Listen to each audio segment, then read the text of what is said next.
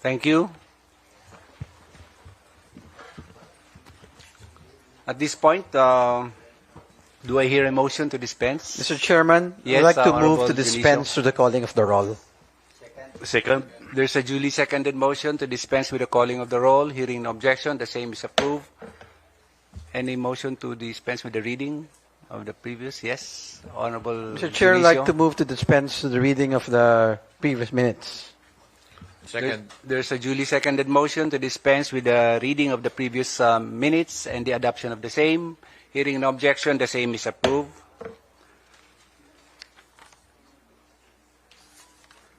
At this point, we'd like to acknowledge the presence of our committee members. We have Honorable Isidro Ungab of the 3rd District of the City of Davao. Honorable Deputy Majority Leader Ernesto Dionisio Jr. of the 1st District of the City of Manila. We have Honorable Jesus Jess Marquez of the 1st District of Aklan. We have Honorable Dr. Edwin Cruzado of the 1st District of Cotabato. And Honorable Art Celeste of district? 1st District of Pangasinan. Comsec, please acknowledge our resource person this morning. Good morning, Chair. Good morning, members. Here today in today's meeting, DOH, Dr. Between Reyes, Division Chief. From the PhilHealth, Dr. Lawrence Sabido. Dr. Charissa Claudine Castillo-C. From DepEd, Director Leah Apaw. From the Philippine Information Agency, Mr. Demetrio C. Ragua Jr. From the Lung Center of the Philippines, Dr. Jubert P. Benedicto. From Jose R. Reyes Memorial Medical Center, we have Dr. Wenceslao Loderes. From the Southern Philippines Medical Center, we have Dr. Ricardo B. Audan, Attorney Oscar P. Mata, and Mr. Emmanuel R. Driz. From the Valenzuela Medical Center, we have Dr. Manuel B. Poxidio and Mr. Jeriel Robert P. Dating.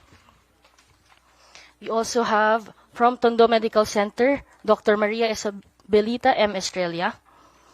And from Talavera General Hospital, we have Dr. Maria Isabel S. Gallardo.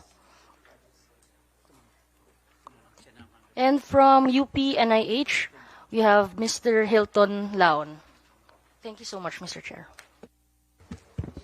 Thank you.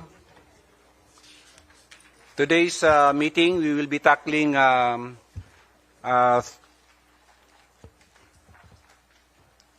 three bills on the strengthening of the national program for the elimination of tuberculosis. We have 9 bills on mandatory immunization program and 4 bills on the national oral health program. And on the local bills, we have 10 local bills. So we have a lot to discuss this morning. I appeal to our resource persons this morning to please make your position brief and submit your position paper to this committee. So we now go straight to the first bill. But before we proceed, we'd like to acknowledge the presence of a committee member, Honorable John Tracy Cagas, of the Lone District of Davao del Sur, and Honorable Iris Montes of the party list 4K. We now proceed with House Bill number 1066, an act increasing the bed capacity of the Southern Philippines Medical Center in the city of Davao Province of Davao del Sur from 1,500 to 2,000 beds and appropriating funds therefore by Honorable Isidro Ungab. Honorable Ungab is now recognized. Thank you, Mr. Chairman, the honorable members of this committee, our guests. It is my honor to sponsor House Bill number 1066. This is an act increasing the bed capacity of the Southern Philippines Medical Center from the present capacity of 1,500 beds to 2,000. And may I request that the explanatory note of this bill be entered as my sponsorship this morning. And if the chair will allow, also with us is Congressman Cagas, who's author of 5573, that these two bills be taken simultaneously, Your Honor. Yes, please proceed. May I give way to the Honorable Cagas? Good morning, Your Honor, my fellow members of the committee. This is the same subject matter, House Bill number 1066 and House Bill number 5573. In behalf of all the authors, most particularly the representatives of Davao Region, our sponsorship speech will be, our explanatory note will be our sponsorship speech. So I so submit, Mr. Chair.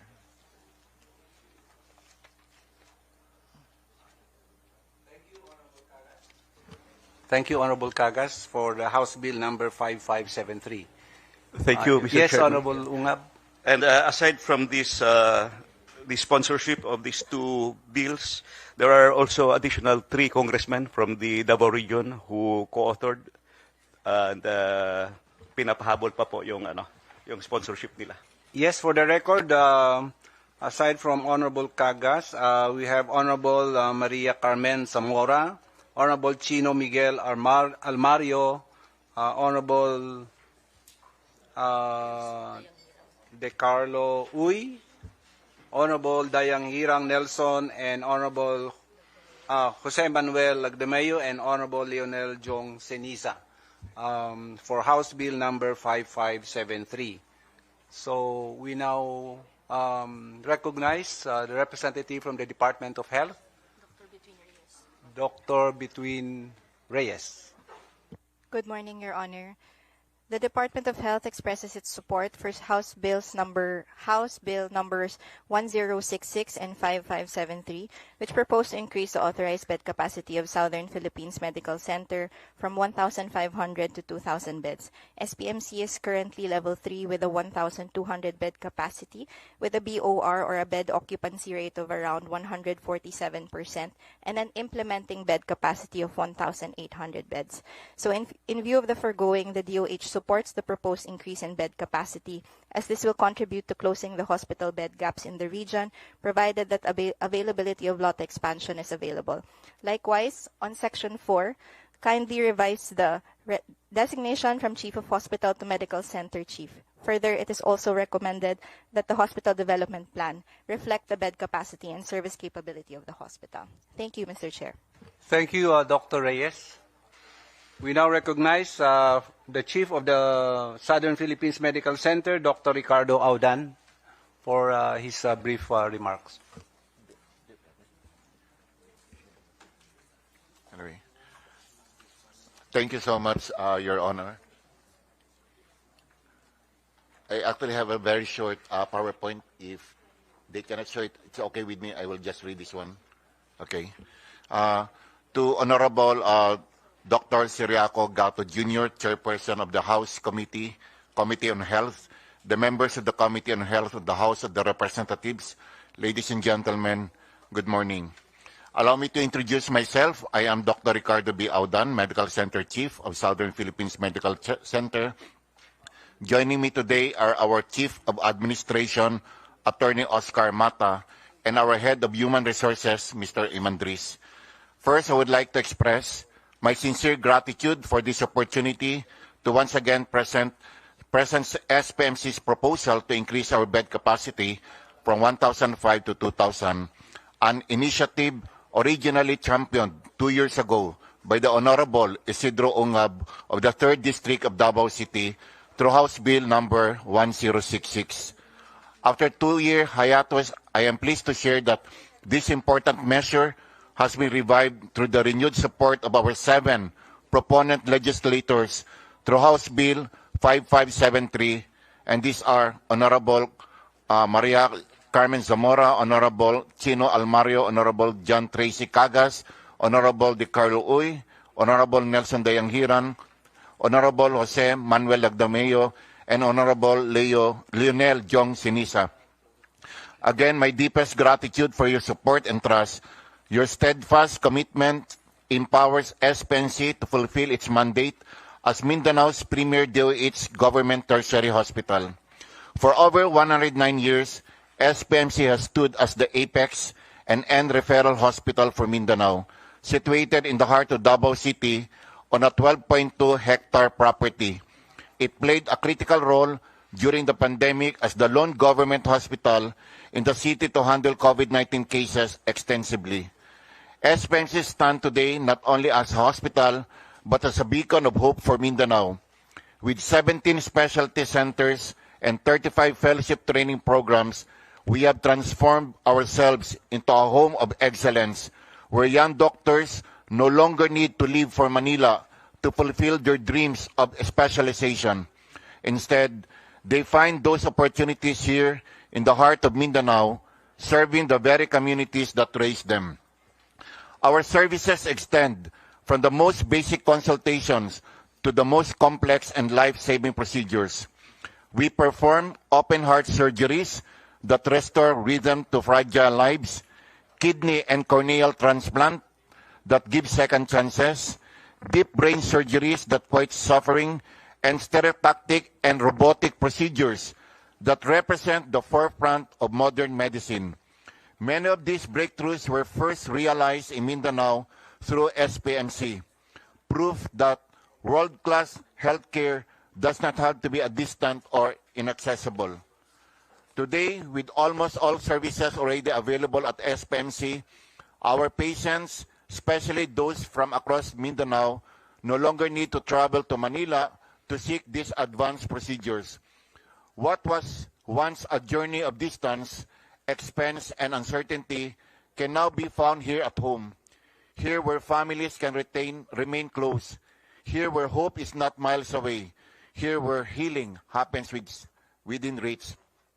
But beyond the technology, beyond the statistics, and beyond the milestones, what truly defines SPMC is its purpose. Every corridor echoes with stories of survival. Every operating room carries the weight of hope, and every healthcare worker embodies compassion in action. As the only DOH government tertiary hospital in Davao City, SPMC remains the cornerstone of public health in the region, standing firm for the poorest of the poor, for the most vulnerable, and for every family who looks to us in their most uncertain moments. And with that spirit of service and commitment, I actually have a census for this, Your Honor. But in the interest of time, we'll just forego. With our data, we have identified critical challenges at SPMC, including persistent overcapacity, rising patient demand from across Mindanao, strain on our healthcare workforce, and the limitations of our current bed allocation, all further constrained by a limited budget that restricts facility expansion.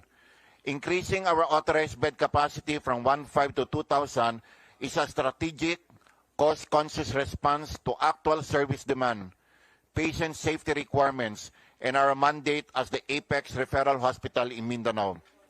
This expansion will decongest wards, improve patient flow, optimize resource use, enhance quality of care, and better support our healthcare workers in delivering timely and compassionate services.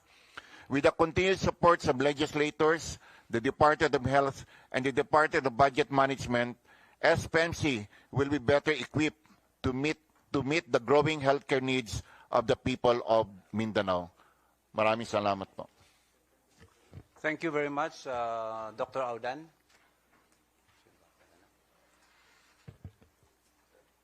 Yes, Honorable Cruzado. I'd like to make manifestation for the support of this bill, a product of SPMC 40 years ago as a intern.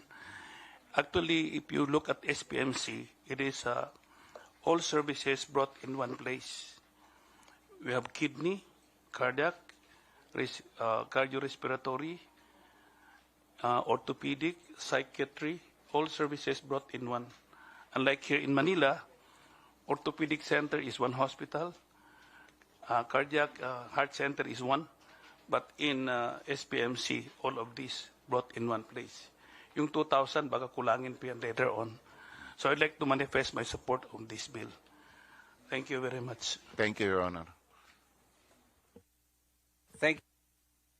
Thank you, Honorable Cruzado. Before we proceed, we'd like to acknowledge the presence of committee member, Honorable Agustina Dominic Tina Pancho of the 2nd District of Bulacan, and Honorable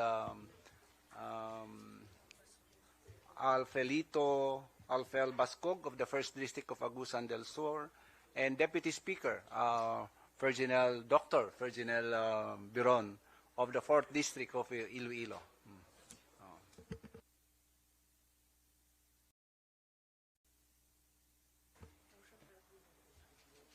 Any motion from the members?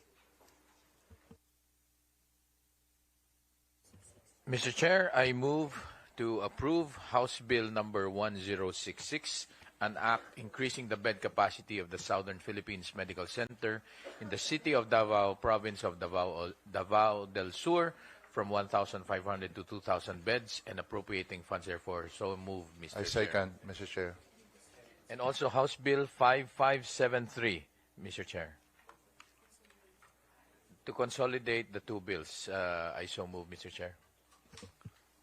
Second. Second, Mr. Chair. So there's a duly seconded motion that for the approval of to consolidate House Bill number 1066 and House Bill number 5573 and approve the committee report, subject to style and amendment.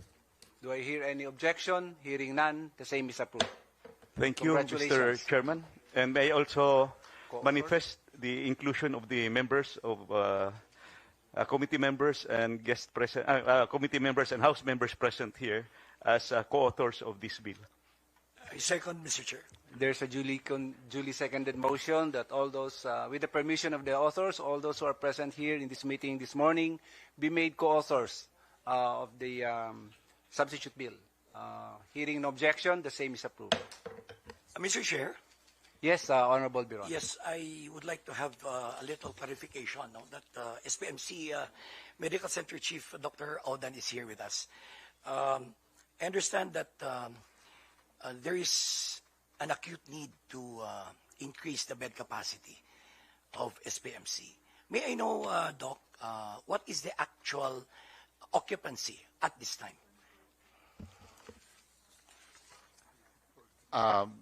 We are supposed to be 1,500, but the actual occupancy is 1,800. That's 140% increase. No, because, well, I'm sorry, Mr. Chair, that I came late. Because I was thinking earlier, coming here, that instead of increasing it by 2,000, because 2 years, 3 years from now, you'll be coming back to Congress and have it and apply for another increase in bed capacity.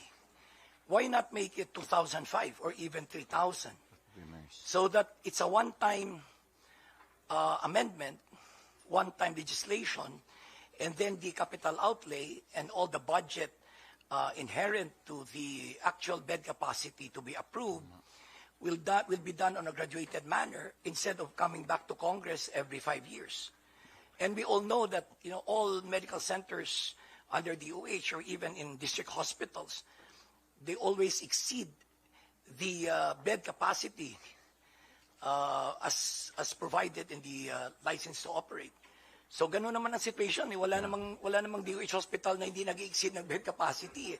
So at this point, the actual occupancy rate is 140% of your allowed 1,005. So there's only a buffer of 200, which easily can be, you know, can be filled up once this legislation passes. So why not make it 3,000? In anticipation of the growing Yes, need of the Davao Peninsula. Kesa bawat Congress o sa 21st Congress, babalik ka naman dito.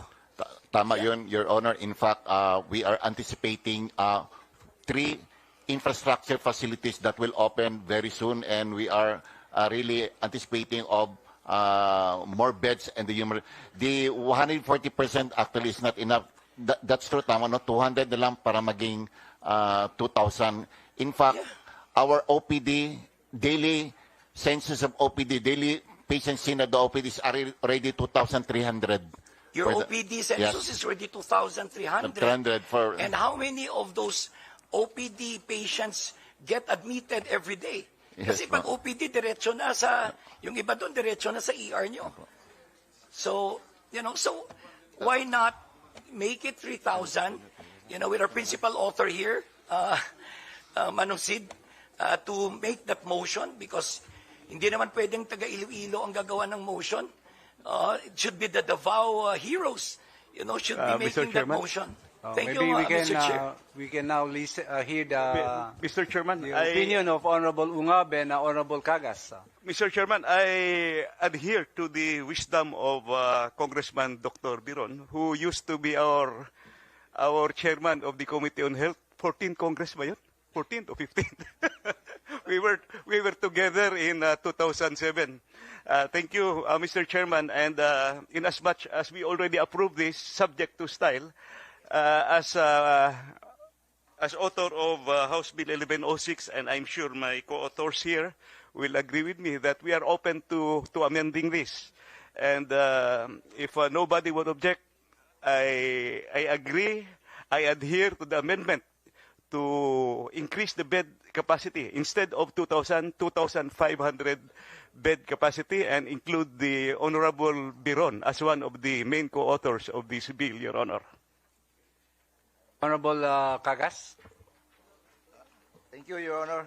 In the same vein, Your Honor, we are elated by the manifestation of Congressman Biron from Iloilo, and we are amenable to the increasing the bed capacity to 3,000 beds. About 2005. 2005. In behalf of all the sponsors, Your Honor, and Thank you, Honorable Cagas. So it is now understood that the consolidated bill will now be will now be 2,500 instead of 2,000 bed capacity. Mr. Chair, Yes, I think before we really decide on the actual number of beds, I think we will give the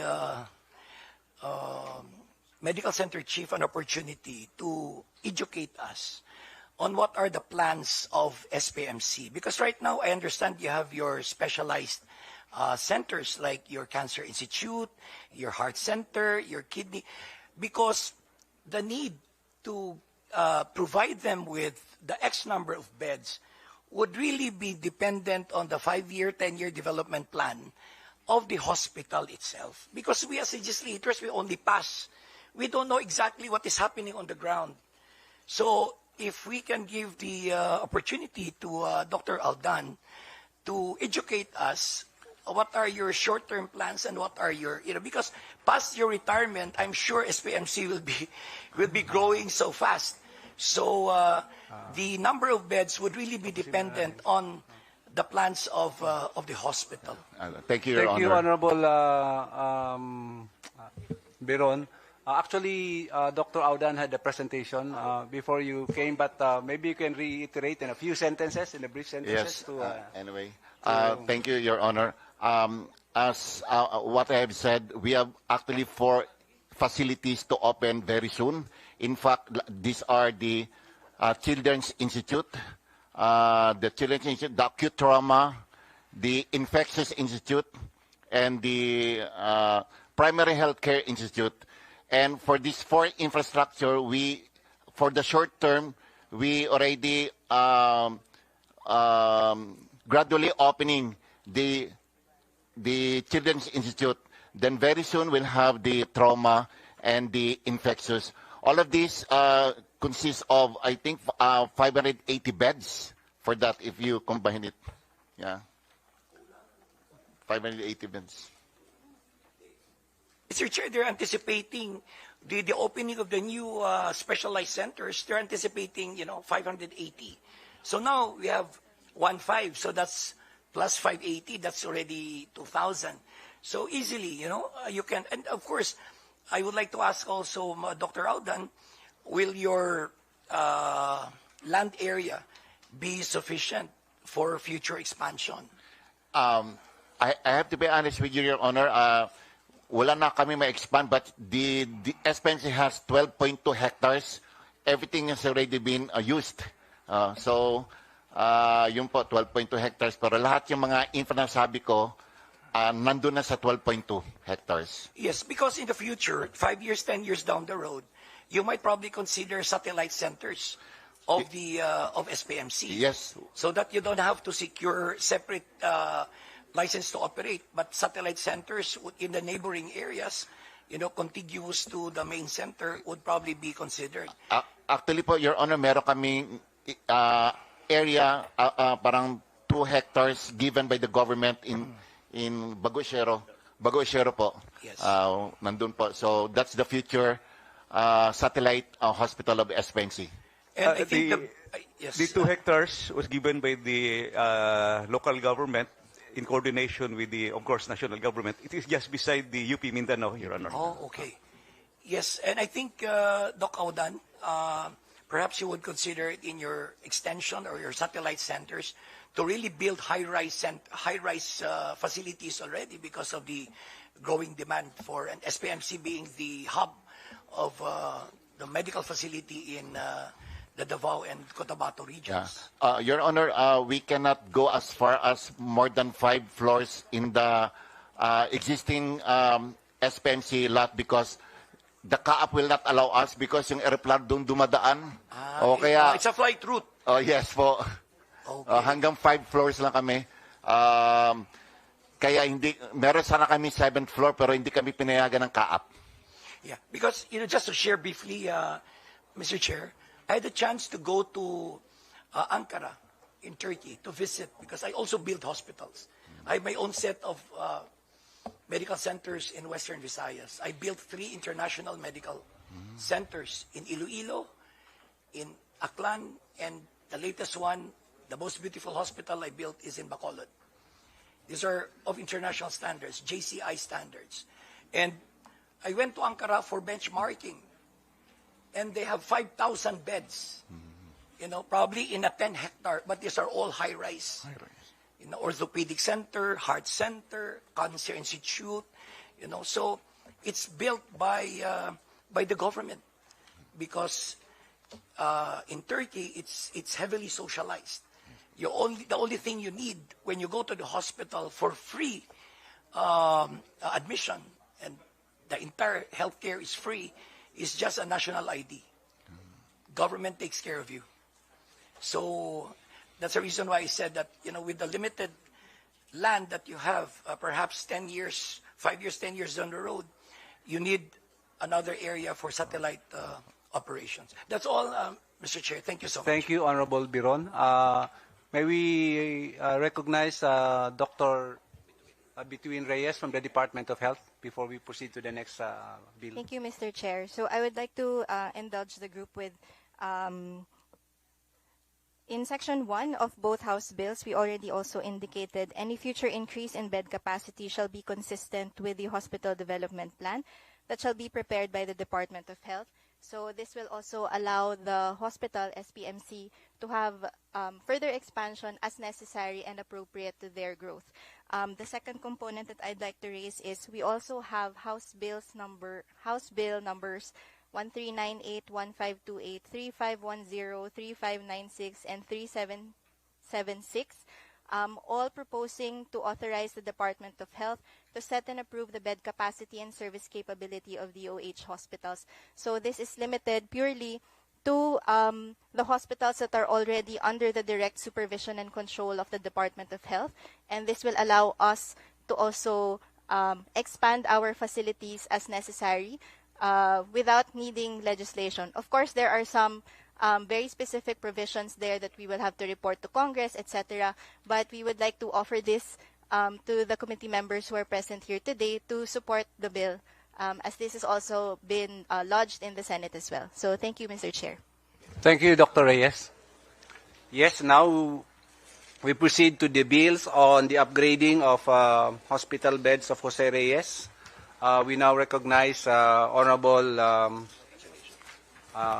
Ernesto Junicio for House Bill number 1097, an act increasing the bed capacity of Jose Reyes Memorial Medical Center in the City of Manila from 450 to 1,000 beds and appropriating funds therefore. Honorable Junicio is now recognized. Thank you very much, Mr. Chair. I'd like to commend the Chair first and foremost for starting early and on time. Thank you po, Mr. Chair, for the honor and privilege. And again, it's an honor and a privilege to introduce, spearhead, and to sponsor House Bill number 1097. Mga kasama, ang Jose Reyes po ay isa sa mga ospital na nasa gitna ng metropolitan kung saan marami po ang populasyon at napapaligiran ng maraming mamamayan na mahihirap. Just to give quick information, Mr. Chair, Jose Reyes Memorial Medical Center located in the City of Manila has current authorized bed capacity of 450 as established upon Republic Act 4264. Part of its mission is to serve the population of the northern part of Metro Manila, particularly the areas of Caloocan, Malabon, Navotas, Valenzuela, and the City of Manila. According to the 2020 Census of Population and Housing of the Philippine Statistics Authority and the said cities, together with the City of Manila, it is found that there is a total population of 4,800,000+ individuals.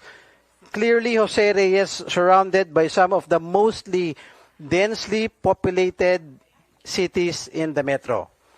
With the objective of being able to accommodate the less fortunate sectors of the society who have been deprived of quality medical service, the increase in bed capacity from 450 to 1,000 beds will ensure compliance from health facility calls and ultimately prevent patients in the City of Manila from being accommodated in hallways, waiting areas, and other spaces which are not intended for patient safety and health care. In fact, Jose Reyes Hospital statistics indicate in 2024 of 120% capacity. Actually, Mr. Chair, kausap ko lang po ang head ng Jose Reyes kanina, si Dr. West, nasa 130 to 140 bed capacity na po ang ginagamit nila ngayon. With the foregoing in mind, the bill seeks to increase the bed capacity of Jose Reyes from 450 to 1,000 beds, necessary expansion to alleviate the plight of those as part of the most vulnerable sectors of Philippine society. Again, Mr. Chair, buong kababaang loob po akong nakikisuyo sa aking mga kasama sa Committee on Health na sana po masuportahan ang panukala ng inyong lingkod na mapataas po ang bed capacity ng ating Jose Reyes Memorial Medical Center. Maraming salamat po sa pagkakataon. Thank you, Honorable Junicio. Before we proceed, we'd like to acknowledge the presence of our committee member, Honorable Juan Monique Bautista of Party List Trabajo, Honorable Agata Paula Aguilar Cruz of the 5th District of Bulacan,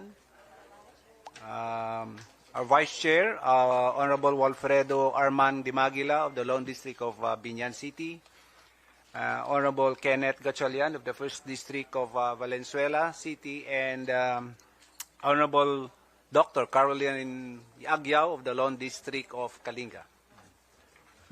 Yes, Honorable Pancho. Mr. Chair, this is just a manifestation of full support to House Bills 1097, 5654, and 7973 to increase the bed capacity.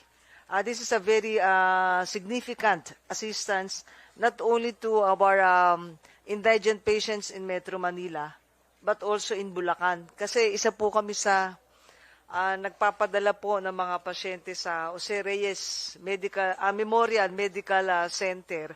At napakalaking tulong po ito in our district, 2nd District po of Bulacan. That's all, Mr. Chair. Thank you, Honorable Pancho. For House Bill, this is also bills on upgrading of Jose Reyes Memorial Medical Center. For House Bill number 5654, authored by Honorable Milagros Aquino Magsaysay, and House Bill number 7973 by Honorable Attorney Mike Tan. Honorable Iris Montes will sponsor in their behalf. Thank you, Honorable Mr. Iris Chair. is now recognized. Thank you. May I move that the explanatory note of House Bill 5654 and House Bill 7973 be considered as the sponsorship speech? I so move, Mr. Chair. Okay, thank you, Honorable Montes. We now recognize Dr. Lauderes of the Jose Reyes Memorial Medical Center. Good morning, Mr. Chair and honorable members of this committee. Magandang umaga po sa inyo pong lahat. I am Dr. Wenceslao Lauderes, the Medical Center Chief of Jose Reyes Medical Center. And with me are my execom, the CMPS, the Chief of Chief Nurse, the COW for Admin, the COW for Finance. So may I have a very quick manifestation, Mr. Chair. For the past 3 years, Jose Reyes Medical Center has been operating at 130 to 140% over its authorized bed capacity. This chronic overcapacity has placed significant strains on our facilities, healthcare workers, and most importantly, ang ating pong mga pasyente. By increasing our bed capacity from 450 to 1,000 beds, we'll be able to better serve not only our regular medical cases, but also fulfill our mandate as National Specialty Center. National Specialty Center for elderly patients, for stroke and and patients that needs brain operation, skin diseases, and even trauma. And as an advanced specialty center for cancer and those patients that needs cataract operations. The expansion will allow us to significantly improve access to quality healthcare services. Through this increase, mas marami pa po tayong matutulungan na pasyente, mas maiwasan ang congestion both sa ER at sa ward, at mas mabibigyan natin ng maayos, ligtas, at napapanahong serbisyong medikal sa ating pong mga kababayan. Magandang umaga po, Mr. Chair. Thank you. We now recognize the presence of one of the authors, Honorable Milagros Aquino Magsaysay. Your bill has been sponsored by Honorable Montes, but if you want to have a brief manifestation, Honorable Magsaysay.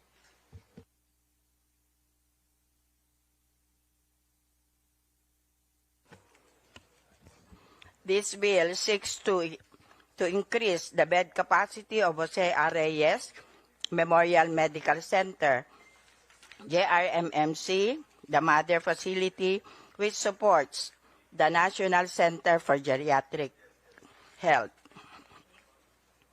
As a Department of Health, DOH, run Apex Hospital, catering to predominantly indigent patients, it provides a wide range of medical services to numerous clients.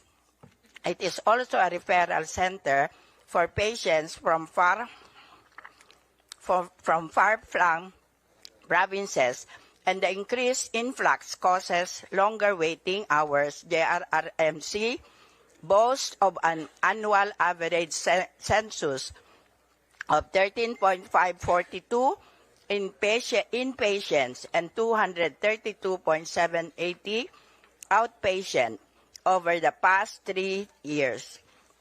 With its recent designation as a specialty center for brain and spine care, dermatology, trauma, burn, orthopedic, neonatal, cancer, and geriatric care, ENT, NHS, and eye center, a certain surge in patient volume can already be anticipated. With an authorized bed capacity of 450, JRRMMC consistently exceeds this limit, often reaching 575 actual bed census.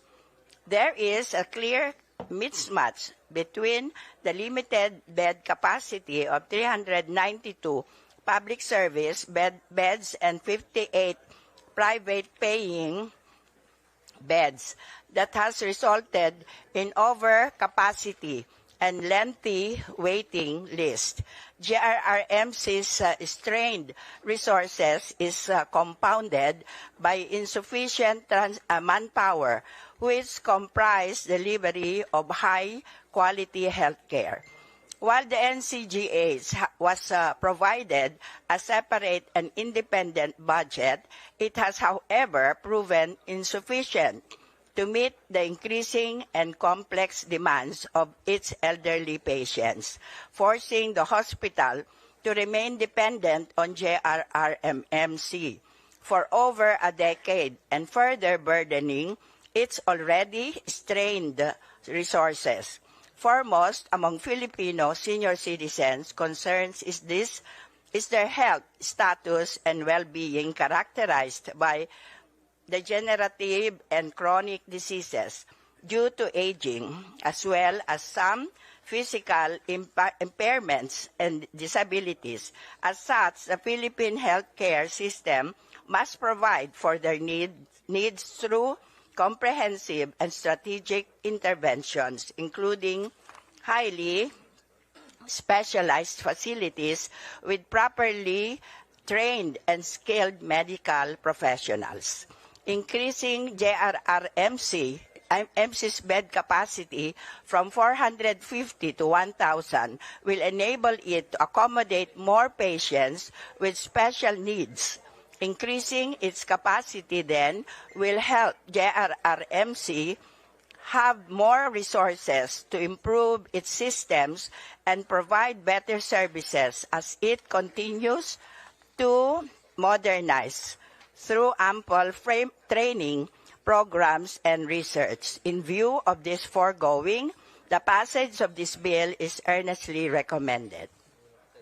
Thank you very much, Honorable Magsaysay. Thank you, Mr. Chair. Before we proceed, we'd like to acknowledge the presence of a committee member, Honorable Salvador Pleto of the 6th District of Bulacan, Honorable Maria Isabel Sagarbaria of the 2nd District of Negros Oriental, and Honorable Lionel Ceniza of the 2nd District of Davao de Oro.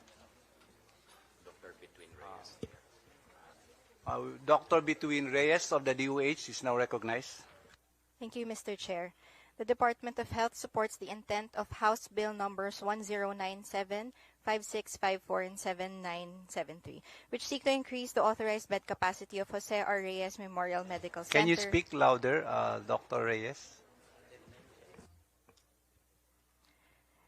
The DOH supports the intent of the House Bills 1097, 5654, and 7973, which seek to increase the authorized bed capacity of Jose R. Reyes Memorial Medical Center and provide appropriate resources for its continued operation, strengthen its capacity to deliver specialized healthcare services, including geriatric care.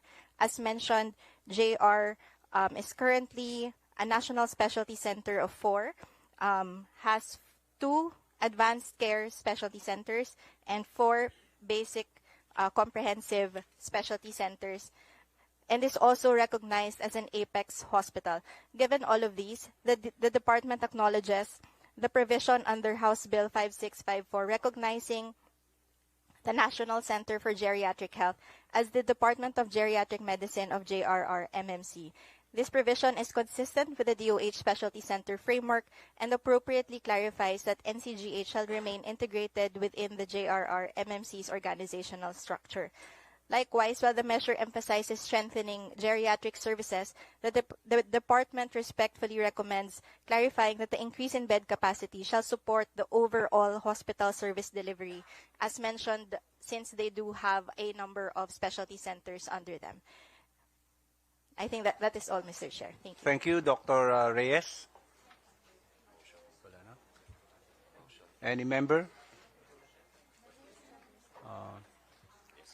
Mr. Chair, yes, Mr. Chair, I move to approve House Bills number 1097, 5654, 7973, and for the consolidation of these bills and for the approval of the said measures. I so move, Mr. Chair. There's a duly seconded motion that House Bills number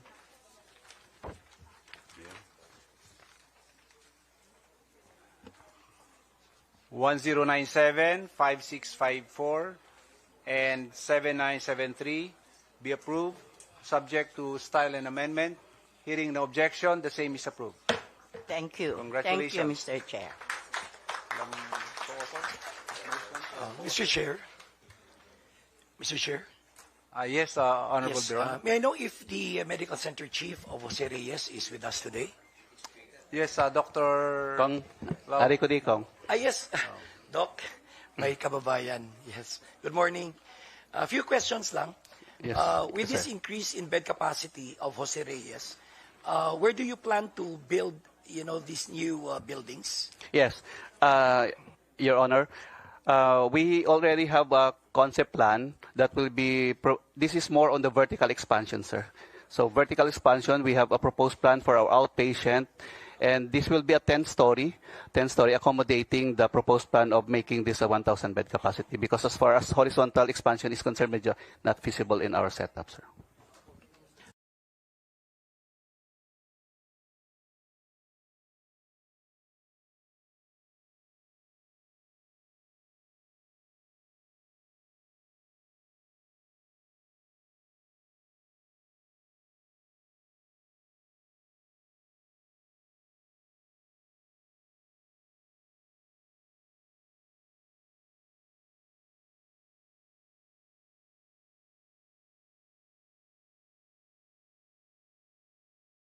Theft inside the hospital, especially in government hospital.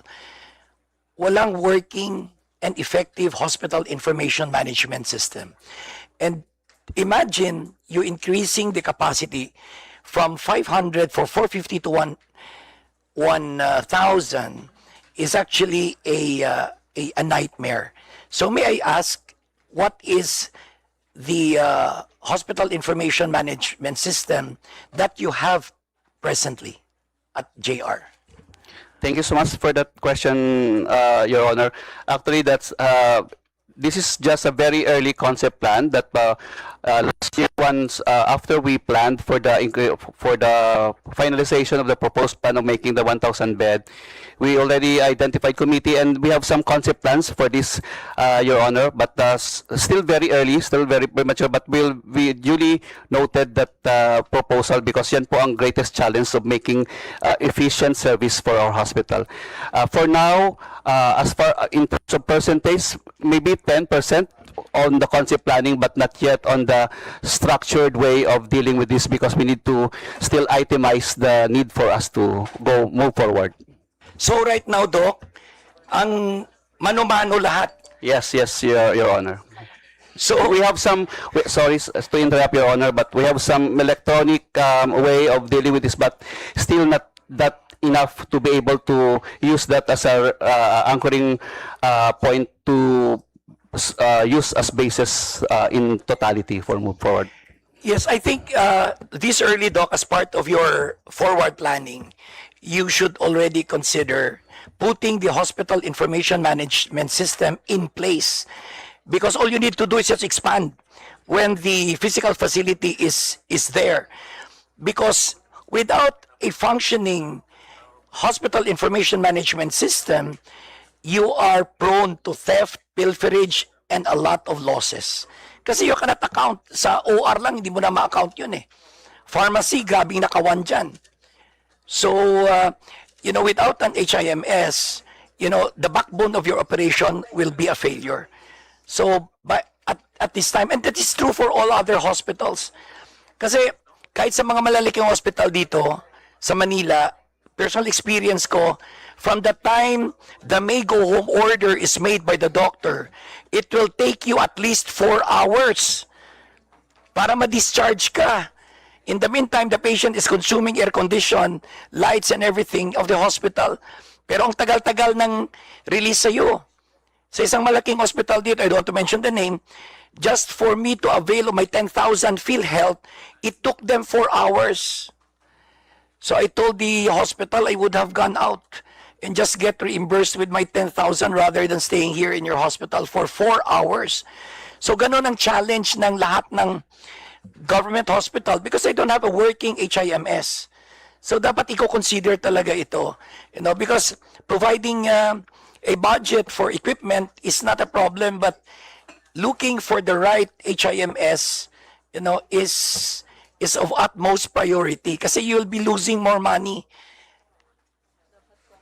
Yeah, thank you, Mr. Chair. Thank you so much, Your Honor.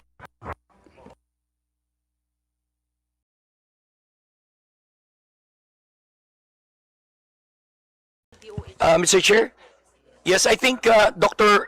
Reyes from the DOH, it should be mandated by the DOH itself.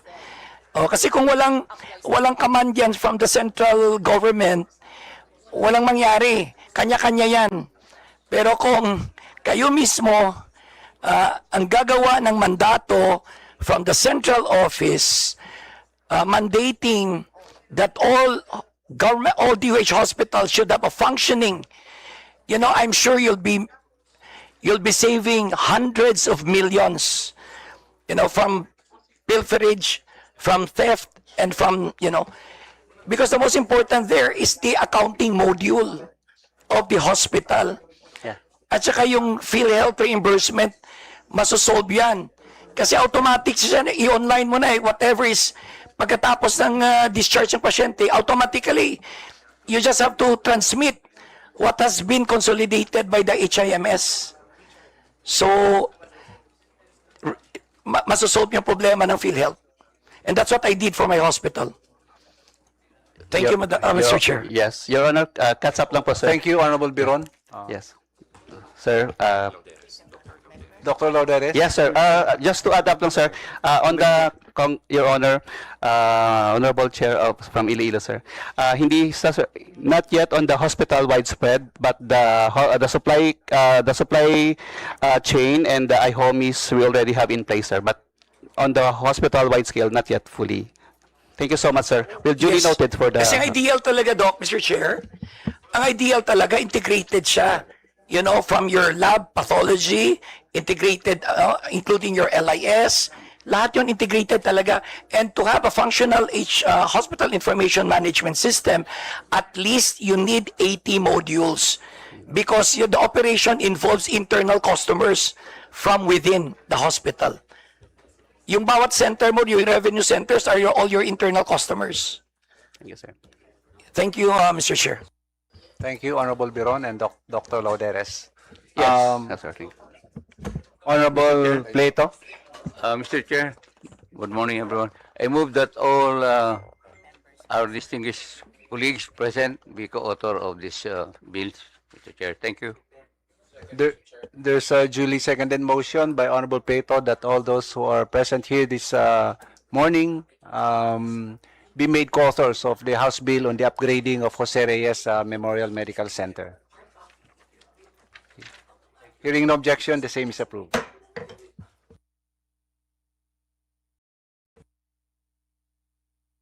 Before we proceed, we'd like to acknowledge the presence of Honorable Audrey K. Zubiri of the 3rd District of Bukidnon. We now move to House Bill number 5875, an act establishing a general hospital in the city of Alaminos, province of Pangasinan, to be known as the Alaminos City Regional and Tourism Hospital, and appropriating funds therefore by Honorable Arthur Celeste. Honorable Celeste is now recognized. Thank you. Thank you, Mr. Chairman, distinguished colleagues and guests. Magandang umaga po sa ating lahat. Today, I'm honored to introduce this bill to this body, and just a brief information, Mr. Chairman. House Bill number 5875, an act establishing a general hospital in the city of Alaminos, province of Pangasinan, to be known as Alaminos City Regional and Tourism Hospital. Just want to inform this body that this is a refiled bill. This has been approved during the 19th Congress, but it was not tackled in the Senate because nataon na it's already a campaign period. So now I am again refiling this bill for consideration of the body. But for some information by our colleagues, our province is one of the biggest province in the entire country, and approximately around 3.2 million population with 44 towns and 4 cities. So in the province of Pangasinan, there are actually only 2 regional hospitals. One in Rosales in the 6th district, which is 4 hours away from my district. And number 2 is in Dagupan City, which is more than 2 hours away in my district. So when I talk with our colleagues in DOH, I ask this consideration for them, and okay naman po sa kanila because since my district is a tourist destination, being the host of the Android Islands and a coastal district, so they want to introduce this hospital as, consider this also as a tourism hospital. So besides the fact na malayo kami sa regional hospital, and in our district there is only one government hospital, which is the provincial hospital. Alam naman po natin ang sitwasyon ng provincial hospitals. So now I'm seeking the support of our colleagues that to support this bill, and our district mates are asking all of you to support this bill, an act establishing a general hospital in the city of Alaminos, province of Pangasinan, to be known as the Alaminos City Regional Tourism Hospital. And one more important information to our officials in the DOH, when this project was visited by Undersecretary Berheri, it was endorsed by her, at because of that, nagmadali po ang city government of Alaminos. Actually, the site of this hospital, which is almost 2 hectares, dinonate na po ito sa Department of Health. So meaning, ang kulang na lang talaga is yung batas. So sana po matulungan nyo kami sa 1st District ng Pangasinan para lang po matayo ang pangangailangan namin doon to improve health services in the 1st District of Pangasinan. Maraming salamat po, Mr. Chairman. Thank you, Honorable Celeste. Dr. Between Reyes. Thank you, Mr. Chair. The DOH acknowledges the intent of House Bill number 5875, which seeks to establish a general hospital to be known as Alaminos City Regional and Tourism Hospital in Alaminos. As mentioned, Pangasinan has an estimated population ratio of bed to population ratio of 1:1,239, and our target is 1 bed is to 1,000 ratio. There are currently 44 licensed hospitals in Pangasinan, 28 are privately owned, 14 are under the LGU, and 2 are under the Department of Health, one of which is the Region 1 Medical Hospital, a medical center, which is a level 3 DOH hospital, also already providing specialty centers for mental health and dermatology care, and is designated for renal care and transplant, burn, geriatric care, and cancer care. In consideration of the foregoing, the DOH interposes no objection in the establishment. However, it shall remain under the direct supervision and control of the province. The establishment of the hospital will aid in closing the gap for hospital beds in the province. Maintaining the ownership and control of the hospital under the province shall ensure that the HCPN is able to deliver continuous health care from primary to tertiary care. The DOH, through the Ilocos Center for Health Development, may still provide technical assistance and monitor its compliance to standards in accordance with the Philippine Health Facility Development Plan and the Local Investment Plan for Health. That is all, Mr. Chair. Thank you. Thank you, Dr. Reyes. Honorable Marquez. Mr. Chair, I move to approve House Bill number 5875, an act establishing a general hospital in the city of Alaminos, province of Pangasinan, to be known as the Alaminos City Regional and Tourism Hospital, and appropriating funds. Therefore, I so move, Mr. Chair. I second, Mr. Chair. There's a Second duly motion. seconded motion by Honorable Marquez that House Bill number 5875 be approved, subject to style and amendment. Any objection? Hearing none, the same is approved. Congratulations. Mr. Chair, I also move that. Yes, all- Honorable Prieto. I move that all members present be adopted as members, as co-authors of this bills, Mr. Chair. Thank you. There's a motion by Honorable Prieto, duly seconded. Mr. Chairman, with the permission of our colleagues also in Pangasinan, may I ask the committee to include all congressmen in the province of Pangasinan as co-authors, Mr. Chairman. Okay, so there's a duly seconded motion by Honorable Prieto to include, with the permission of the author, to include all those members present here to be co-authors, and also to include the, as manifested by the principal author, that all the congressmen of Pangasinan be made also co-authors. Mr. Chair. Hearing no objection, the same is approved. Mr. Chair. Yes. Yes. One short clarification. Is it correct what I heard, Dr. Reyes, that the hospital envisioned to be created in Alaminos, sponsored by Honorable Celeste, will remain as part of the provincial government? Yes, Mr. Chair. So, is it the intention of the DOH to have this? Because I have a similar bill, actually, which has yet to be heard in this.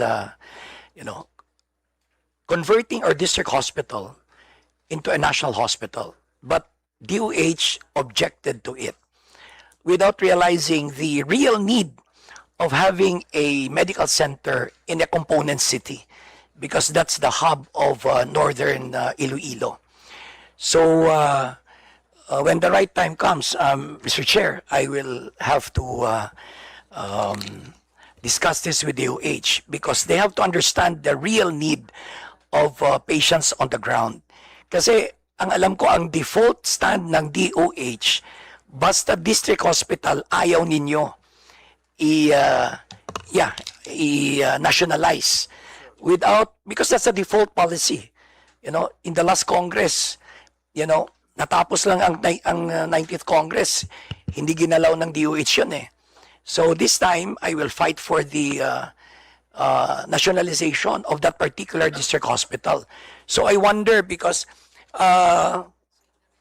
Manong Art, pag district hospital yan, walang mangyari dito sa ano mo. Maniwala ka sa akin, walang mangyari dito sa hospital mo. DS, this is not a district hospital. It's a new... yeah, it's a creation, but it will be under the budgetary provision of the province. Kasi iba naman ang budgetary provision ng national government. If you really want to have a very successful general and a tourism hospital, it has to be a national hospital. Under DOH talaga siya. Yes, because, I agree, DS. Kasi po, yung Conrado Estrella Hospital and the Region 1 Hospital is under DOH. So, we'd be asking the same status of the funding, Doctor. Yeah, but Manong Art, sabi niya kanina, ayaw nila eh. So, we will fight for it. That it has to be a national hospital, if only to serve the people better. Kasi hindi naman, with all due respect sa, limited naman ang kakayahan ng province eh. Ganon din sa amin. So, just imagine, the only component city in my district, which is so populated, 20 bed ang district hospital namin doon.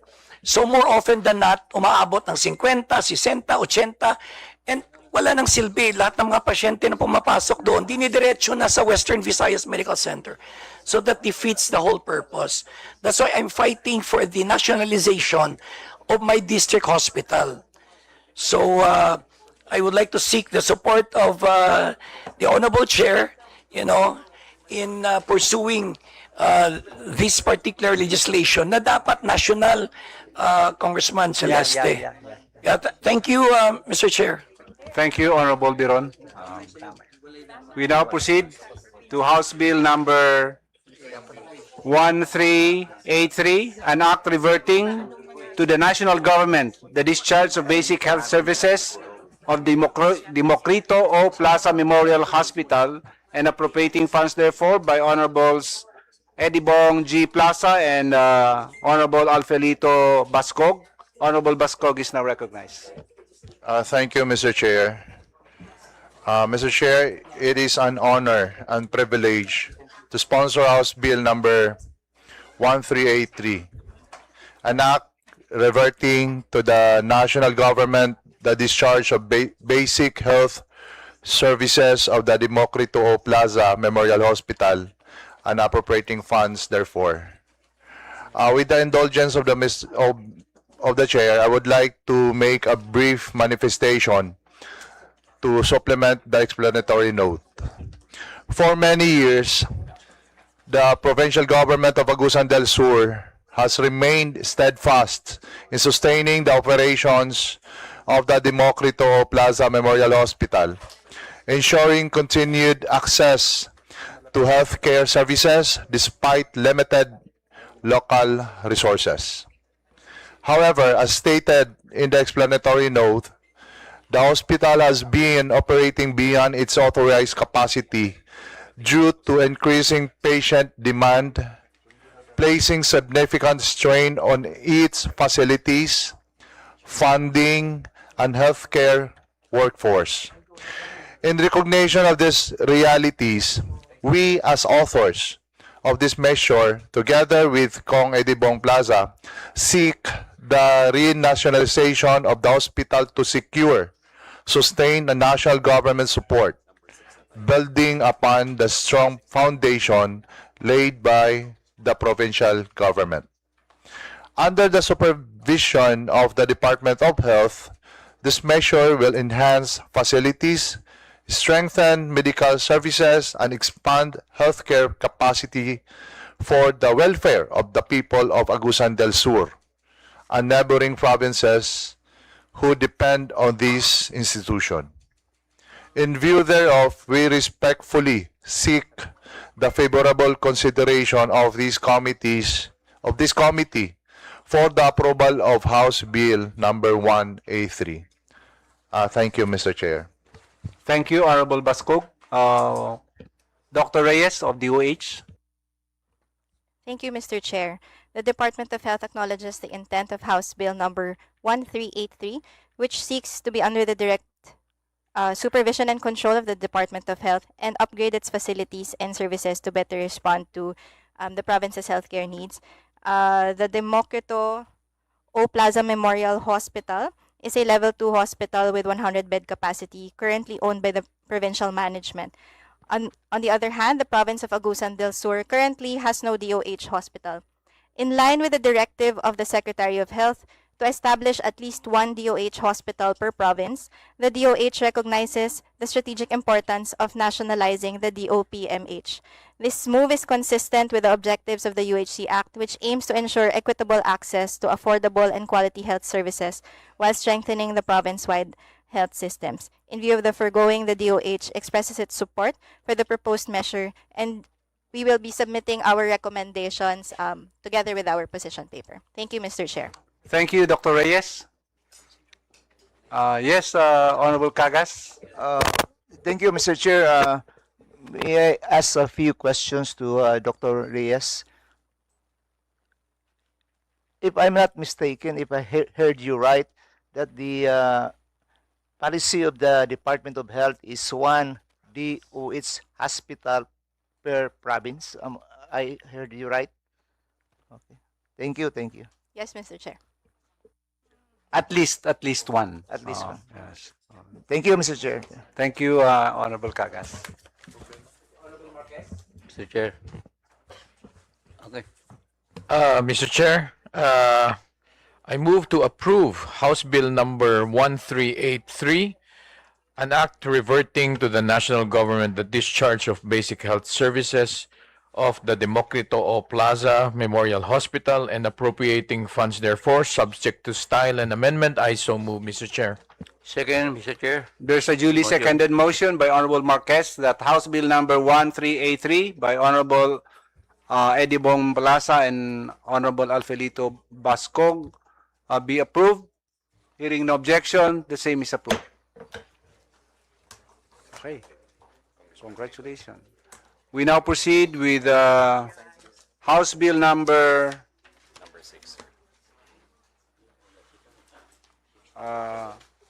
169, an act increasing the bed capacity of Valenzuela Medical Center from 500 to 800 beds to be known as Antonio M. Serapio Medical Center and appropriating funds therefore by Honorable Kenneth Gatchalian. Honorable Gatchalian is now recognized. Thank you, Mr. Chair, and good morning, esteemed members of the committee and to all our resource persons today. Today, on behalf of the people of Valenzuela City, I ask for the consideration of the Committee on Health of House Bill number 169, seeking the renaming of the Valenzuela Medical Center to Antonio M. Serapio Medical Center and increasing its authorized bed capacity from 500 to 800 beds. Now, more than ever, the need for further expansion of Valenzuela Medical has become more urgent. Valenzuela City is among the fastest growing highly urbanized city in the National Capital Region, with its population rising from 620,000 in 2015 to close to 800,000 to date. With a population that has expanded significantly in recent years, patient admissions and hospital utilization have correspondingly increased. Our lone national government tertiary hospital in the cities now operates under sustained pressure. Beds are filled, wards are stretched, and demand continues to rise. This measure responds to that reality on the ground. First, it expands capacity from 500 to 800 beds, allowing the hospital to accommodate more patients, reduce waiting times, and strengthen specialized services. Second, the bill formally recognizes the legacy of former Congressman Antonio M. Serapio, whose leadership and enduring contribution have greatly contributed to the hospital's growth. This is both a forward-looking health investment and a fitting recognition of enduring public service. In view of the foregoing, I respectfully seek the committee's favorable consideration and approval of this measure. Thank you very much, Mr. Chair. Thank you, Honorable Gatchalian. May we now recognize Dr. Poxidio, the Chief of Valenzuela Medical Center. Good morning. Good morning, Honorable Chair, Congressman Ciriaco Gato, Congressman Kenneth Gatchalian, and distinguished members of the House of Representatives. Thank you for giving me the opportunity to speak in support of House Bill number 169, which proposes to increase the bed capacity of the Valenzuela Medical Center from 500 to 800 beds and rename it to Antonio M. Serapio Medical Center. I stand before you today to present the reality we face every day in our hospital. Valenzuela Medical Center is the only DOH tertiary hospital serving Valenzuela City, the Camanava area, and the nearby provinces. Our city is the gateway to Metro Manila. Patients from Bulacan and Northern Luzon pass through Valenzuela to seek medical care. In total, we serve more than 8 million people. But our current capacity is no longer enough. Although our hospital is authorized for 500 beds, we are only able to implement 211 beds due to infrastructure limitations. Despite this, our bed occupancy has reached as high as 135.6%. This means we are treating far more patients than our hospital was built to safely accommodate. Our admissions, outpatient consultations, and emergency visits continue to increase every year. Patients wait long hours in the emergency room because no beds are available. Some patients remain in the ER while waiting for ward or ICU admissions. Others have to be referred to different hospitals, not because they should be, but because we simply have no more space. But many hospitals in Metro Manila are also full. Patients and families often do not want to be referred far from their homes. They come to Valenzuela Medical Center because it is accessible, affordable, and familiar. We receive complaints about congestion, long lines, lack of beds, and limited services. These concerns reflect the real challenges of a hospital operating beyond its intended capacity. Long-staying patients, especially those who are critically ill, also occupy a significant portion of our beds. This reduces our ability to admit new patients and worsens congestion. Our infrastructure, human resource, and specialty services are under constant strain. Yet our doctors, nurses, and staff continue to serve beyond what is expected of them. House Bill number 169 provides a necessary and timely solution. Increasing our capacity to 800 beds will reduce the overcrowding, improve the patient access, and allow us to admit patients safely and on time. It will reduce the need to refer patients elsewhere and help decongest the hospitals across Metro Manila. It will strengthen our role in supporting the universal health care and ensure better service for our people. We are ready for this expansion. We have available land and an approved master site development plan. We have a clear and structured plan to build the facilities needed to support the 800 beds and expand the specialty services. We also support the renaming of the hospital to Antonio M. Serapio Medical Center in honor of Congressman Antonio Serapio, who authored Republic Act number 7218 and Republic Act 9421, laws that expanded and strengthened our hospital. His vision helped build the foundation of the institution we continue to develop today. Honorable members of Congress, the reality is simple.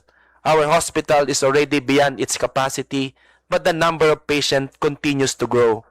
Every additional bed means one more patient can be admitted on time, treated properly, and cared for safely. This expansion will allow us to serve our patients better, support our healthcare workers, and ensure that Valenzuela Medical Center can continue to fulfill its responsibility to the people who depend on us. On behalf of the Valenzuela Medical Center, I respectfully express our full support for House Bill number 169 and humbly ask for your approval. Thank you very much. Thank you, Dr. Puxidio. Dr. Reyes of DOH. Thank you, Mr. Chair. The Department of Health supports the intent of House Bill number 169, which proposes to rename the Valenzuela Medical Center and increase its authorized bed capacity. The proposed renaming of Valenzuela Medical Center, we do not object the proposed renaming, provided that the revised name remains consistent with the hospital's mandate and functional classification. To ensure legal and administrative continuity, the department recommends the inclusion of a provision stating that references to Valenzuela Medical Center in existing laws, issuances, and regulations, including those pertaining to bed capacity, budgetary allocations, and institutional privileges, shall continue to apply upon the effectivity of the Act. The DOH likewise supports the proposed increase in VMC's authorized bed capacity from 500 to 800 beds, provided the data that was provided earlier. The proposed expansion is therefore consistent with the healthcare utilization trends and is expected to improve patient access, reduce congestion, and enhance service efficiency. Thank you, Mr. Chair. Thank you, Dr. Reyes. Honorable Marquez. Mr. Chair, I move to approve House Bill number 169, subject to style and amendment, an act increasing the bed capacity of Valenzuela Medical Center from 500 to 800 beds to be known as Antonio M. Serapio Medical Center and appropriating funds. Therefore, I so move, Mr. Chair. Second the motion, There's a Mr. duly Chair. seconded motion by Honorable Marquez that House Bill number 169 be approved, subject to style and amendment. Hearing no objection, the same is approved. Congratulations. Mr. Chair, yeah, just a brief clarification to our distinguished medical center chief, Doc. Magandang umaga. What is the average census of Valenzuela? Well, with regards to the based from the calendar year 2025, the total inpatient admission was around 14,000, just 13,800 plus to be exact. All right. So, what is the actual occupancy?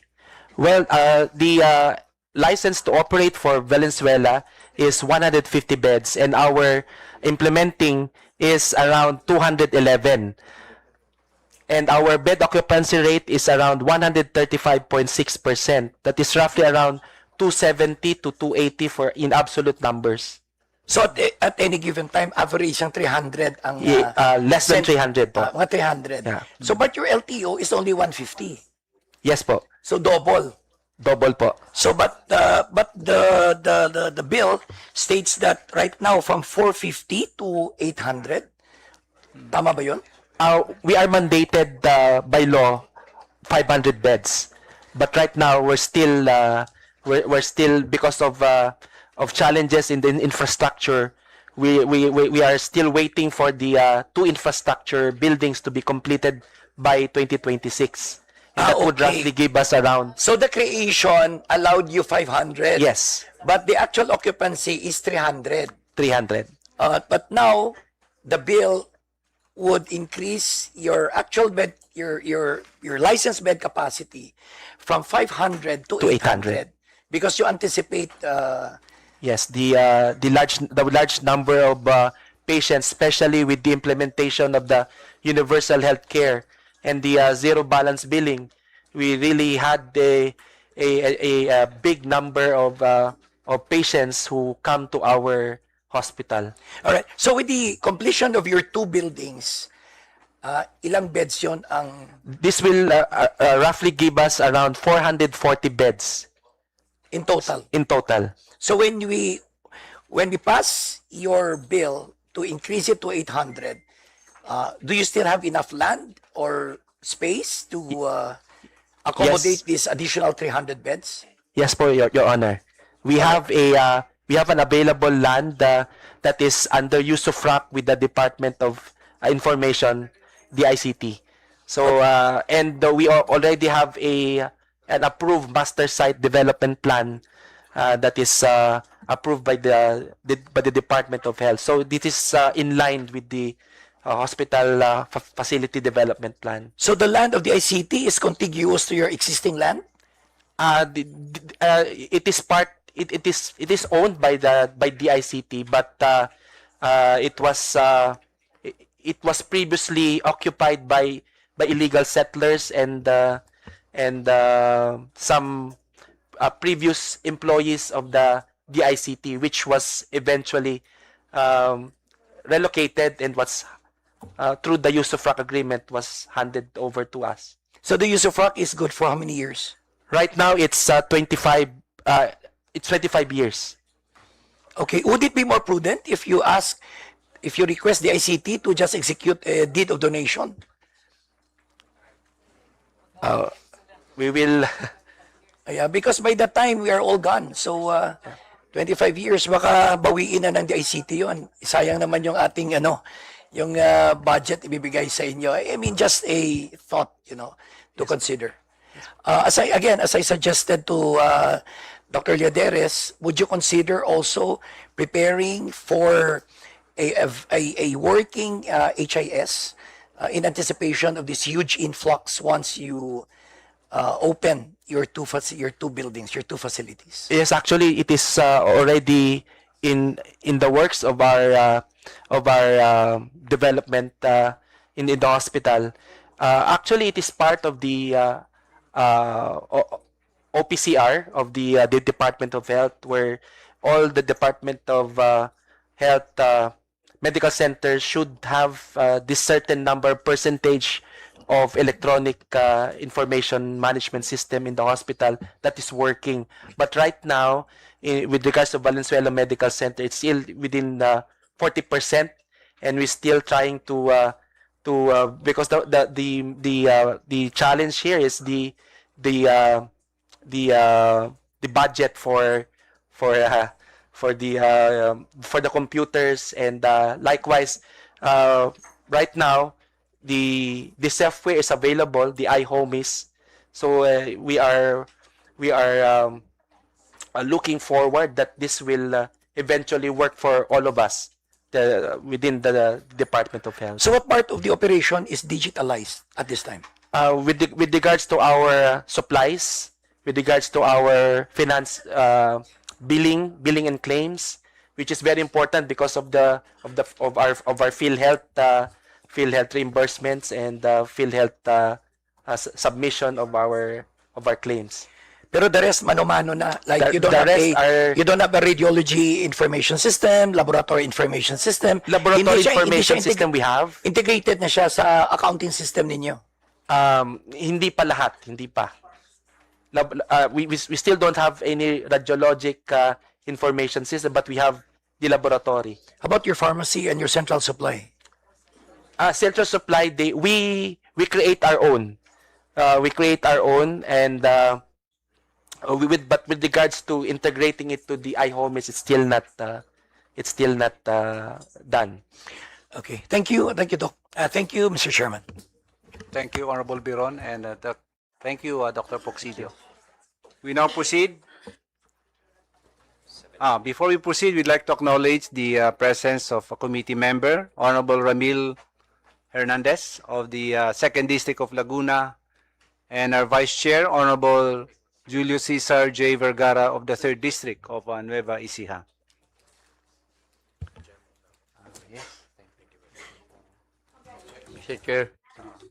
Mr. Chair, I move that all members present be made as co-authors of this bill 169, Mr. Chair. Thank you. There's a duly seconded motion with the permission of the author that all those present here this morning be made co-authors of the bill.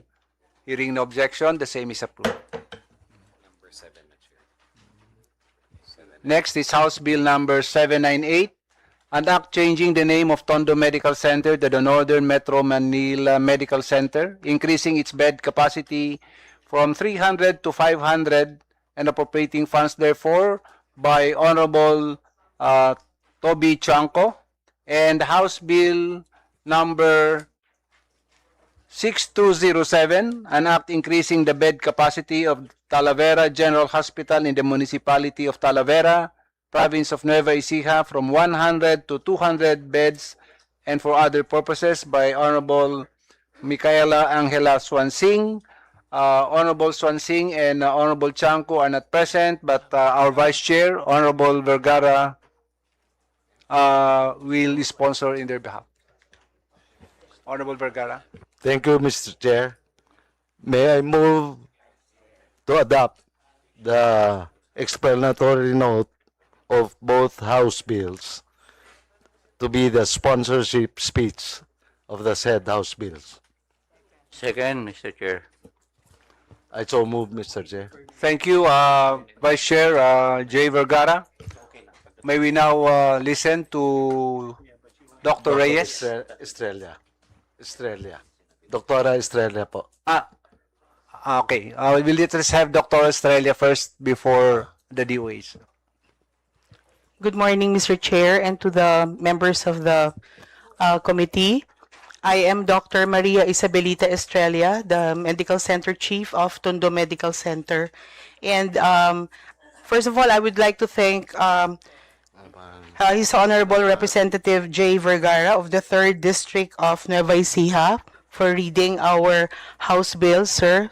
Maraming salamat po. And of course, I'd like to acknowledge the major sponsor of our bill, Congressman Tobias Toby Chanco po. Tondo Medical Center supports the changing of the name of Tondo Medical Center to the Northern Metro Manila Medical Center, clarifying its institutional identity. The current name Tondo Medical Center has been confused with the Hospital ng Tondo, a hospital operated by the LGU of Manila. This overlap in nomenclature has led to misconceptions among our patients, stakeholders, and partner agencies. Also, renaming the hospital would reflect an expanding catchment area of the hospital because in reality, Tondo Medical Center has been the apex hospital not only of patients coming from the district of Tondo but also coming from the northern Metro Manila, which is the Kamanava area, Caloocan, Malabon, Navotas, and Valenzuela also. The increase in the bed capacity from 300 to 500 bed addresses also the increasing patient demand of the hospital. The existing 300 bed capacity of Tondo Medical Center is no longer sufficient to meet the demands for inpatient and emergency room services. At present, we have a total of 9 residency training programs and 2 fellowship programs. So, and at present, we are we have 4 specialty centers as assigned by the Department of Health and 1 specialty center in which we are developing on our own. So to ensure the adequate patient accommodation, we highly support this House bill. Thank you very much, Mr. Chair. Thank you, Dr. Estrella. Dr. Reyes. Thank you, Mr. Chair. The Department of Health supports the measure that seeks to rename Tondo Medical Center and increase its authorized bed capacity from 300 to 500 beds and provide the necessary appropriations to support the proposed expansion. For the proposed renaming, we agree that there is a need to provide institutional clarity and appropriate health system positioning. However, the DOH likewise has another hospital named Northern Mindanao Medical Center with the same abbreviation of NMMC to this otherwise NMMMC. With that in mind, the Department of Health will submit in its position paper the recommended change of name. So we are supporting the rename. However, the current proposed name, we have reservations for. On the other hand, for the expansion of bed capacity from 300 to 500 beds, we are also in support of this expansion for the current Tondo Medical Center. Thank you, Mr. Chair. Thank you, Dr. Reyes. Honorable Prieto. Thank you, Mr. Chair. I move that the House Bill 798, entitled an act changing the name of Tondo Medical Center to Northern Metro Manila Medical Center, increasing its bed capacity from 300 to 500, and approving funds thereof, be approved subject to style and amendment. Thank you, Mr. Chair. Second. There's a duly seconded motion that House Bill number 798 be approved, subject to style and amendment. Hearing no objection, the same is approved. Mr. Chair, I have some clarificatory questions for Doc Estrella. Hi, Doc. Magandang umaga. Magandang umaga po, Your Honor. So, with this anticipated expansion, do you have enough land area to accommodate the construction of new facilities? Yes, Your Honor. As a matter of fact, we did not increase our the request of increasing of more than 500 beds because this area is a reclaimed area. Yeah, and a 1.3 hectare area would highly accommodate 500 beds, Your Honor. Thank you. All right. At present, what is your occupancy rate? We have at present an average of 110 to 130% occupancy rate, Your Honor. So from your LTO of 300, you have at present around 500 patients at any given time. Is that correct? More or less, sir, Your Honor, 400 patients. 400 patients. Is that during peak season na? Hindi During pa flu po. season? Hindi pa po, Your Honor, because January to March po is hindi pa po yung peak season. Oh, so you have medyo 400. may i-increase pa po yun, Your Honor. So during peak season, rainy season, dengue season, umaabot ng 500. Yes, Your Honor, more or less, because we are the catchment area of all dengue and all leptospirosis cases in the Kamanava area, Your Honor. So with anticipated expansion of 500, I'm sure the admission sa census would still exceed 500. Yes, Your Honor. So wala tayong magawa kasi reclaimed area siya. Yes, Your Honor. Okay, so so mid-rise ang ipapatayo nyo doon. Yes, 5 Your Honor. stories at least. But the increasing bed capacity of Valenzuela Medical Center would gladly Accommodate. help the hospital, Yes. Your Honor. All right. Okay, thank you, Doc Estrella. Thank you, Mr. Chair. Thank you, Honorable Biron. We now proceed with House Bill number 965, an act renaming Dr. Jose Rodriguez Memorial Hospital in the city of Caloocan into Jose Rodriguez Memorial Medical Center and appropriating funds therefore, amending for the purpose Batas Pambansa Bilang 94, entitled an act renaming the Central Luzon Sanitarium at Talas City of Caloocan as Dr. Jose N. Rodriguez Memorial Hospital by Honorable Malapitan. In his behalf, we now recognize Honorable Gatchalian to sponsor the said bill. Thank you, Mr. Chair. This is to sponsor House Bill number 965. I move to adopt the explanatory note of House Bill 965, authored by Representative Oscar G. Malapitan. An act renaming the Dr. Jose N. Rodriguez Memorial Hospital in the city of Caloocan into Jose Rodriguez Memorial Medical Center and appropriating funds thereof, amending for the purpose of Batas Pambansa Building 94, entitled an act renaming the Central Luzon Sanitarium at Talas City of Caloocan as Dr. Jose N. Rodriguez Memorial Hospital. I so move, Mr. Chair. Thank you, Honorable Gatchalian. Dr. Reyes of DOH. Thank you, Mr. Chair. The Department of Health acknowledges the intent of House Bill 965, which seeks to rename Dr. Jose N. Rodriguez Memorial Hospital and Sanitarium as Jose Rodriguez Medical Center to reflect its evolving role in delivering higher-level health services. The department recognizes that the proposed renaming aligns with the facility's expanded function as a comprehensive tertiary and specialty care institution while preserving its sanitarium mandate. In accordance with DOH Administrative Order Number 2005-0013, the hospital shall continue to maintain a leprosy unit. Thank you.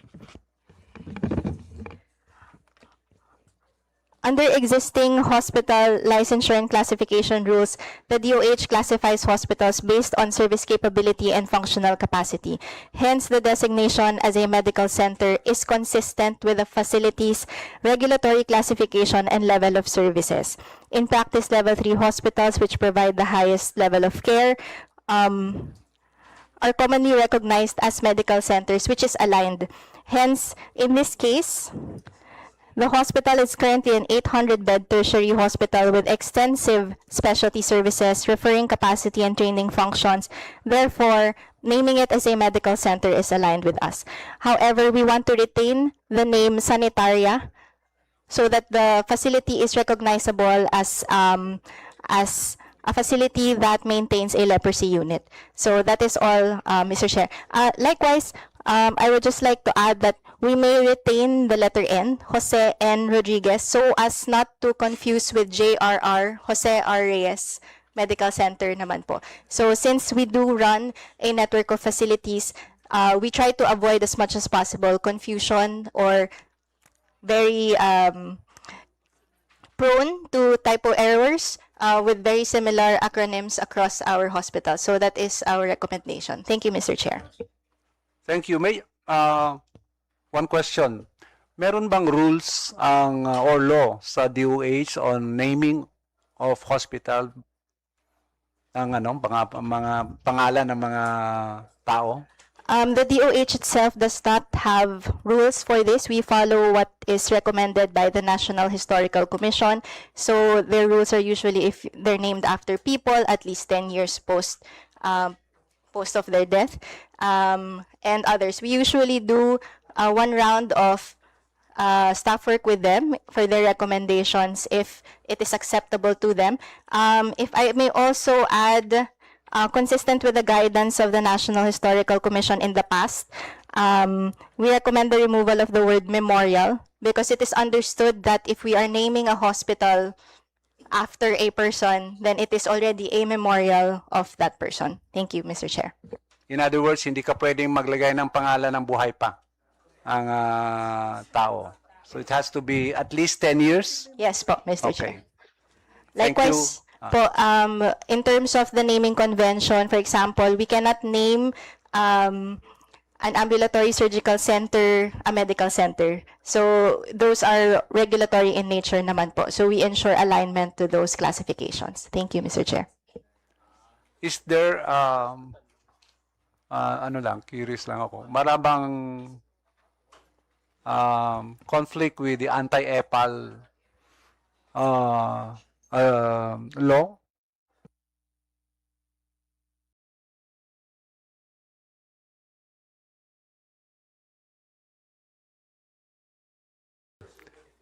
Thank you. Thank you.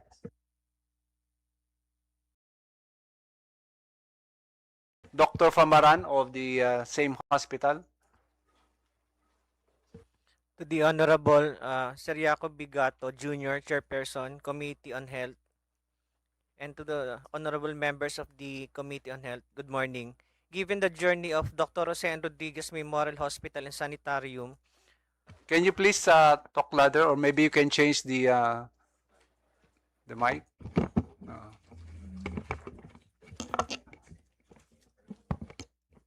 Good morning. Given the journey of Dr. Rosén Rodriguez Memorial Hospital and Sanitarium from a sanitaria via Commonwealth Act number 161, 1938 to a level 1 General Hospital via Batas Pambansa bilang 94, 1975 to a level 2 General Hospital via Republic Act number 9420, 2007, and finally to a level 3 Teaching and Training Apex Hospital via Republic Act number 11286, 2018. This proposed legislation seeks your humble approval to rename this facility accurately from Dr. Rosén Rodriguez Memorial Hospital and Sanitarium to Jose Rodriguez Memorial Medical Center, which reflects its present function. Thank you very much. Thank you, Dr. Famaran.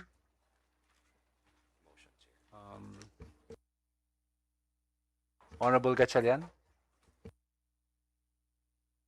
Mr. Chair, I move that the House Bill number 965 to approve the House Bill number 965 subject to style and amendments. I so move, Mr. Chair. There's a duly seconded motion by Honorable Gatchalian that House Bill number 965 be approved, subject to style and amendment. Hearing no objection, the same is approved. Congratulations. Mr. Chair, just a Yes, Honorable short Giron. inquiry for Dr. Famaran. Doc, how many beds ngayon ang Tala Sanitarium? Sir, by law, it's 800 beds, sir. 800 beds? Yes, sir. Authorized bed capacity is 459, sir.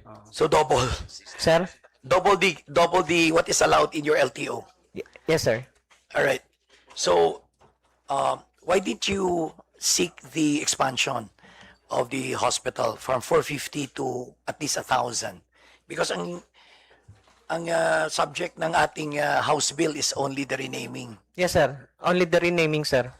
Not the expansion of the bed capacity. It's already, sir, 800 beds. It's already 800 beds Yes, sir. ngayon. All right. Okay. 800 beds na siya ngayon. But your occupancy is what, 450? 459. 459. Okay. Out of the 800 beds, how many beds are for leprosy patients? Sir, currently, we have two types of patients in the institution. One are the admitted patients. It covers for all kinds of patients, including leprosy patients. The second group is for the custodial patients, sir. These custodial patients are previous leprosy patients. The problem is they have no families to go to. So they're permanent residents of Yes, your sir. hospital? Yes, sir. 24/7 permanent residents of the institution. How many of them? Give or take, sir, around 250 patients. Wow. So that will add up to the current bed capacity.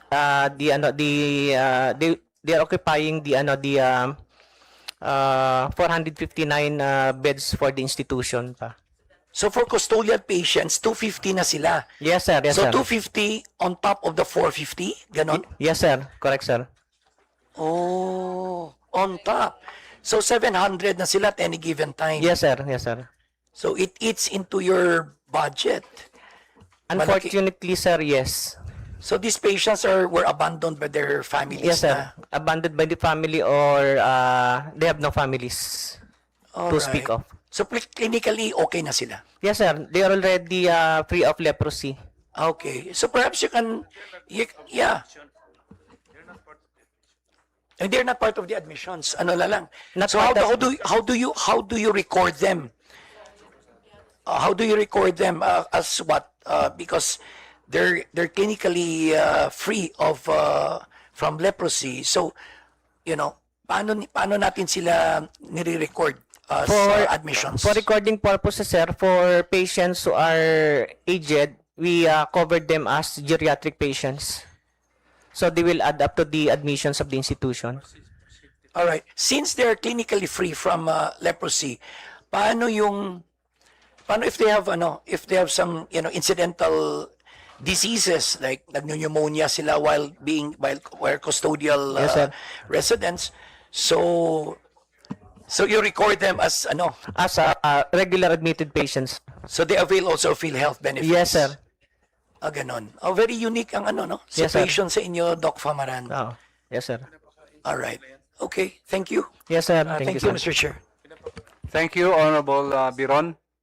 At this point, we'd like to acknowledge the presence of our Chairman of the Committee on Appropriations, Honorable Micaela Angela Swansing, and to sponsor House Bill number 6207, an act increasing the bed capacity of Talavera General Hospital in the municipality of Talavera, province of Nueva Ecija from 100 to 500 beds and for other purposes.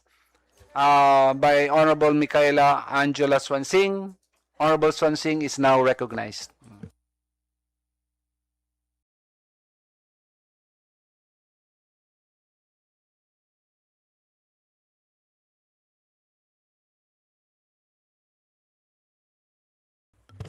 Thank you very much, Mr. Chair. To the Honorable Chairperson of the Committee, Congressman Ciriaco Gato, thank you, sir, for taking up this very important measure for our district. To the members of the committee, my esteemed colleagues, resource persons, good morning. In pursuance of our constitutional duty to promote and protect the right to health of the people, it is my great privilege to sponsor House Bill number 6207 that seeks to increase the bed capacity of the Talavera General Hospital in my district in the municipality of Talavera, Nueva Ecija. The Talavera General Hospital is the only DOH-retained Level 2 hospital in the 1st District of Nueva Ecija and currently has an authorized capacity of only 100 beds.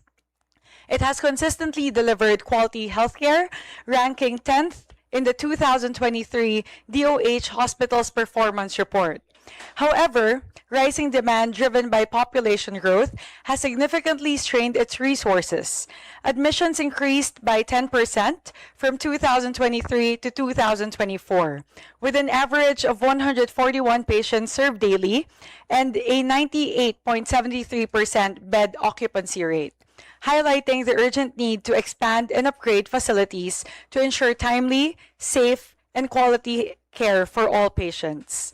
Towards this improvement, may I manifest, Mr. Chair, to increase the hospital's authorized bed capacity from the current 100 to 500 beds, instead of the 200 previously indicated in the original version of the bill. The expansion will support the potential creation of a dedicated women and child care section, since obstetrics, gynecology, and pediatrics account for 62% of annual cases on average. Additionally, this will cater not only the 1st District of Nueva Ecija, but also bring services to its neighboring cities and municipalities. Mr. Chair, I would just like to add that the Talavera General Hospital currently is the only government hospital catering to the 9 towns of the 1st District of Nueva Ecija. The closest government hospital is the PJG Hospital in Cabanatuan, which is a level 3 hospital. So there is really a strong need to have a strong presence of a government hospital in our district. In view of the foregoing, the immediate passage of this bill is earnestly sought. Thank you very much, Mr. Chair. Thank you, Honorable Sansing. We now recognize Dr. Gallardos of the same hospital.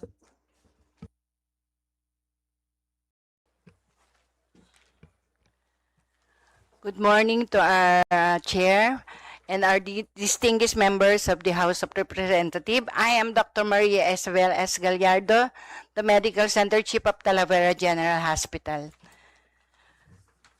And also to my Congresswoman who sponsored our bill, Congresswoman Mika Swansing. Good morning, ma'am.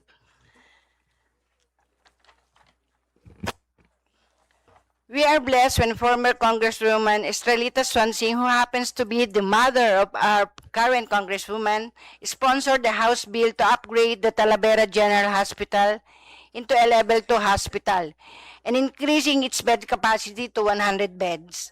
From then on, immense gratitude from every individual of different municipalities was very evident with the equality of health care they receive from our institution. As we are embracing the challenges that came along the way, we are delighted with our growth as we continuously having the strong drive to fulfill our commitment to our clienteles. Furthermore, we humbly request consideration of upgrading our bed capacity to 500 beds. Such designation will institutionalize our strengthened commitment to maternal, neonatal, and pediatric services and enable us to strategically align our infrastructure, human resources, and clinical programs towards improving health outcomes for mothers, children in our district and neighboring communities. Our sincerest gratitude in advance as we are hoping for your most favorable response regarding this request. Thank you very much po. Thank you, Dr. Gallardos. Mr. Chair, Yes, Honorable. some short clarification for Dr. Gallardo. Doc, the Talavera Hospital is essentially a psychiatry center. Is that correct? No po, no. Ay, hindi naman. But I understand na ano siya, ang confinement doon more of psych patients. No, no, So it's sir. a general Actually, hospital. maybe you are thinking of Maribeles Mental Okay. in Bataan. All right. Yeah, sorry. Yeah, I stand corrected. So, Talavera, in its LTO, it's 100 beds ngayon. Yes, sir. All right. Now your Chair Swansing increases it to 500. What is the present occupancy of the hospital? Actually, we have about 115% occupancy rate po dun sa aming current authorized bed capacity. All right. So it exceeds, or it goes up to around 200 Yes. at any given time. Yes, sir. All right. So you want it to be 500. But Talavera is not a training hospital, right? Not yet, sir. So with the expansion of the bed capacity, would you consider? Because, sayang naman na we have a Yes lot of po. cases and then hindi siya maging training hospital. Yes, kinukonsider po namin. Actually, at present, we are departmentalized with increased subspecialty clinics such as gastroenterology, rheumatology, cardiology, and so on and so forth. All right. So presently, with 100 beds, you have specialized centers Yeah. in place right now. Opo. So you have enough space for the expansion? As I've mentioned po to one of my companion here, we just purchase 3,000 square meters of land. Ano po yan? Galing sa income namin I see. ng Talavera. Yeah, but I think you can, with the generous indulgence of the author, she can easily get more Yes. land for you, being the chair of the appropriations. Opo. Yes. So we sincerely support this initiative of Chair Swan Singh for the expansion of the Talavera. Thank you, po. Mr. Chair. Thank you po. Thank you. Just a follow-up question. Is that a level 2 hospital? Yes, sir. Okay. Level 2 po. So it's departmentalized, but it's not Yes. yet a training Departmentalized. hospital. Okay. Mr. Chair. Thank you. Yes, Honorable Vergara. Kailangan po ng Nueva Ecija yon. Ang laki po ng Nueva Ecija ay 5,750 square kilometers. Kaya minumove ko na pagbigyan na natin po. Mr. Chair. Yes, Honorable Swan Singh. Thank you very much, Mr. Chair. Thank you very much, DS, Veron, and Kong Jay for the support. Actually, ngayon po kasi, yun nga po, bumili na po ng 3,000 square meters na lupa yung Talavera General Hospital. Because what's happening now is a lot of the patients now in essentially what Nueva Ecija is catering to is not just patients from Nueva Ecija. There are a lot of patients from Aurora, Nueva Vizcaya, and adjacent provinces who all now go to Nueva Ecija because PJG in Cabanatuan has been expanded. They now have a cardiology center, a very good ophthalmology center, and the like. They performed their first bypass surgery just last year. So ang nangyayari po, overcrowded na po talaga yung PJG sa may Cabanatuan. So, ngayon po, Talavera General Hospital is roughly 30 minutes away from PJG Hospital in Cabanatuan. So, it's very important for us to be able to expand Talavera General Hospital to also be able to cater to patients all over Nueva Ecija. Kasi ang nangyayari po, ang dami nang galing sa labas ng probinsya na kinikater po sa PJG. So medyo nawawalan po ng hospital na magkikater po sa mga taga Nueva Ecija. So I'm so happy when I found out, I was so happy, Mr. Chair, when I found out that Talavera General Hospital recently acquired land, because that was my first question to them. If we support this expansion of the bed capacity, where will we be able to build? I was so happy when I found out that they acquired land from their own income. So it just goes to show kung gaano po kagaling yung performance ng hospital. And Mr. Chair? yeah, so Mr. Chair? I strongly implore my colleagues in Congress and in the committee to please support this measure. Mr. And I'm so Chair. grateful to all of our colleagues for the support. Thank you very much, po. Thank you, Honorable Swan Singh. Yes, Mr. Honorable Chair. Pleto. I now move for the approval of House Bill 6207, an act increasing the bed capacity of the Talavera General Hospital in the municipality of Talavera, province of Nueva Ecija, from 100 to 200 beds, subject to amendment and style. Mr. Thank Chair, you. if I may request an amendment to the motion, if it may be increased to 500 beds. 500. No, to 500 bed capacity. Thank you very much, Mr. So Chair. move, Mr. Chair. There's a Second the duly motion. seconded motion by Honorable Pleto that House Bill number 6207, an act increasing the bed capacity of Talavera General Hospital in the municipality of Talavera, province of Nueva Ecija, from 100 to 500 beds, and for other purposes. Hearing no objection, the same is approved. Congratulations.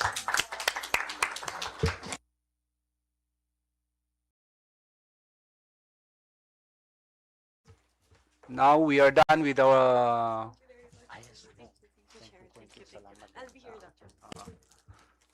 we're done with the local bills. We now proceed with the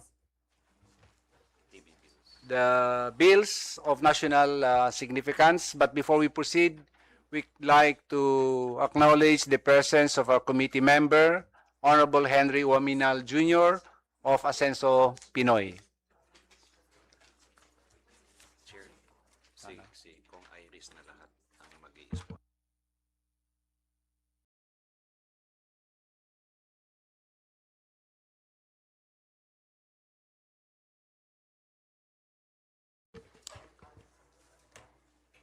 We now move on the deliberation of bill strengthening the national program for the elimination of tuberculosis. House Bills number 664, House Bills number, an act strengthening the national program for the elimination of tuberculosis, amending for the purpose of Republic Act number 10767 or the Comprehensive Tuberculosis Elimination Plan Act by Honorable Attorney Mike Tan.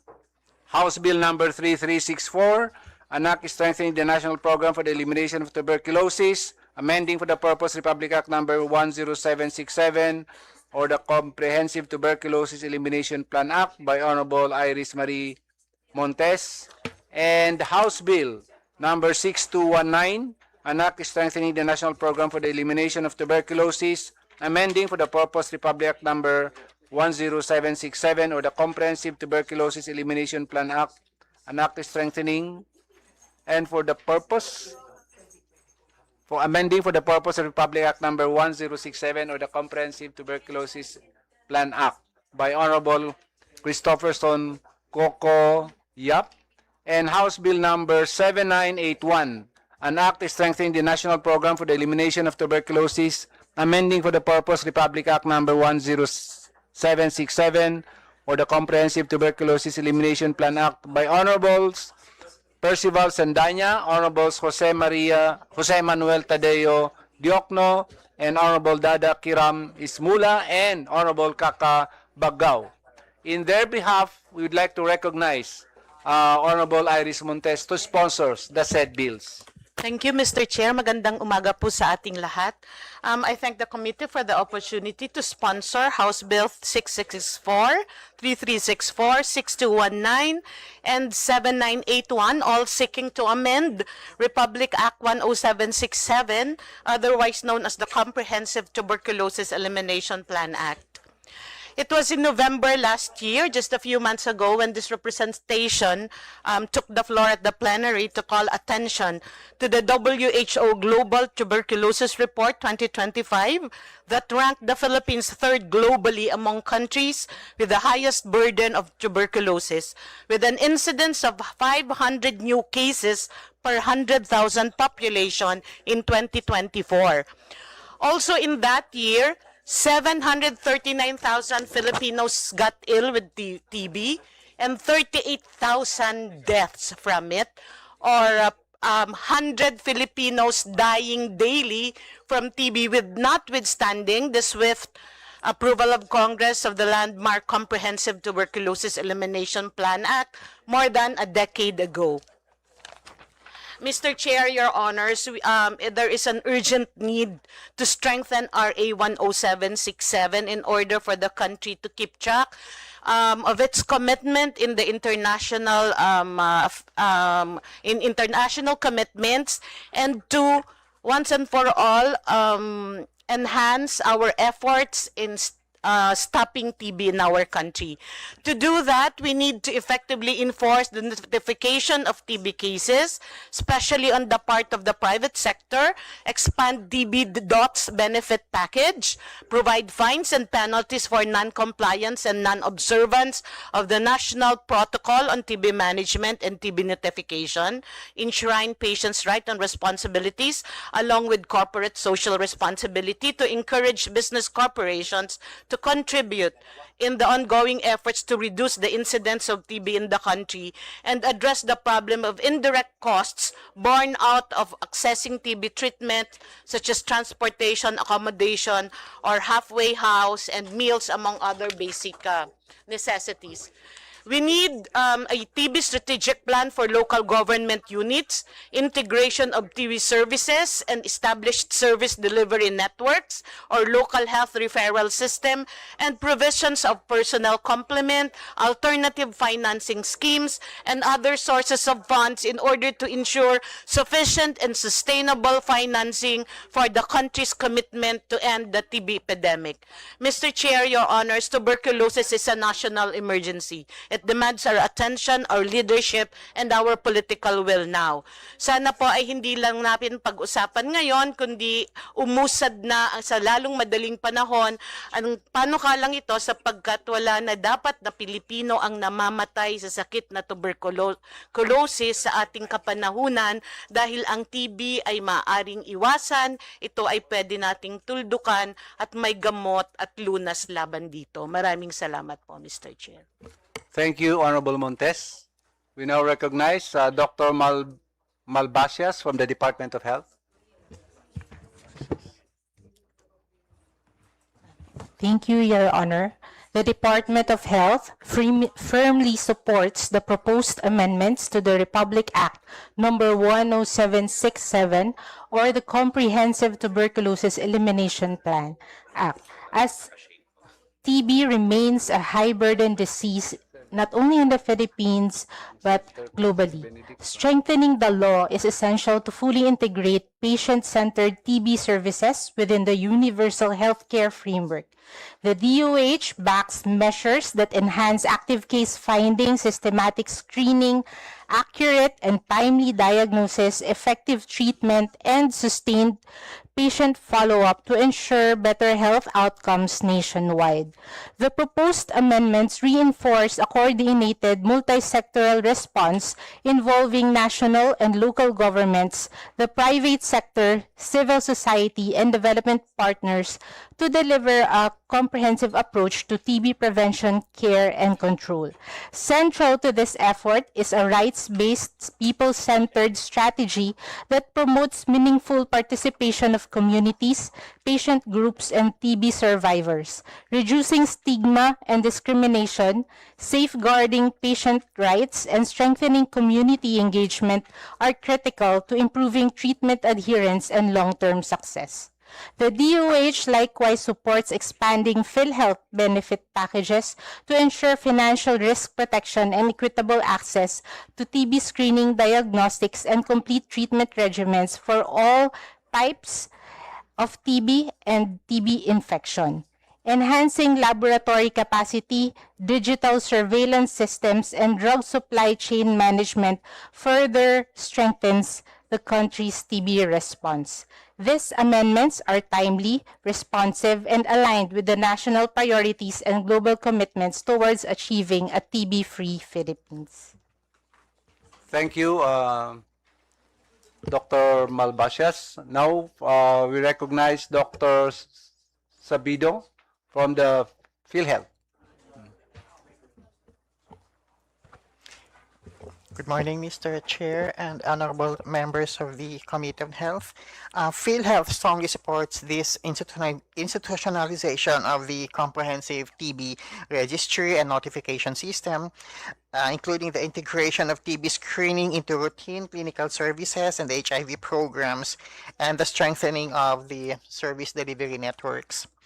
These measures will significantly improve early detection, case tracking, and continuity of care.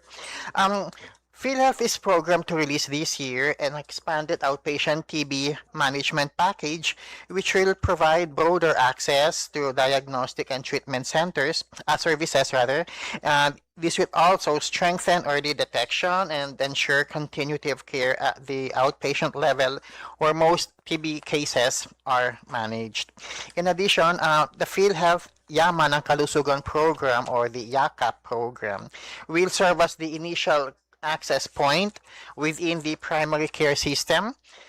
Through YAKAP, the patients will be able to undergo early evaluation, including screening through x-rays and sputum examinations, receive appropriate referrals to DOTS facilities, and be managed in a coordinated manner within the said service delivery network, thus preventing delays in diagnosis and treatment. However, Mr. Chair, PhilHealth would like to respectfully recommend that there be a clear delineation between the DOH and PhilHealth to prevent duplication of services and preserve the sustainability of the program. We also wish to clarify that the extent of the benefit coverage as to whether it includes extrapulmonary conditions or not. And also, we would like to request that the alignment of TB benefit expansions with broader primary care and service delivery network reforms under the UHC Act to include provisions that encourage the primary or private TB care facilities to advise patients to utilize the YACAP services. That's all, Mr. Chair. Thank you. Thank you. From the Department of Education, Director Leia Apa. Good morning, Mr. Chair and the members of this honorable committee. I am Leia Bueno Apao, representing the Department of Education, specifically Governance and Operations Strand. The Department of Education expresses its full support for the passage of House Bills number 664, 3364, and 6219, which seek to strengthen the national program for the elimination of tuberculosis. Likewise, DepEd shares the vision of Philippine legislation with the Declaration on the Fight Against Tuberculosis and affirms the country's commitment to end the TB epidemic by 2030, in accordance with Agenda 2030 of the Sustainable Development Goals. DepEd recognizes that the proposed measure designates DepEd as a committee member agency with its vital role to ensuring the inclusion of modules containing principles and practices on preventing, detecting, managing, and controlling TB in the basic education. Mr. Chair, Your Honors, DepEd respectfully informs this honorable committee that DepEd's K-12 a revised K-12 curriculum incorporates competencies that address directly TB, specifically in grades 4 and 6. The competencies are categorized under the health content area of disease prevention and control, where learners study communicable diseases, their nature, methods for prevention and control. As DepEd responds, apart from the inclusion of competencies in the revised basic education curriculum, DepEd also issued DepEd Order Number 18, 2018, institutionalizing health and nutrition services in schools, communicable diseases prevention, health promotion, and referral systems.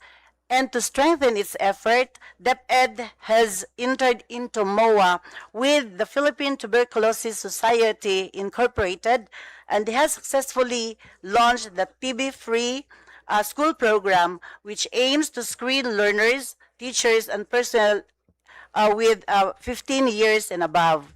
So henceforth, DepEd reiterates its support to full support for the proposed measures and looks forward to strongly work with the Department of Health and other agencies of the government toward the shared goals of ensuring the health and well-being of every Filipino.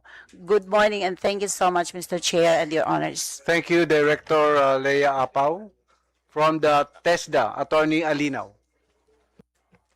Good morning, Mr. Chair, and to the members of the Honorable Committee. On behalf of TESDA, we would like to extend our full support to the proposed legislative measures. We would like, however, to make a clarification regarding Section 9 on the establishment of focus groups, for clients afflicted with the tuberculosis disease. Since enrollment in training enrollment in TESDA does not require a medical certificate. So we would like to clarify if TESDA is required to have a licensed medical personnel in order for us to comply with this requirement, since TESDA at present has limited medical personnel. Thank you. Honorable Montes. Mr. Chair, what may I ask from the resource person, what House Bill number is she referring to? Can you point out the provision and whose author? For Section 9, Mr. Of Chair. House Bill number? House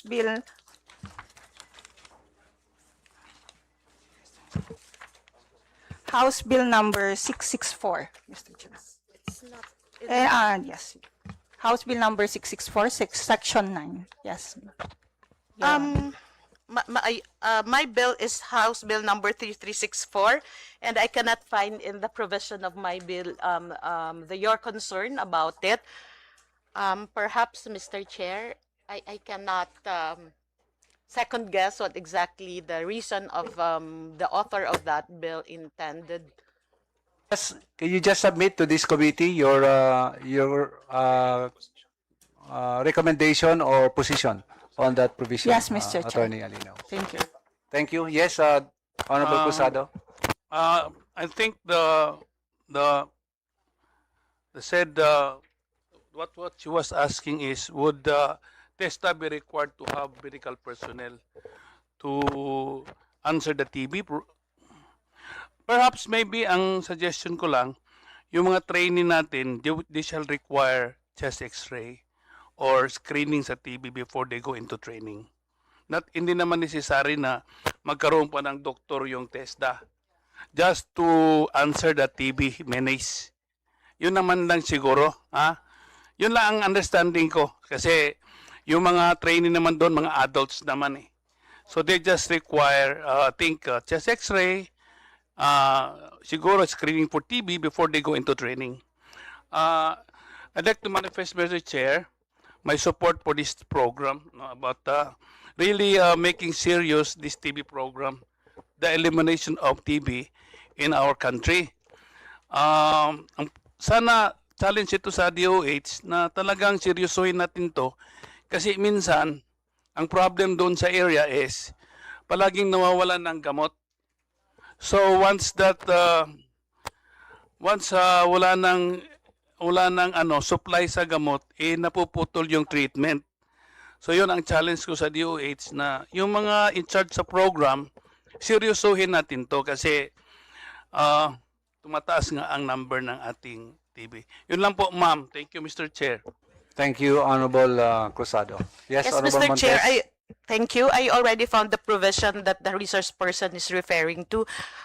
With regard to her question whether or not we need to have doctors to be able to implement the proposed provision, I agreed with the Honorable Cruzado that there is no need. What the section actually intended is for awareness in tertiary, in vocational, in TESDA, so that we will be able to curb discrimination against the disease. So hindi po kailangan siguro na magkaroon kayo, yung focus groups po siguro, mga seminars ang kinakailangan for awareness purposes. Thank Yes, you. Your Honor. Thank you, Mr. Chair. Thank you. From the Civil Service Commission, Attorney Ilagan.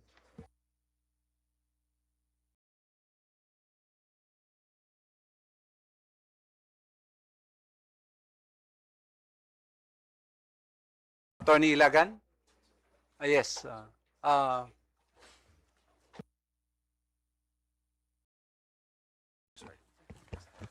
Good morning po, Mr. Chair.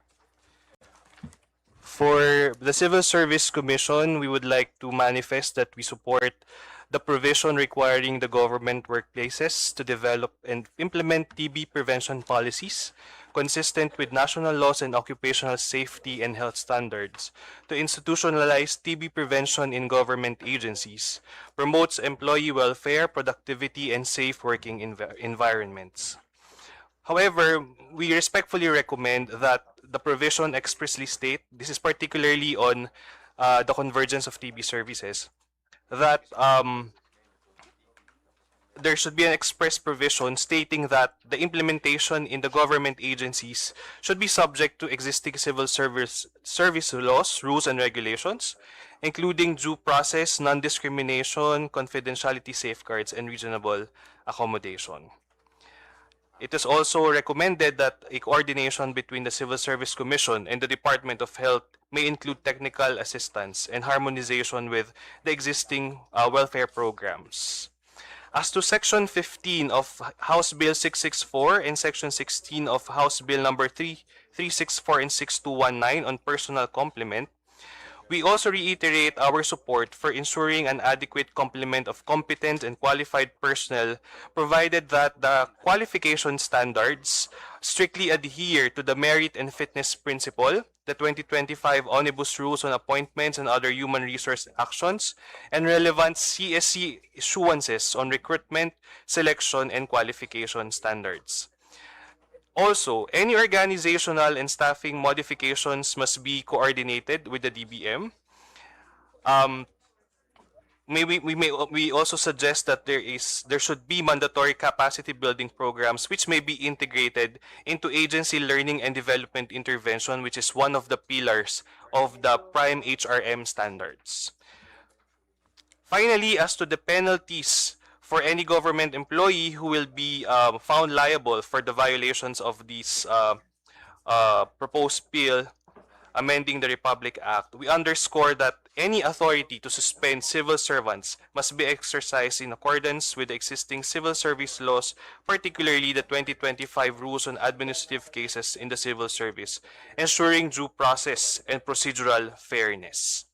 We suggest that the bill be refined to clearly define what constitutes a violation for civil servants and to assign the corresponding degrees of administrative liability consistent with established disciplinary frameworks. Thank you, Mr. Chair. Thank you, Attorney Ilagan. Before we proceed, we'd like to acknowledge our committee member, Honorable Nico Raul S.J. Daza of the 1st District, Northern Samar, and Honorable Carly Gaspi of Pinoy Workers Party List. Thank you. Attorney Dizon from the DSWD.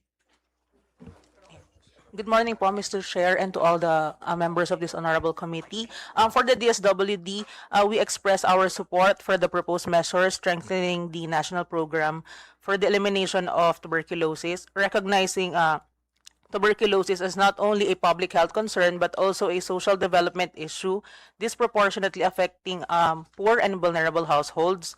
The department acknowledges the provisions requiring convergence of tuberculosis services where the DSWD may help defray these expenses through our crisis intervention program. Through the assistance to individuals in crisis program po, we have the medical or cash relief assistance that may be given to indigent TB patients to help defray indirect costs of treatment, including transportation, meals, accommodation, and other incidental expenses. Meanwhile, on the inclusion of tuberculosis treatment compliance as a condition for retention in the conditional cash transfer program, it was mentioned po on Section 11 of House Bill 6219 and as well as House Bill 3364. These measures are consistent with the objectives of the 4Ps program to promote health-seeking behavior and ensure that our beneficiaries have access to essential health services.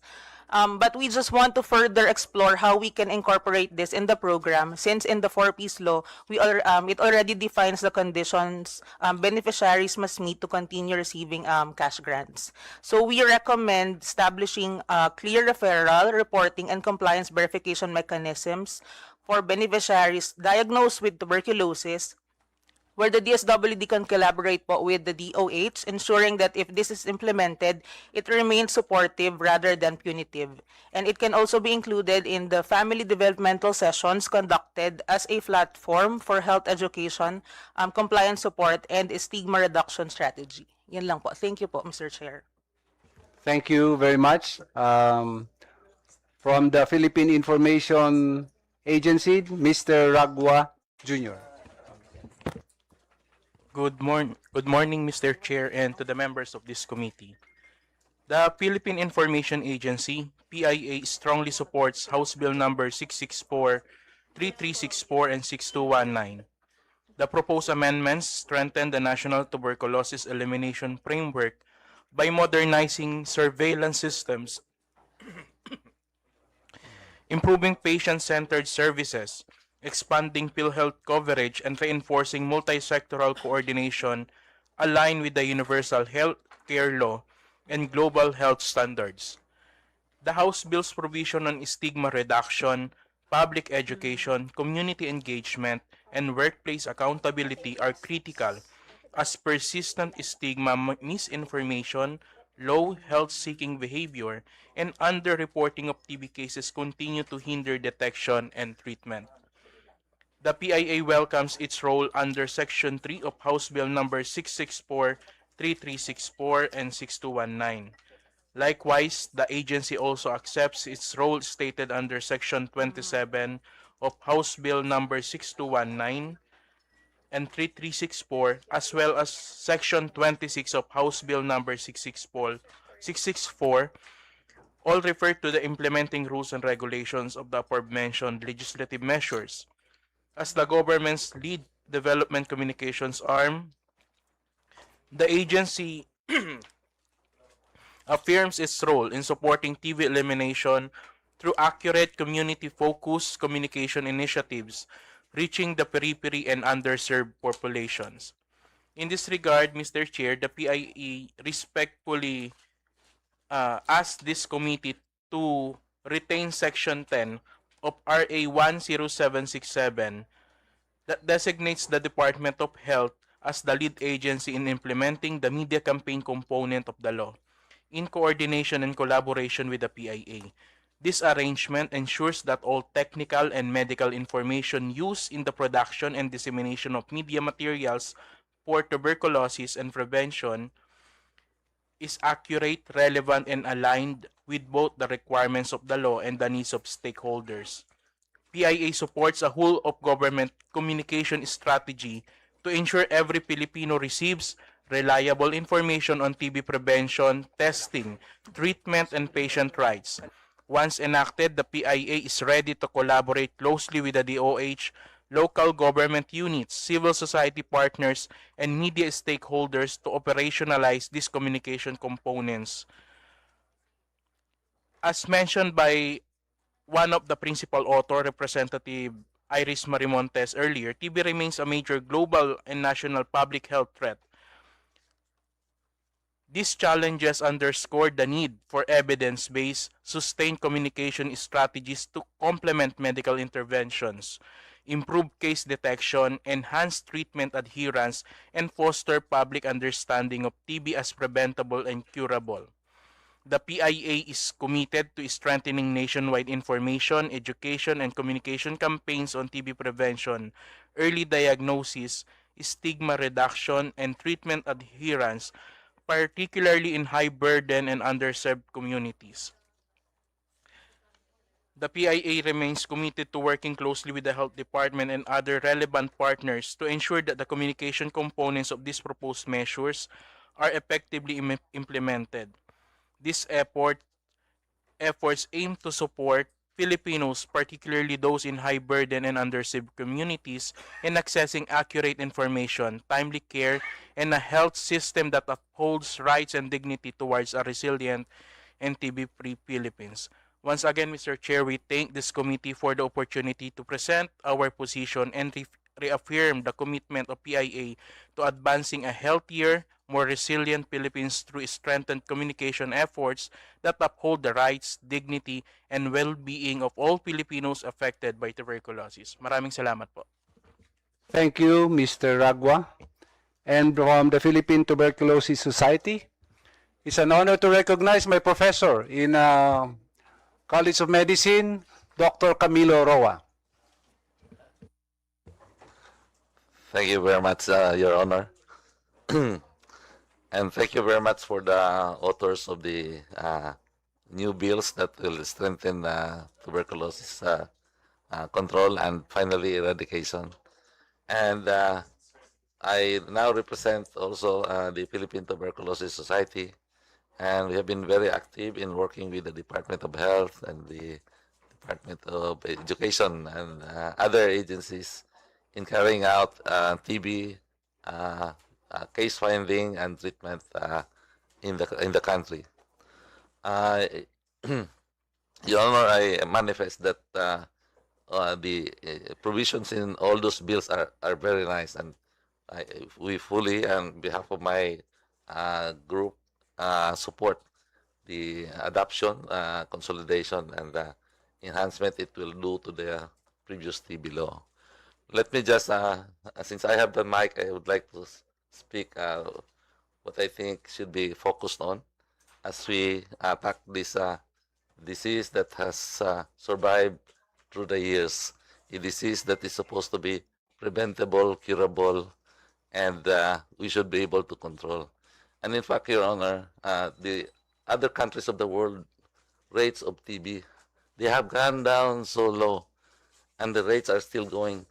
Ours is still up and going up. And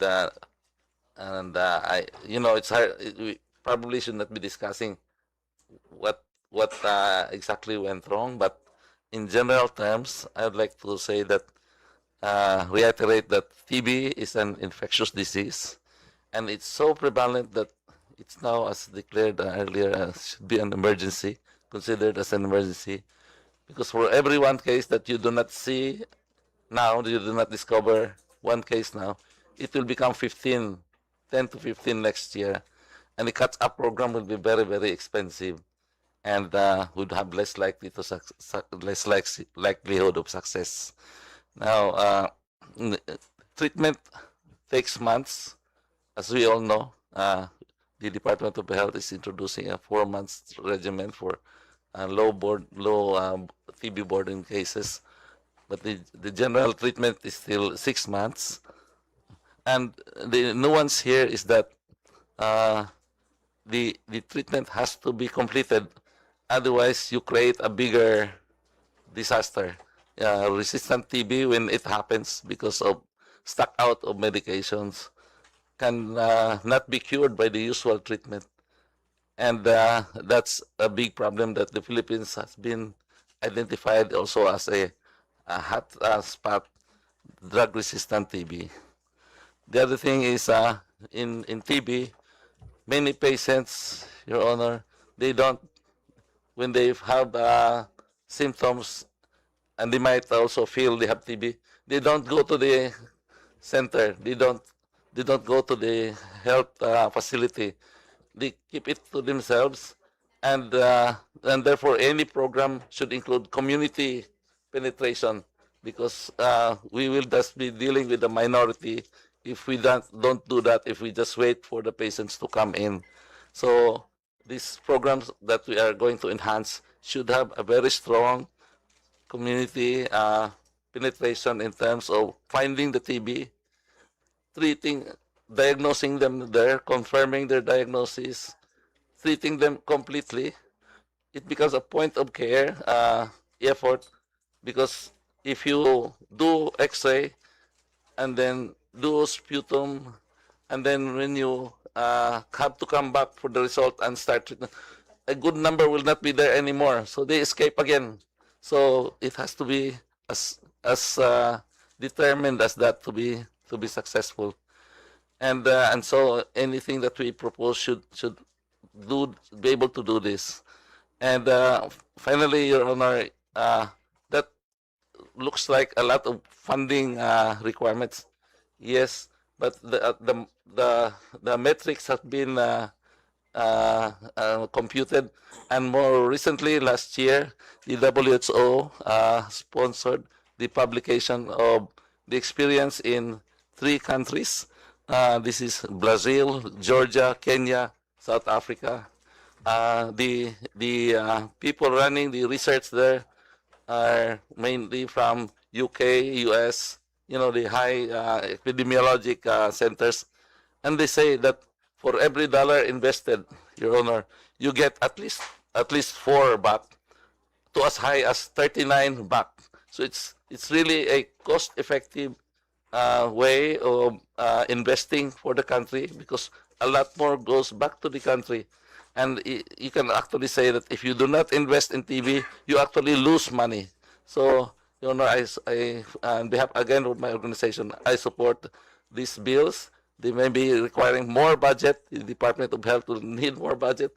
Let's provide it to them so that they can have more actually returns to the country. Thank you very much. Thank you, Dr. Roa. I agree. Budget is very important in the campaign against tuberculosis. We are very fortunate that we have here a chairman of the Committee on Appropriations, so I'm sure she will be more than willing to help us in the budgetary requirements of our anti-TB program.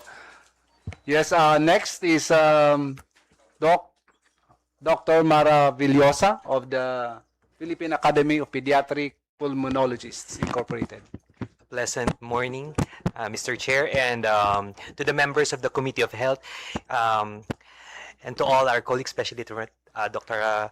Cha from the Department of Health. Today, we stand not only to support a policy and in behalf of the Philippine Academy of Pediatric Pulmonologists under the umbrella of our mother society, the Philippine Pediatric Society.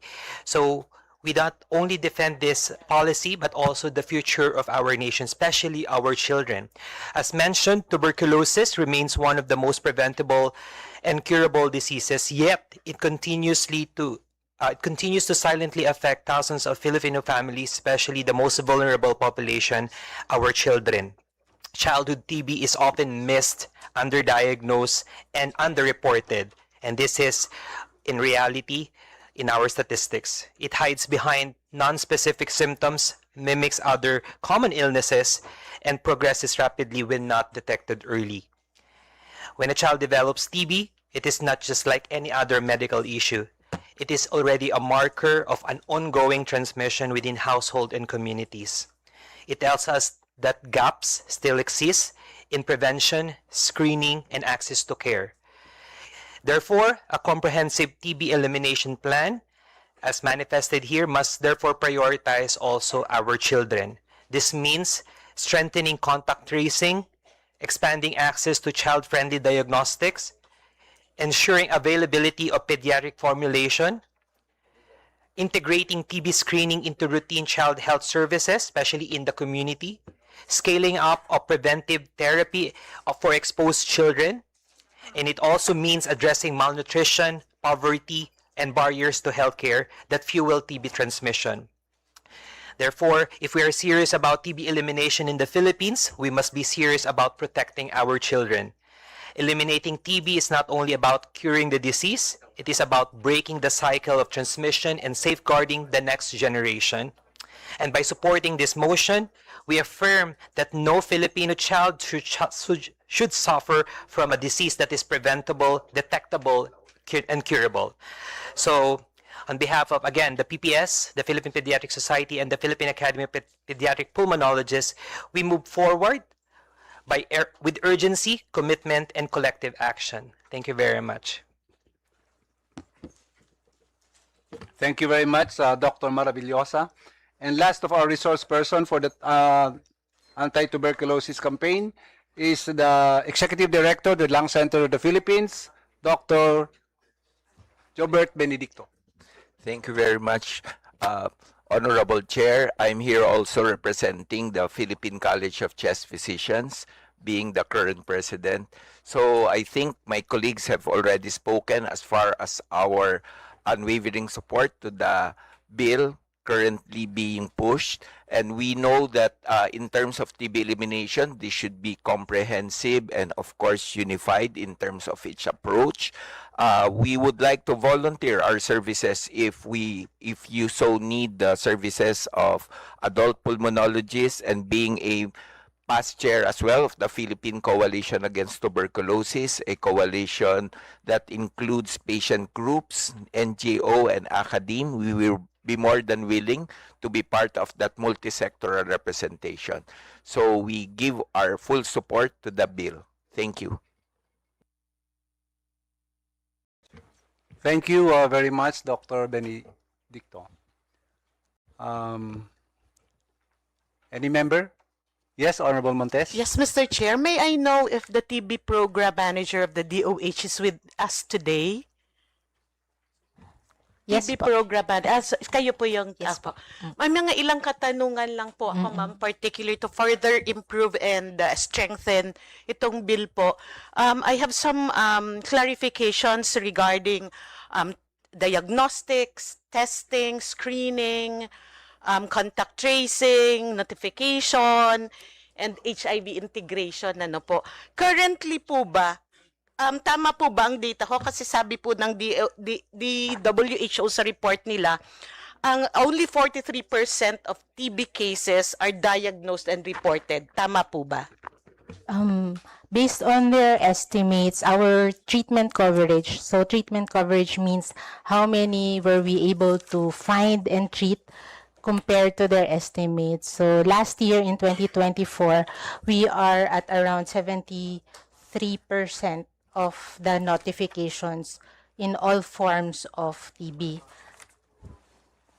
73% po. Opo. So the estimate po kasi of WHO for 2024 is around 724,000. Okay.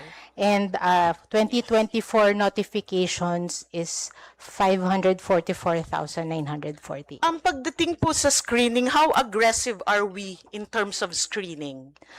So for screening po, we are not only doing passive case finding. So we are now doing active case finding, which means we are going to the communities. So right now we are being supported by development partners, with their contractors going to the communities together with the LGUs.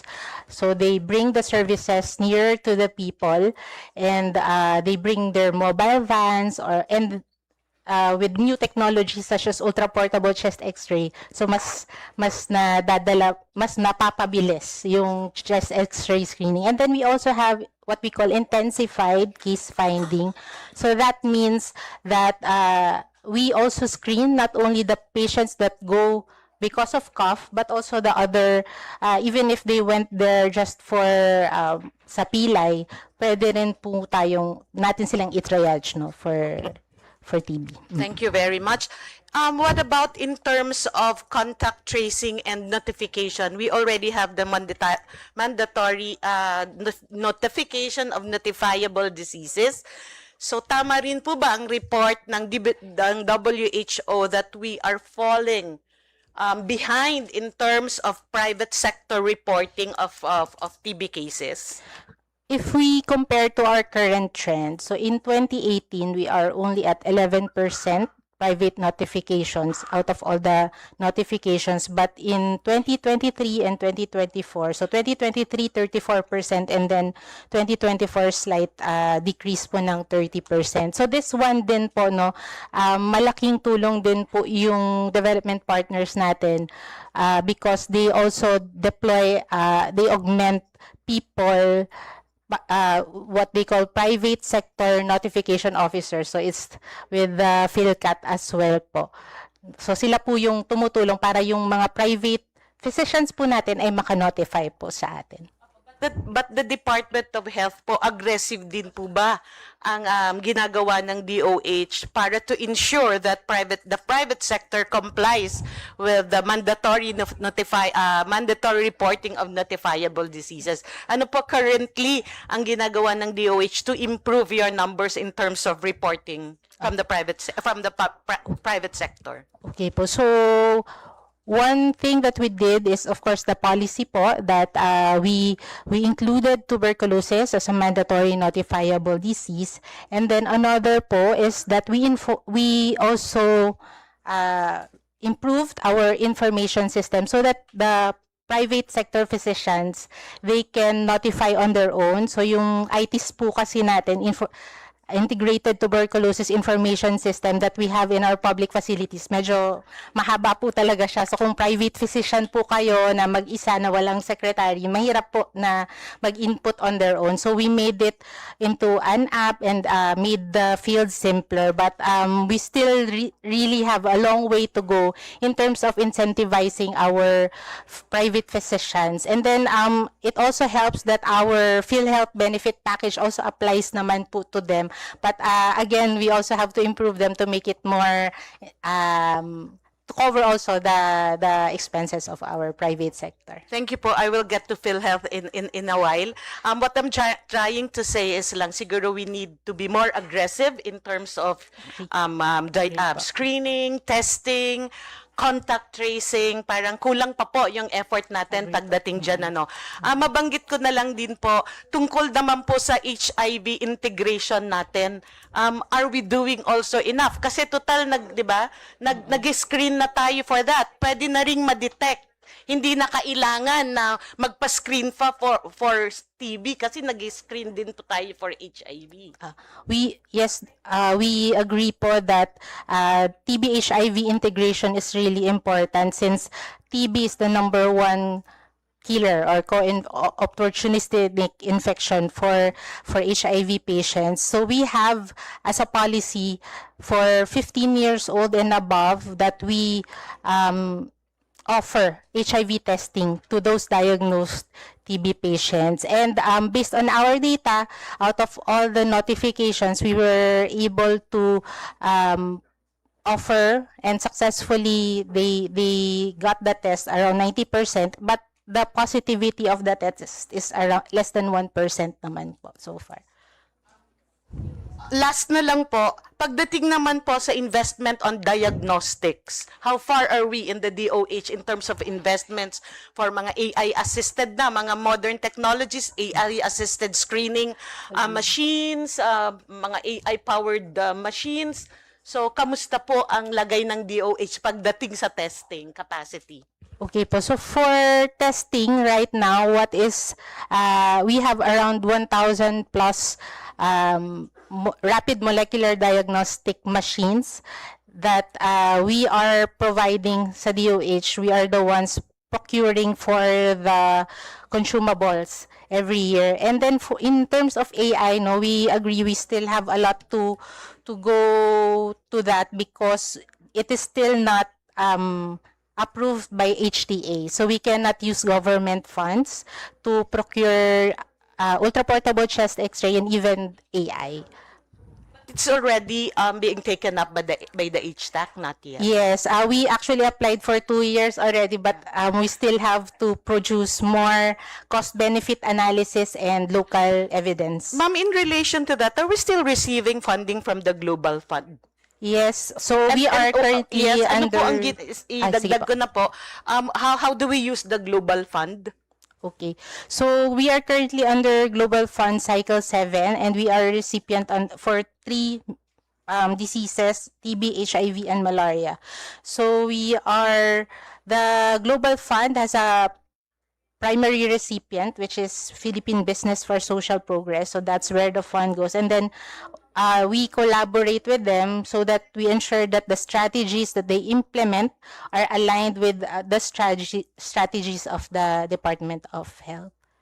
Are they not allowed to use the Global Fund for the purchase of AI-powered or modern technologies for easier screening and testing? Actually, po, we have currently around 70 ultra-portable chest X-ray with AI, and 50 of that comes from the Global Fund. So we are able to experience right now AI and ultra-portable chest X-ray because of the Global Fund support. And in terms of deployment, ma'am, where do we deploy it? Do we prioritize the GDAS?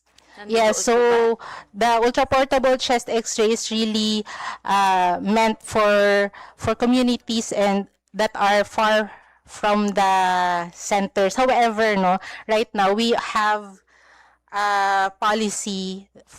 We just are able to provide a special license to operate for the use of ultra-portable chest X-ray, and they need to be to have a RadTech and to also be attached to a licensed radiologic facility.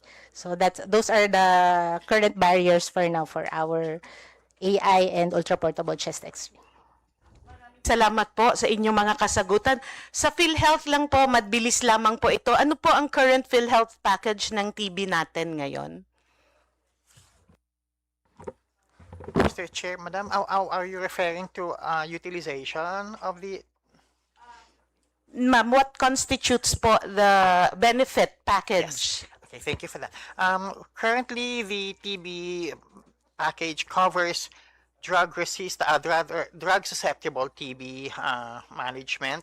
We cover for the drugs, the labs during what they call the maintenance labs during treatment, and including the counseling and consultation services. So those that constitute our current package. May I know, ma'am, if it's already in your pipeline to cover also MDR, the multi-drug resistant, and the XDR? Napapag-usapan na po ba? Nasa malapit na po ba yan maging katotohanan o malayo-layo pa? Salamat po. Madam Chair, I am Mr. Chair.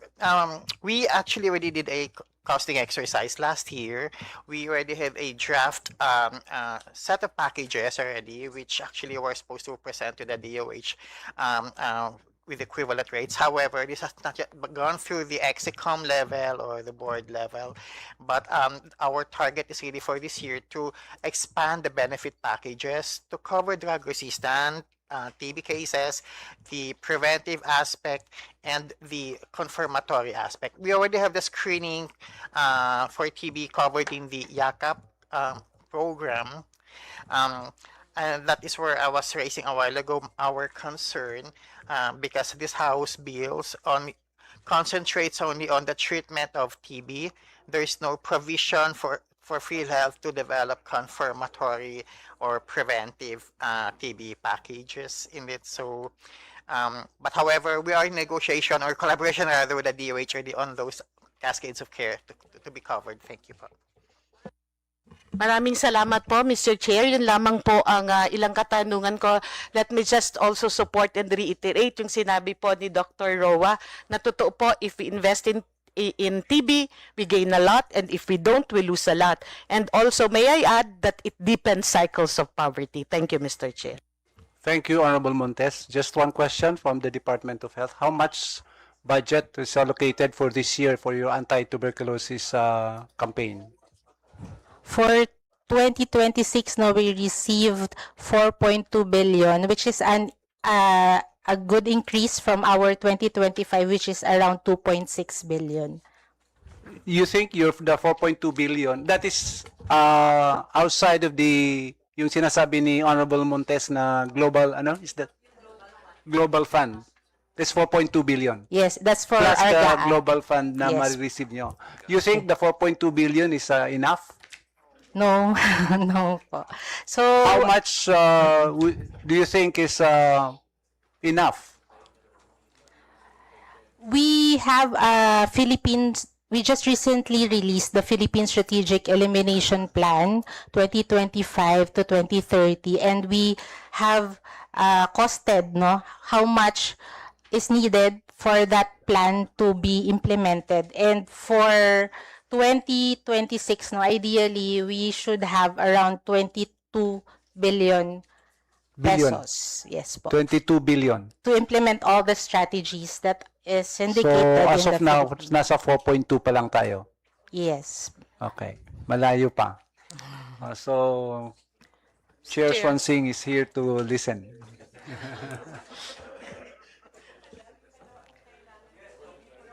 Yes, Dr. Roa? Yes, Your Honor, I'd just like to comment on the drugs. Because for the last 3 years, we are lacking drugs. And there's supposed to be money. The secretary told me. And yet, we don't have drugs. And what's happening? And if you don't have drugs, not only you court resistance, our people cannot go to the community because what do we have to offer if we find TB? So it impacts all the aspects of TB care if you don't have drugs, and these drugs by the nature of the disease and the type of population we see should be given free by the government. So I hope we can remedy that situation. For example, I'm not very clear with government procedure, but I think when you try to do a annual budget for a disease that requires a treatment that is 6 months, and the treatment straddles 1 year more, mahirap na pagka walang manalo sa bidding next year, maputol. So maybe it can be a multi-year budgeting, ma'am. And also the estimate is based on new cases, the incidents, and they actually put there 80% of the new cases. Why not 100%? And actually, if we are going to play catch up, we have also to include the prevalence, meaning the old cases that has not been discovered the previous year, and therefore the estimate should be a lot more. And that's probably the reason why, Doctora, your estimate, if we have to do it ideally, should be 22 billion rather than 4 billion. So really we have to do something here, because as we mentioned, this is like an emergency, and like in COVID, we have to do something rather quickly and decisively. We have to do it also for TB. Thank you very much. Thank you, Dr. Roa. Yes, indeed. Napakalaking problema talaga ng TB. We are, correct me if I'm wrong, there are around 70 people dying every day sa Pilipinas because of tuberculosis, or more or less. Yes. Yes, Your Sometimes Honor. maybe even higher. It's higher now. Oh. That was the figure I cited, 70, 75, when I was starting being a specialist. Now I'm already retired. It's actually higher now. So I don't know. And when we go meet with other people in other countries, nahihiya na halos ako. Bakit wala nangyayari sa atin? So, thank you. Mr. Thank Chair. you. Yes, Honorable Montes. Yes, I'd like to support the call of Dr. Roa, and since the Honorable Chair of the Committee on Appropriations is here with us today, might as well take this opportunity to appeal to her to increase the funding for TB for next year, unless we want to remain sa number 3 year after year in TB ranking all over the world. So, thank you, Mr. Chair. Yes, Honorable Sonsing. Thank you very much po. It's funny po, when I'm in committees to sponsor my local measures, I'll put on the APRO chair hat na rin po. Of course, I'm very supportive of increasing funding for tuberculosis programs that address tuberculosis. And siguro my request lang po to our DOH family, since it's currently the budget call, ongoing na po yung budget call for the 2027 budget. My request po to the DOH family is please put this under Tier 1. Paki-prioritize din po yung funding, and para po when the NEP comes out, whichever is not there in the NEP, we can supplement it on the part of the House. We have our colleagues here, we have Chair Gato here, will all be fully supportive of funding it.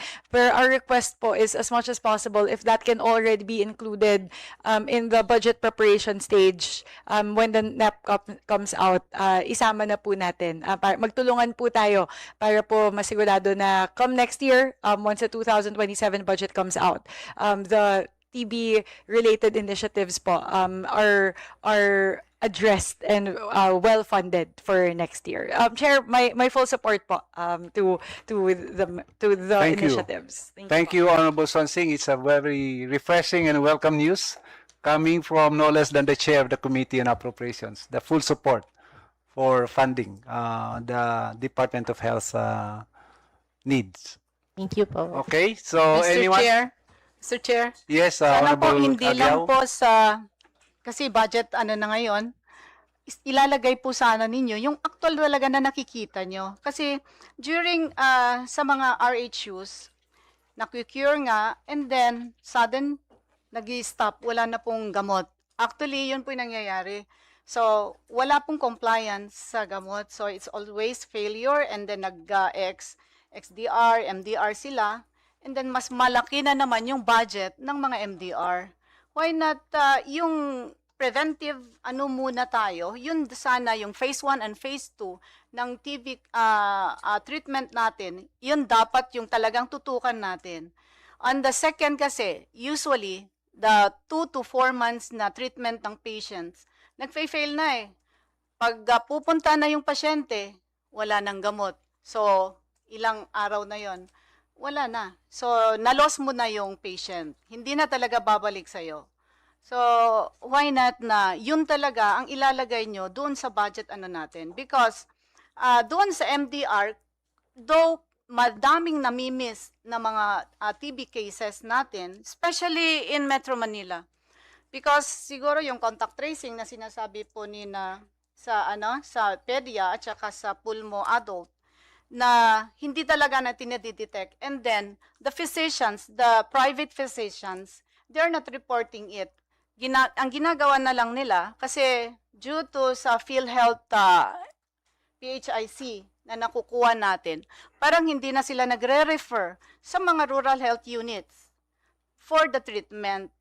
And then, pag hindi na sila makabili nung mabibili sa private, pupunta na sila sa mga RHUs, hindi naman nabibigyan ng mga RHUs dahil hindi sila yung nag-treat doon sa mga patients. Am I right to our DOH resource person?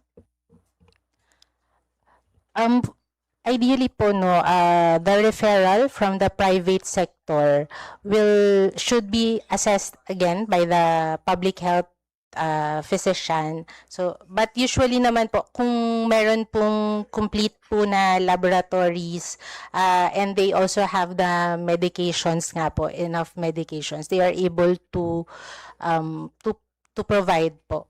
Ang nangyari nga lang po ngayon, kasi yung reality nga po natin ngayon, medyo may shortage tayo ng medication. So, right now, they prioritize bacteriologically confirmed patients.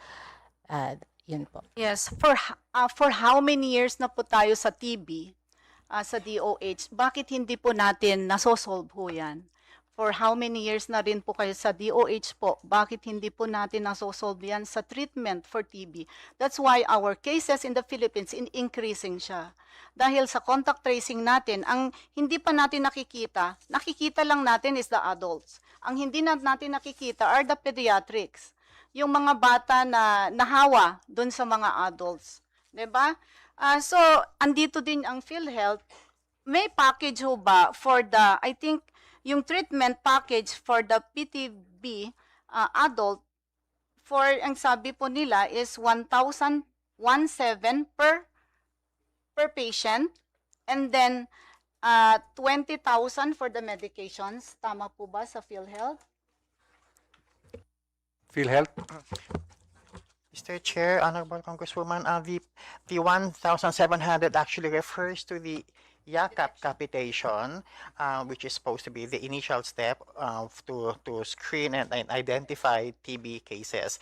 But otherwise, the TB package, which covers drug-susceptible TB cases, is actually at 7,800 currently, which has increased last year from a previous rate of 4,000. So it's 7,800 currently. Mr. Chair, kasi pag pupunta din mga nag-MDR na sila, ang talagang gagawin po sana natin, magtulungan po ang gobyerno for the first phase and then the second phase, continuing phase ng treatment ng mga TB cases natin. Kasi malaki yung nailalagay nating pondo sa MDR, sa mga XDR natin. Kasi malaki din yung payment for the medicines na kailangan dyan.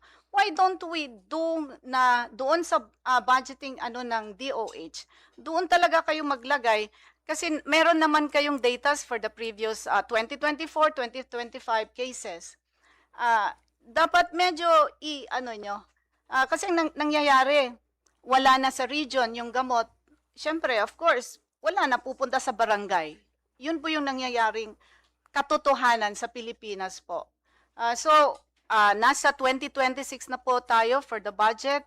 Hope it's not only the adults, kasi yung pediatric dose din, pag minsan, Mr. Chair, ang ginagawa ng mga nasa barangay, yung mga BHWs, yung mga midwives, kinakat na lang nila yung malalaking tableta, binibigay nila sa hindi talaga pediatric dose. Sana po, hindi talaga iniinom ng bata, kaya lumalawak yung ating yung mga cases natin. Hindi ho ba natin nasa yung forward sana yung ating pag-iisip para ma-eliminate natin. Like the malaria, bakit na-eliminate na? 'Di ba? The elimination of the malaria, it's na siya kasi talagang yung Global Fund tumulong sila noon. Nandito din pala ang Global Fund for this project. Why not na yun ang tutukan ng Global Fund? Kasi wala naman na yung malaria eh. So nag-graduate na lahat yung mga probinsya na nandoon yung malaria. So yun lang po, Mr. Chair.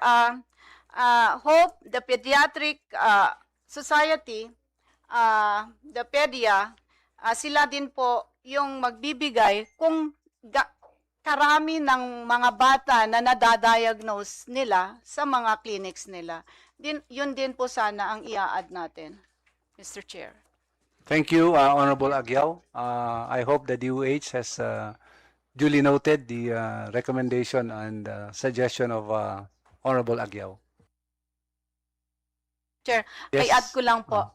Doon po sa portable na sinasabi, am I right? Doon sa portable x-ray to the community, lahat po ba ng mga probinsya natin sa Pilipinas na napupuntahan ng portable x-ray na yan? Mr. Chair. If based po doon sa Global Fund na provision, so they have targets po per region. So for example, in 2025 they were able to screen a total of 1.1 million individuals using that portable x-ray across the regions. But we will have to check po if all the provinces and municipalities were covered. Yes, Mr. Chair. Thank you.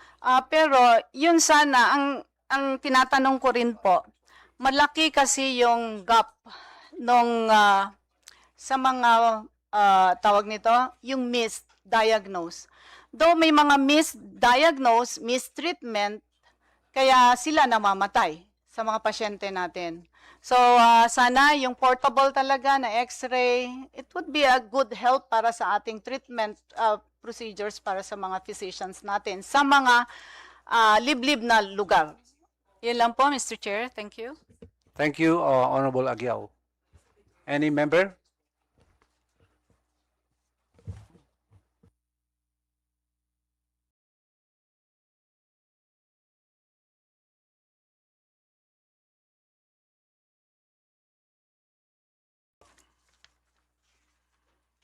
(664), House Bill 3364, House Bill 219, and House Bill 7881, strengthening the national program for the elimination of TB, amending for the purposes of Republic Act Number 10767 or the Comprehensive Tuberculosis Elimination Plan Act. So move, Mr. Chair. Second. There's a duly seconded motion by Honorable Cruzado that House Bill number 664, House Bill number 3364, 6219, and 7981 be approved in its consolidated and substitute bill form, subject to style and amendment. Hearing no objection, the same is approved. Congratulations. At least. Mr. Chair, I move that all members who are present here would be co-authors of these bills. There's a duly seconded motion that all those who are present here in this meeting who wishes to be co-author be made co-authors. Hearing no objection, the same is approved.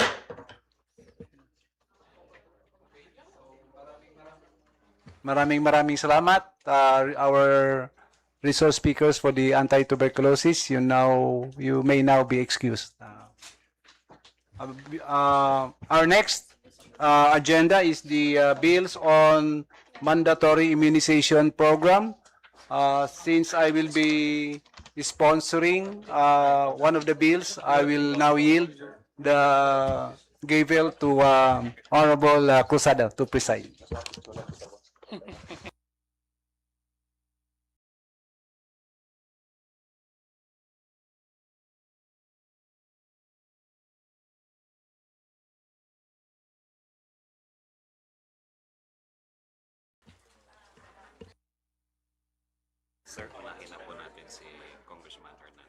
Mr. Chair, may i-add lang po ako kasi alis na yata si Kong Swansing. Alis po ba? Si Kong. Ayaw malaga. Kasi ang pinakamalaking problema din sa DOH, I think is the vaccine. Until now, parang on and off din sila eh. Kaya dumadami yung mga pasyente natin. So mga OPB, mga ganon, parang ang procurement nila ngayon, last December, and then ibibigay nila sa mga munisipyo ng mga expired na. Ganon yung nangyayari. So, yun din po, yung concern sana ng DOH, I know, kasi yung mga barangays, mga munisipyo, ang laking problema nila ngayon, wala daw vaccines. Tinawagan din ni Kong Gato kahapon si SEC, wala daw available. Nag-stop yung mga vaccination natin.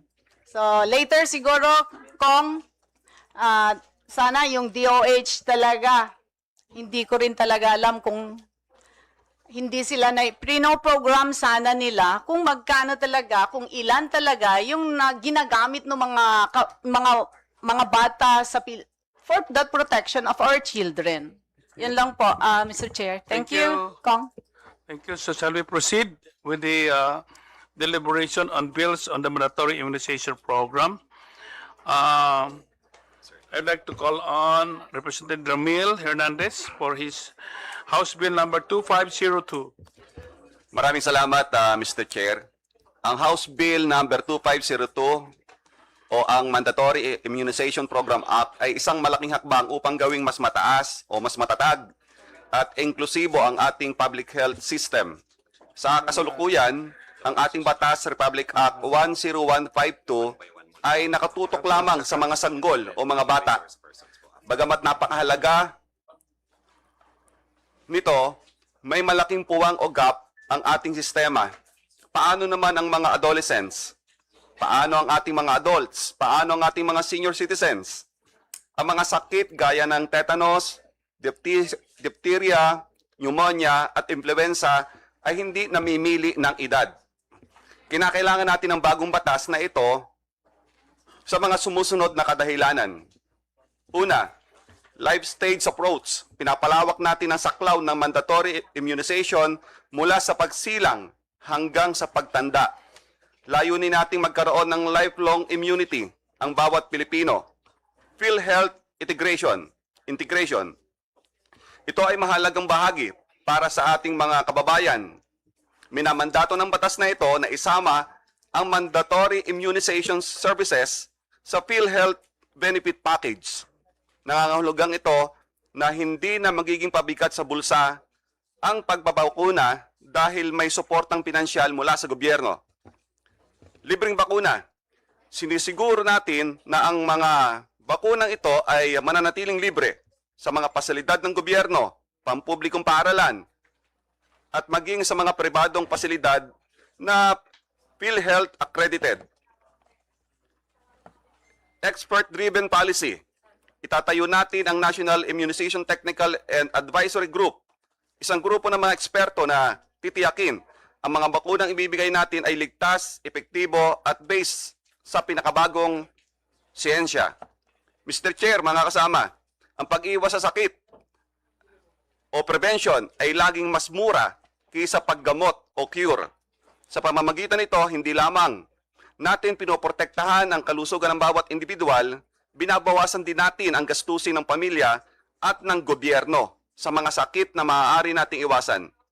Para sa kalusugan ng lahat, mula sa sanggol, lolo at lola, hinihiling ko po ang suporta ng komite sa pag-aproba ng panukalang ito. Maraming salamat po.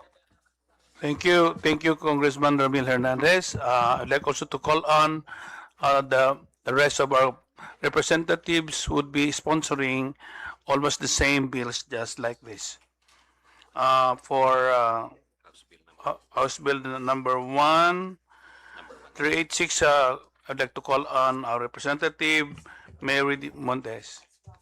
In the interest of time, Mr. Chair, I'd like to move that the explanatory note of House Bill 1386 be considered as the sponsorship speech. I so move, Mr. Chair. Thank you, Representative Montes.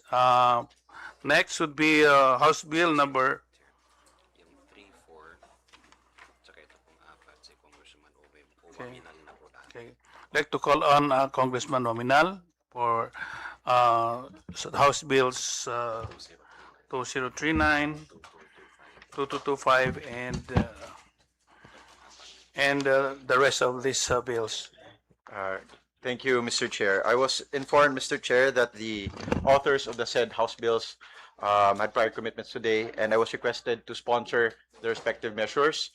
And I move, Mr. Chair, that their explanatory notes be adopted as the respective sponsorship speech of House Bills number 2039, 2225, 3143, 3769, 4498, and 5113, Mr. Chair.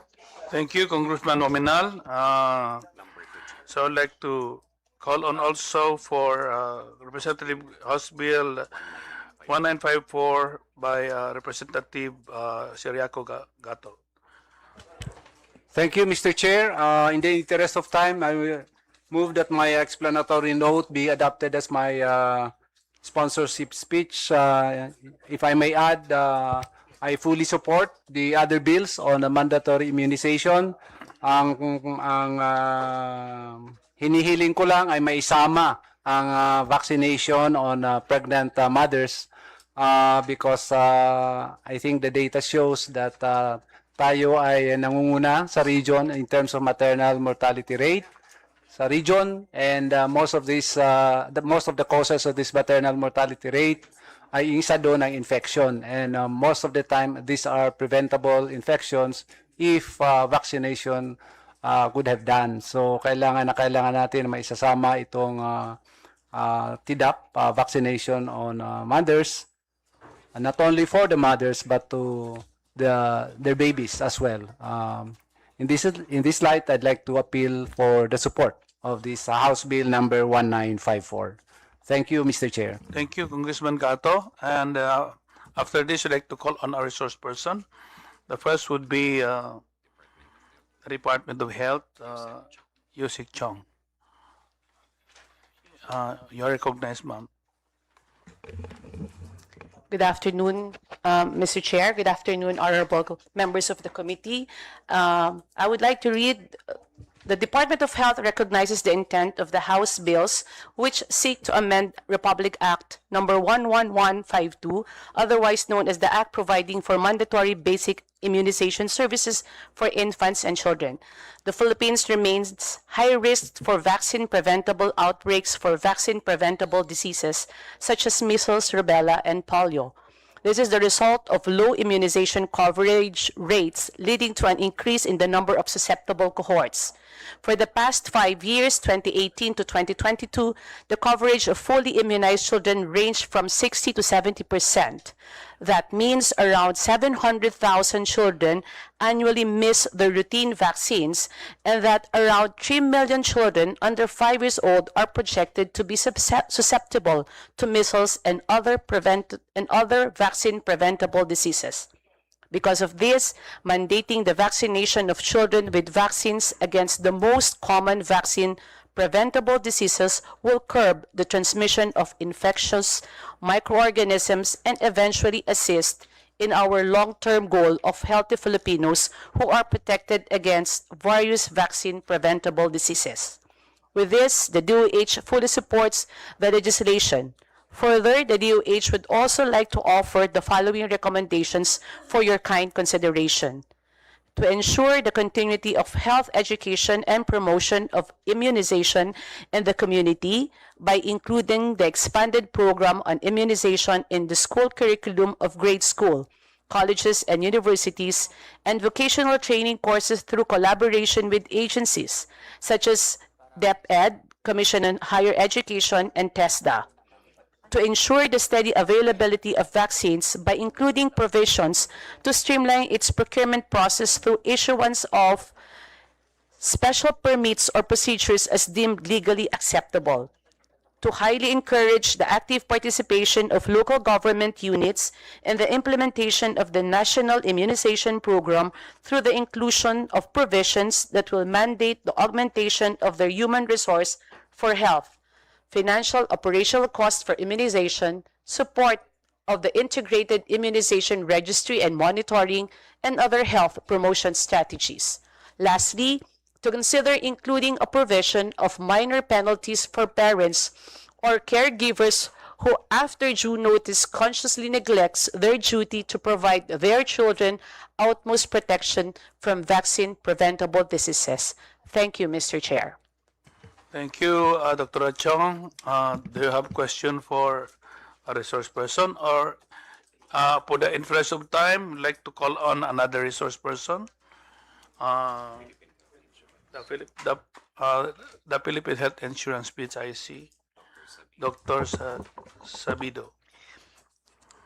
Mr. Chair, honorable members of this Committee on Health, PhilHealth strongly supports the intent of the proposed measures to strengthen the national immunization program, expand protection against vaccine preventable diseases, and institutionalize a national immunization technical and advisory group. These initiatives will advance preventive or healthcare, enhance our financial risk protection, and reinforce national immunization goals. As a national health insurer, PhilHealth is committed to advancing healthcare reforms and working collaboratively with the DOH and other stakeholders to support the effective and sustainable implementation of the national immunization program. PhilHealth respectfully underscores that any expansion of benefits or inclusion of additional vaccines in the PhilHealth benefit package be undertaken in accordance with the HTA and actuarial evaluation mandated under the UHC Act to ensure program sustainability. Aligning NITAG recommendations with the HTA process will help ensure that decisions remain evidence-based, transparent, and fiscally responsible. PhilHealth also recommends continued coordination with the DOH to clarify financing responsibilities and avoid duplication of the services, recognizing the DOH's primary role in vaccine procurement and program implementation. Clear financing alignment will strengthen interagency coordination while safeguarding the sustainability of the National Health Insurance Program. Having said those, Mr. Chair, the PhilHealth already has newborn care package and maternity care package that includes already certain vaccines. Like for the newborn care, we already cover the BCG and Hep B first dose or birth dose in its package. And also under the maternity care package, we also cover tetanus toxoid in the antenatal care component of the maternity care package. Thank you, Mr. Chair. Thank you, Ma'am Dr. Sabido. At least we have been informed that PHIC is really financing some of this immunization program in private and government hospitals. So I'd like to call on another resource person. Department of Education Director Apao. Good afternoon, Mr. Chair and dear honors. The Department of Education manifests its strong support for the intent of House Bills number 1386, 1954, 2039, 225, 2502, 3143, 3769, 4493, and 5113 on Mandatory Immunization Program Act. Mr. Chair, Your Honors, DepEd will submit its official position and recommendation, if necessary, to support the passage of the aforesaid or aforementioned House bills. Furthermore, DepEd remains committed to collaborating with the Department of Health and other government agencies to ensure healthy Philippines, specifically our Filipino children. Thank you very much, Mr. Chair and Your Honors. Thank you, Madam. Ma'am, I think you have also nurses in your DepEd who can assist us on this. We will be working with that and ensuring that these children who are enrolled in elementary should have the coverage of this immunization that are necessary. Well noted, Mr. Chair. Thank you very much. Our next resource person would be from the PNA. Dr. Dimatulak, you are recognized. Andyan na siya? Wala siguro. Are you around, Dr. Dimatulak? What can you say? Thank you. Good afternoon, everyone. PNA? Yes, Philippine PMA? Nurses Association. PNA. Philippine Nurses Philippine Association. Nurses Association, ma'am. Yes. So, in behalf of the Philippine Nurses Association, we respectfully express our strong support for the House bill strengthening the mandatory immunization program. Immunization remains one of the most effective and life-saving interventions, and nurses are at the forefront of vaccine delivery, ensuring safe administration, maintaining cold chain integrity, monitoring adverse events, and educating communities to address vaccine hesitancy. We commend the honorable authors for advancing measures that aim to improve vaccine coverage and restore public trust in immunization. While we express support for these measures, the Philippine Nurses Association respectfully underscores that successful implementation requires parallel support for the healthcare workforce. The Philippine Nurses Association stands ready to support these initiatives for this honorable committee. Maraming salamat po. Thank you, ma'am. Thank you also for the nurses who is supporting us in these programs. The next resource person is UP Institute of Health, Dr. Lang.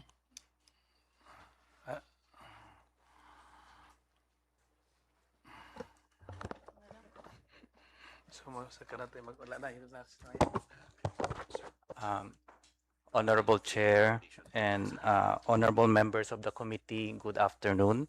On behalf of our Executive Director, Dr. Maria Alejandria, who is feeling under the weather at the moment, I am Dr. Hilton Lam from the Institute of Health Policy and Development Studies, and with me is Dr. Tita Uy, Director of the Institute of Child Health and Human Development. Please allow us to respectfully express that effective and safe vaccines for immunization is one of the landmark discoveries in medicine and modern public health. So we believe that immunization can benefit Filipinos at all ages. Thus, we support the push for a national life course immunization program. We endorse the existing list as expressed in the House bills, but we propose that the mechanism for inclusion be streamlined through the NITAG instead of having to seek approval from hearing, no?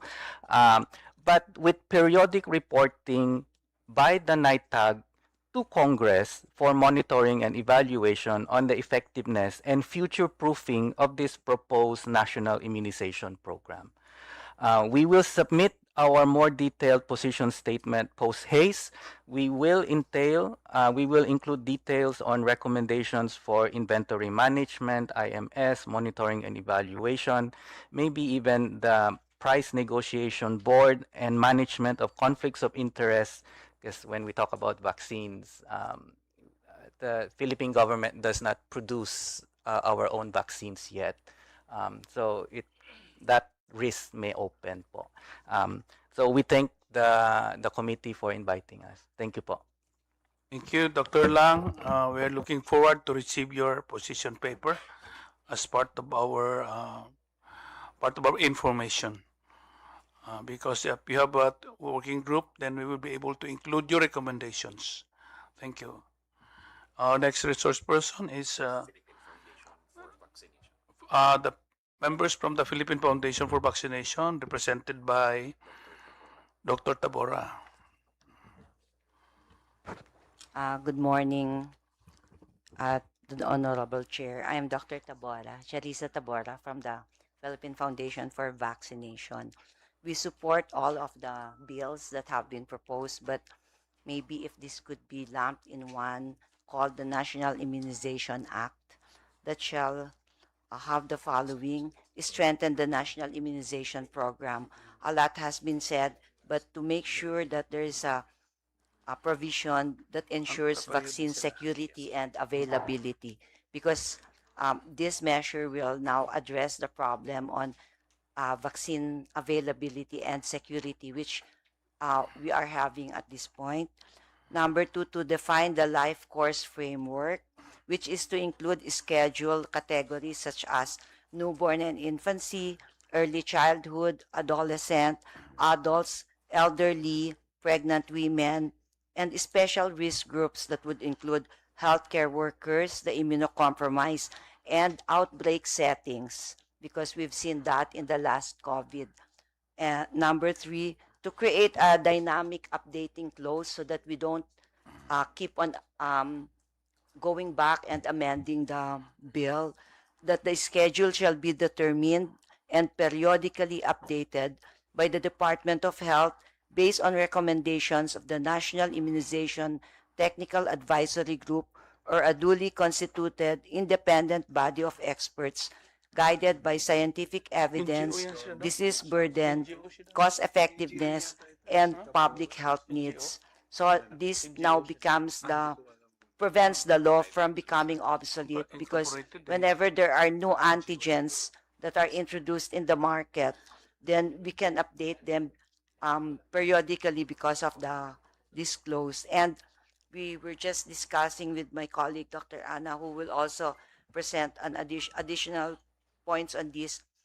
I just have personally qualms on the use of the word mandatory, because in the past, as we've seen in COVID, we've seen the word mandatory and there's a negative connotation to it.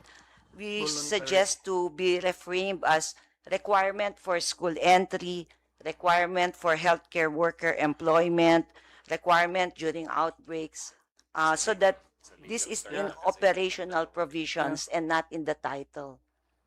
That's all, Your Honor. Thank you for your comment, ma'am. And thank you also for coordinating with the program, National Immunization Program. I'd like to recognize also Dr. Ong Lim for her position. Thank you po, Mr. Chair, and the members of the committee for the opportunity for our CSO to provide comments about this very important legislation. So kung titignan po kasi natin yung problema ng immunization coverage sa ating bansa, madali po sana kung simple lang ang sagot, pero marami po talagang parte na kailangan nating strengthen. So medyo kakaiba po tayo kumpara sa ibang bansa, kasi po ang pulisiya nanggagaling sa central pero ang implementation nanggagaling sa local government units. And dahil po yung ating proseso ay hindi po nakalatag lamang sa isang organisasyon, hindi mahirap maintindihan na nagkakaroon po talaga ng gaps dun sa ating proseso. So siguro sa amin po sa Philippine Foundation for Vaccination bilang isang CSO na karamihan po ay nasa private sector, ang isa pong magandang ma-institutionalize sa atin pong National Immunization Act yung benchmarking against global standards. So ano pong ibig sabihin nun? Yun pong ating mga proseso sa pagpili ng mga bakuna na ipapasok po natin sa ating programa, bigyan po natin ng pagkakataon yung ating mga technical experts na magbigay po ng kanilang abiso base po dun sa current evidence and health technology assessment. So ito po yung trabaho ng NITAG, which I am glad to report is already operational. At alam ko po yun kasi ako po yung chair, so I would like to disclose that. Ang amin pong role ay magbigay po ng input sa ating National Immunization Program kung ano po yung naaayon at ano po yung kinakailangan sa ngayon. So yung pong mga proposal ng ating mga legislators na ilista po yung mga bakunang ibibigay at ipadadaan po sa ating mga komite dito sa ating House at saka sa Senate, kung maaari po para mas maging responsive ay sa NITAG na po natin iasa, and we can assure you that we will be using the evidence and health technology assessments to provide cost-effective recommendations sa ating programa. So Pagka napili na po natin yung bakuna, ang susunod naman po nating problema ay yung procurement. So marami pong pieces of the puzzle na nagiging problema doon kasi po minsan wala pong supply, katulad na po sa ating sitwasyon ngayon na wala po tayong oral polio vaccine. Kahit po gustong-gusto nating mag-procure ay wala pong makuha. And meron naman pong mga pagkakataon na yung nakakasali po sa ating mga proseso, hindi naman po sila yung reliable suppliers. So siguro po, pwede pong pag-isipan ng ating mga proponents, yun pong proseso, kung pwede ba maging multi-year ang ating procurement, para po maging stable yung ating programa. Hindi po, darating pa lang po yung supply, para sa taon na to ay mauubos na po yung susunod. So medyo impact po yun doon sa ating operationalization ng ating proseso. So sana po pag naayos naman po yun, doon naman po tayo pupunta doon sa mga nagbabakuna. Ang balita po namin sa ground, dahil mabilis po ang turnover ng ating mga health staff sa ating LGUs, yun pong marunong na po, unfortunately, wala na po sa sistema at kailangan na naman po natin mag-train ng panibago. Then finally, doon naman po tayo doon sa tatanggap ng bakuna. Hindi po natin mapagkakaila na meron na pong konsepto ng vaccine hesitancy sa ating bansa ngayon. So, yun nabanggit po kanina na kung pwede po even in our school system, kasama po yung education about vaccination and vaccines and the benefits of vaccines, maganda po yun kasi sumasakay po yun sa konsepto ng pre-banking. Ibig sabihin, bago pa natuto ng mali, yung kabataan, na ituro na po natin yung tama para pag nakarinig po sila ng mga faulty health information, alam po nilang sabihin na, ay, parang hindi yata tama yun, hindi po yan sinabi sa akin ng aking teacher. So, inunahan na po natin. And finally po, yung ating electronic data capture system. So, marami po tayong mga gaps in terms of recording. And in fact, pwede pong sabihin na maaring mababa yung ating coverage kasi yung ating pong denominator, yung number of people in a locality, ay hindi naman po natin nakakapture ng tama. So sinasabi po ng ating vaccinators, lahat na ng bata na bakunahan na namin, 2 na nga yung nabigay namin pero hindi pa rin kami 100%. So kailangan pong magkaroon ng improvement sa ating data capture system. So marami pong salamat sa pagkakataong to, and sana po lahat ng mga suggestions ng ating mga resource speakers will be considered. Thank you so much. Thank you, ma'am. So the floor is now open for questions and discussions. Mr. Chair. Congressman Dominan. Thank you, Mr. Chair. At the outset, Mr. Chair, I wish to make it clear that I fully support the bills being discussed right now. Immunization is indeed very important, not just from the perspective of the beneficiary, but also from a broader public health standpoint. But just want to raise some questions to the DOH as regards the current status of our vaccination immunization efforts and perhaps how to improve on them. So currently po, what is the immunization rate of the DOH when compared to our national targets? Umabot po ba tayo sa ilang percentage on a nationwide level? Sorry. Yeah.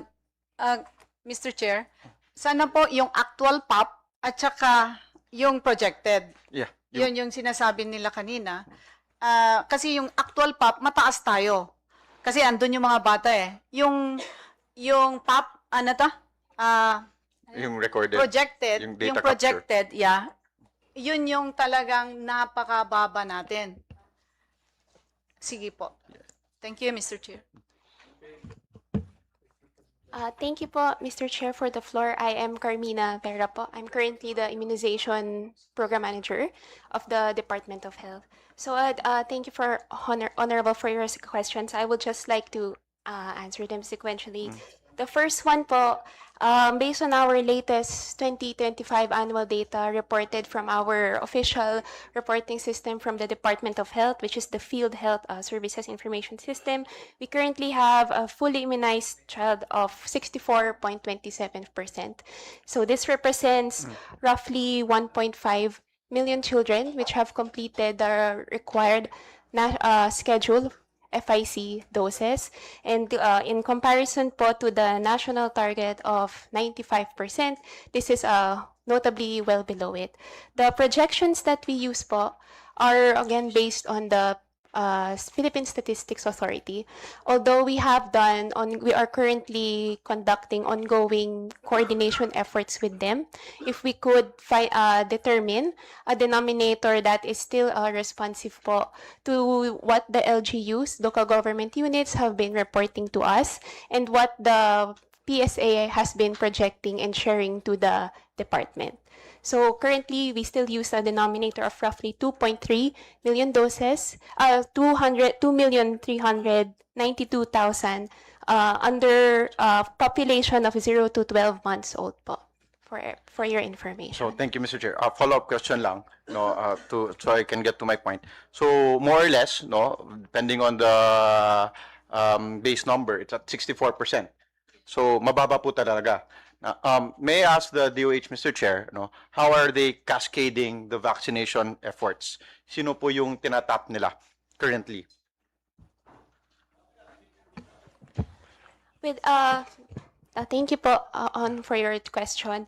So, given the current accomplishment po, we are cognizant that there needs to be a more significant catch-up effort, meaning we need to further intensify the routine immunization efforts. That's why we have also established various partnerships with not only the national counterparts, but we are also capacitating regional health offices to strengthen their partnerships within their jurisdictions, just to ensure po that most medical societies and other national government agencies po, especially our partners from the DILG, can also be hands-on po in improving the current immunization coverage rates that we are reporting.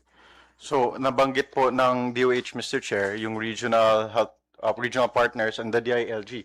But do I understand it correctly that we are not yet tapping yung ECCD Council?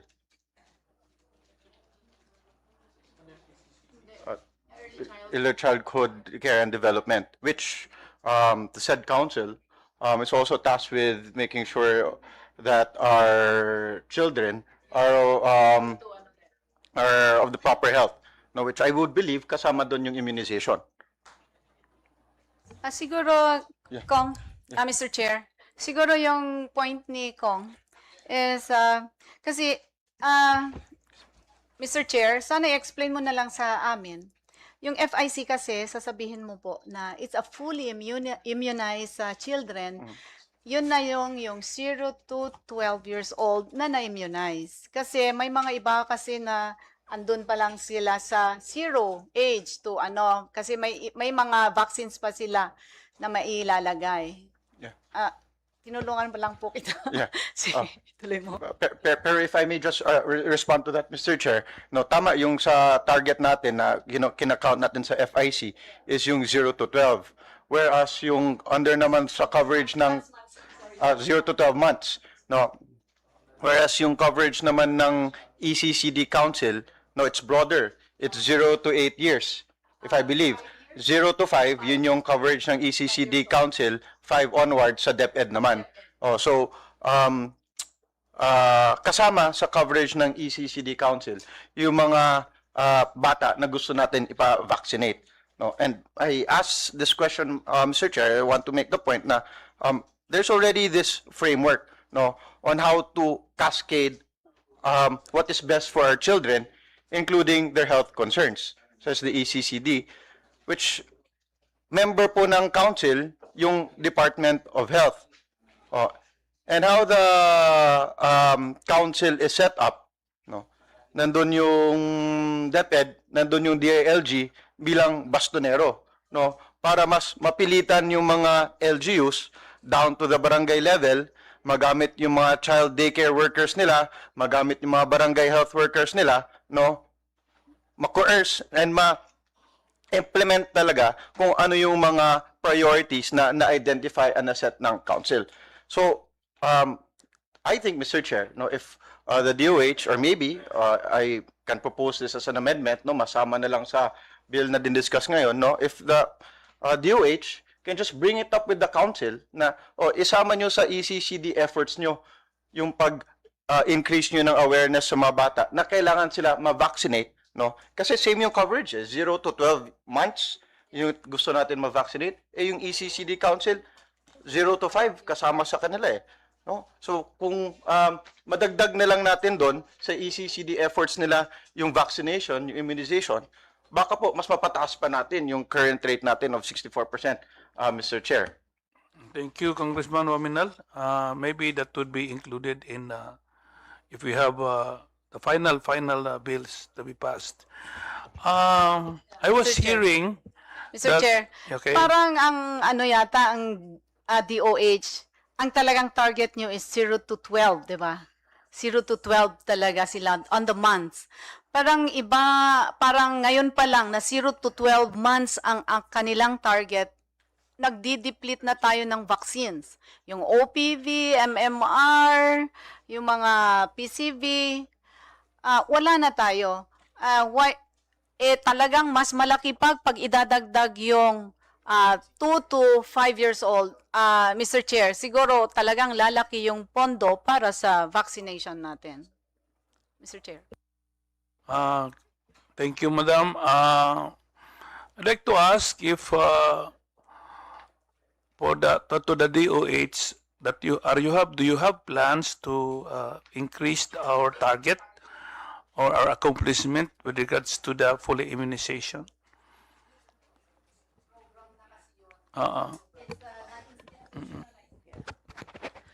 Mr. Chair, if I may refer you to the program, because all of these are already in the program of the Department of Health.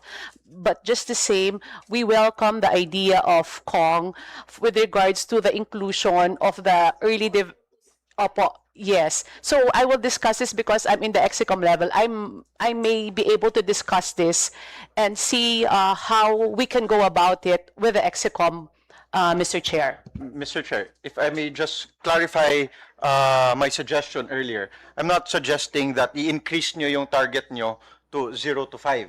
No, I'm just saying na you make use of the ECCD Council. And in fact, yung ECCD Council, no, iba-iba naman yung ginagawa nila for the varying age groups.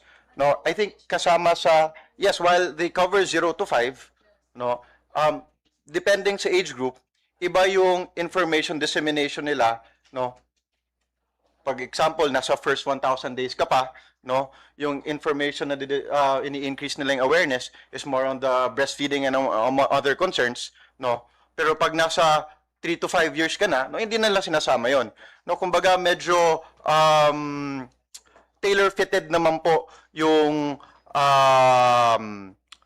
activities ng council depending on what the particular age group, age demographic requires. No, but since yung ECCD sakop nila 0 to 5 and sa 0 to 5 kasama yung 0 to 12 months, no, baka for the particular 0 to 12 month demographic, no, maging mas active yung ECCD Council upon the prodding of the DOH, or if masama po, if the proposed amendment is acceptable to the authors, no, masama nila na yung 0 to 12 months na mga bata, no, mas tutukan nila, mas bibigyan nila ng diin when it comes to yung immunization efforts po ng DOH. Yun naman po yung ano ko, Mr. Chair, hindi ko naman po sinasabi na yung 0 to 5 i-vaccinate na lahat, but kumbaga magamit lang yung framework, the system that is already in place, no, to improve our vaccination efforts na currently mababa po talaga at 64%, Mr. Chair. Thank you, Congressman Minal.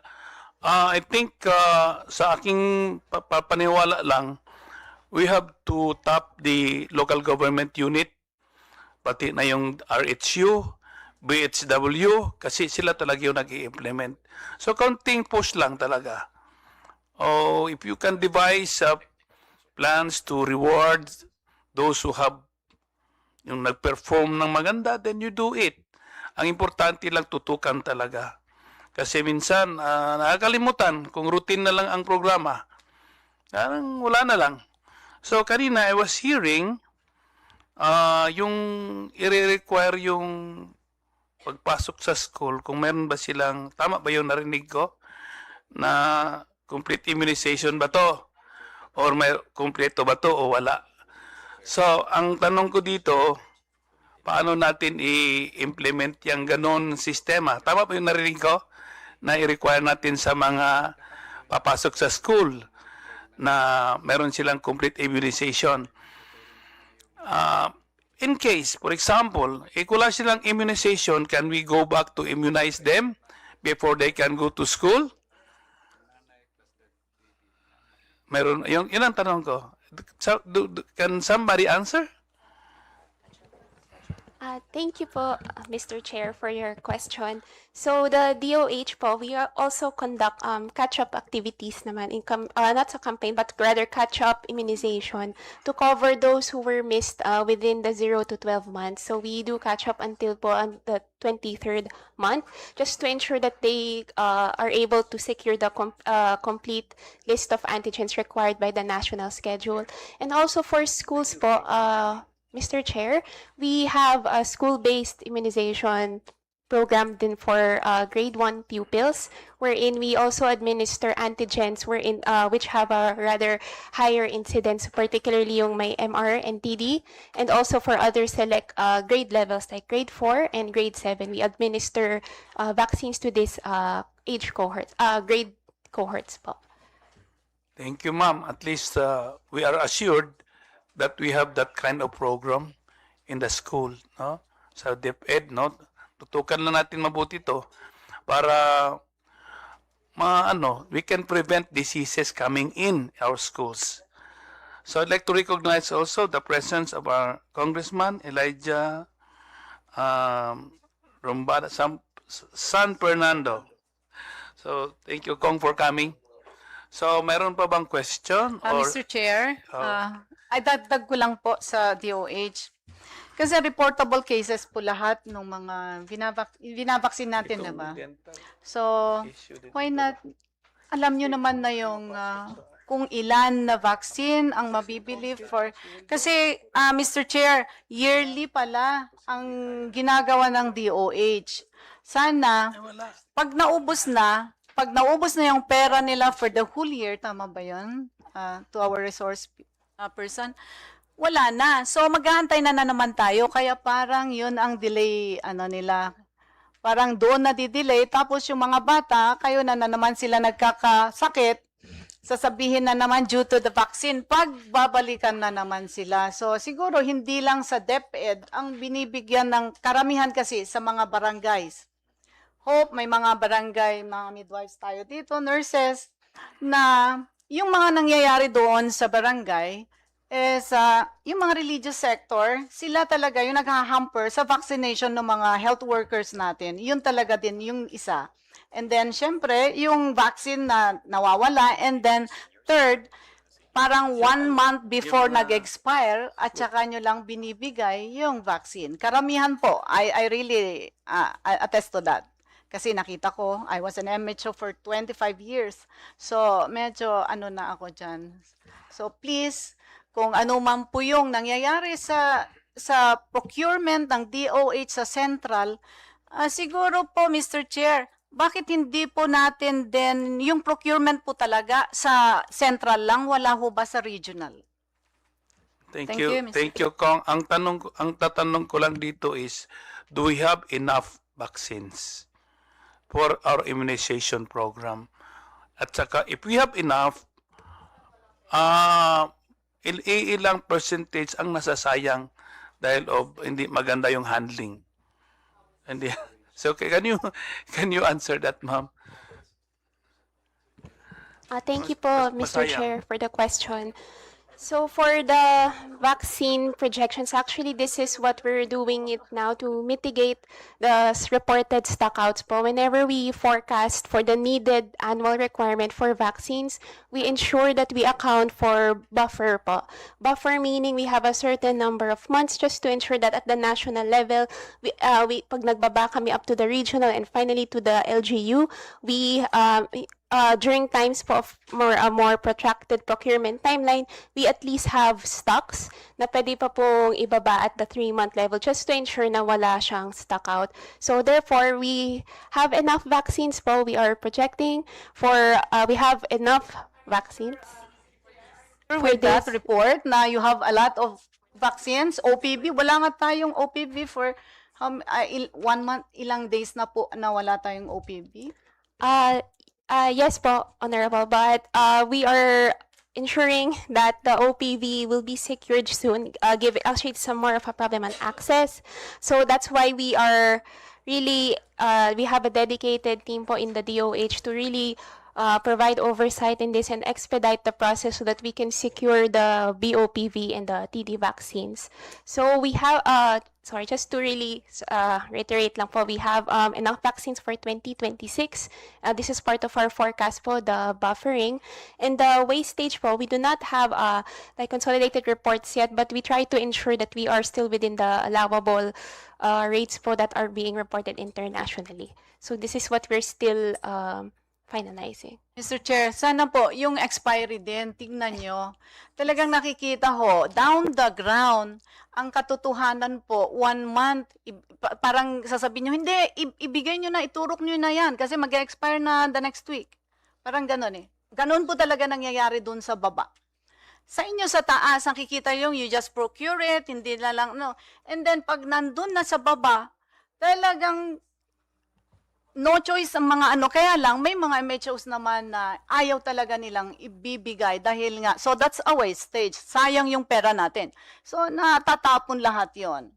Alam naman natin, pag nandun na sa barangay, pati yung handling talaga, pag nakita nung mga, ngayon kasi, sa atin, sobra na yung social media. So, dapat ni ano din natin yon, pinipicturan pa nga nila yung mga expiry niyan. So, saan po yung bumabalik? Sa central. Kasi kayo lang po ang procurement. Sana po, kailangan ho na makita nyo rin yung paano makarating doon sa pinakaliblib, papuntang Batanes, pinakamalayo kay Chair. Thank you, thank you. Thank you. Okay, meron pa bang gustong sumagot? Somebody? Ma'am? Ma'am, Your Honor, this is just to address the expiring vaccines. We understand that when you bring it down to the community, the issue there is the rush to finish up all of those vaccines. But if I may, a vaccine is viable until the day it expires. So there's no issue whether it is 1 month expiring. The vaccine is viable, and the potency of the vaccine is still there until the end of if it says November 2025, then it's good until November 30, 2025, and it's viable and potent until that date. The issue lang, I think, from the point of the people on the field is the rush for them to give the vaccine. But if just to remove that the doubt on whether it is viable or not, it is potent until the last day that is in the expiration date. Thank you po. Thank you, ma'am. Meron pa bang question? Okay, somebody. Hi, I'm Dr. Tita Uy. I just want to reiterate the support of the NIH for this bill. As the director of the Institute of Child Health and Human Development, we have provided epidemiologic studies on JAP-B, rotavirus, and Hep B, which were given or provided to the DOH, which has actually assisted in the decision-making with its inclusion in the NIP. So as mentioned by Dr. Ana Ong Lim kasi na sana there are technical or scientific evidences that the NITAG would be able to review. So we are just really emphasizing that we'll continue to actually help and assist in the scientific evidence for the vaccine-preventable diseases. Yun lang po. Thank you. Thank you, ma'am. Thank you for your effort of really giving your input sa lahat tayo magtutulungan so that this program will be successful. Ang UP, very important, researches, yung NGO ba kayo, ma'am, no? Na tumutulong din. Lahat tayo magtulungan to make this program successful. So, salamat sa inyong presence. Dr. Lim, do you have something to say? Opo, thank you po Mr. Chair. Siguro kung pakikinggan po kasi natin tong usapin, ang ganda kasi lahat naman po tayo gusto natin na magkaroon ng magandang programa. And if we listen to what is already in place, parang maayos naman. Meron naman po tayong proseso, meron po tayong procurement, meron po tayong supply, may mga nagbibigay. So, ang medyo nakakapagtaka, why aren't we hitting our targets? So, that is really the million peso question. So, siguro po, magandang maging target nga yung strengthening, which is the whole point of the bill. Parang strengthening what is already in place para po makakilos po tayo, ma-achieve po natin yung tinatawag nating last mile. Kasi consistent naman po tayo, umaabot naman po tayo ng kalahati kahit papano or 60%.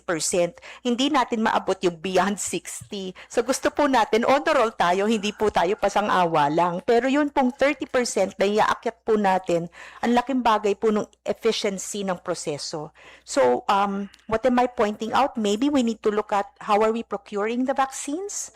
Meron po bang mas efficient na paraan? How are we delivering the stocks to our implementers? How are the implementers capacitated to actually provide the vaccination? Siguro kung maayos po natin yung tatlong yun, baka hindi na rin malayong maabot natin yung 90% natin. Thank you. Salamat po, ma'am. Yes, ma'am? Sir, to add, regarding procurement, Doctora, Your Honor, other countries kasi, they already give a tender 2 years ahead. So for example, you know that you procure the flu vaccine annually. So other countries would already go to the manufacturers and say, this is my tender for 2027, 2028. And therefore, because we have also, naka-reserve na sila, tapos limited lang naman ang manufacturers, global, uunahin talaga ng mga manufacturers yung mga bansa na nagbigay na ng tender kasi nanigurado na sila. Tayo kasi yung procurement system natin, PRN as needed. So for next year, saka pa lang tayo magpo-procure or even within the year. By then, kahit maayos yung procurement system, nagkakaproblema na tayo ng supply. And right now though, yung sa OPV, if I may, it's a global problem talaga ang shortage ng OPV. So hindi lang Philippines. But for like yung annual po, like flu, I think we should come up with a procurement system where we are able to give a tender. And in fact, there are countries like ASEAN, like PAHO, that for global vaccine security, they negotiate. And when they negotiate, they're able to get the prices at a lower cost. And I hope, like, we don't have this for ASEAN, no, Joyce, yung we have. So we should be able to do it that way, take that route, to ensure that we are able to secure vaccine supplies yearly on. Thank you, Your Honor. Thank you, ma'am. I think the DOH should listen to that suggestion. Meron ba bang question? O kung wala na, ay ma'am, okay.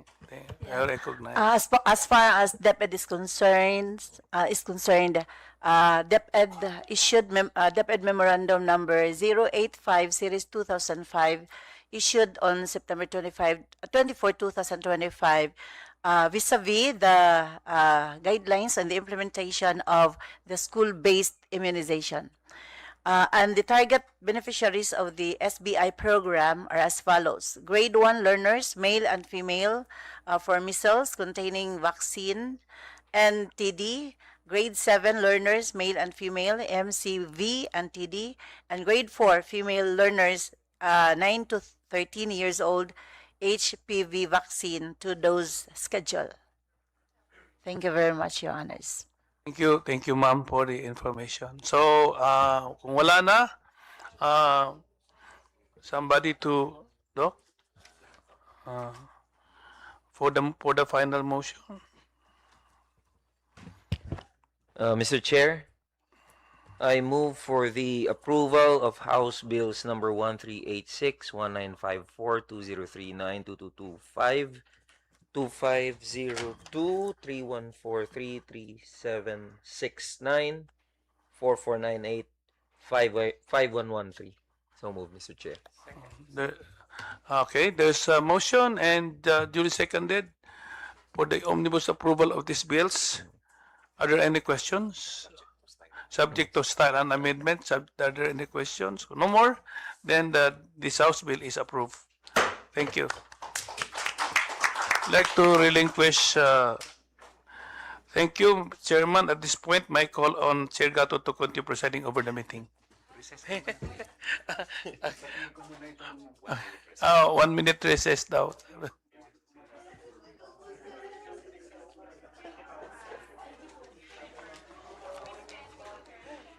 I-omnibus ko na lang din to, boss, no?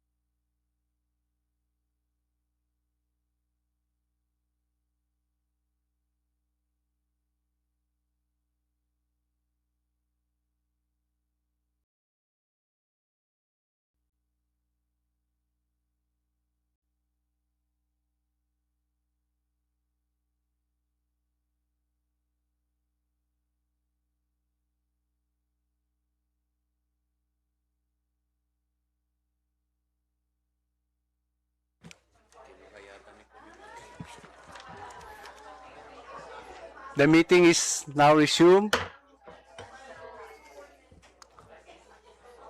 Saan na yung agenda natin?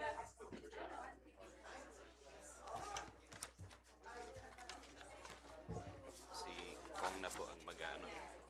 Oo.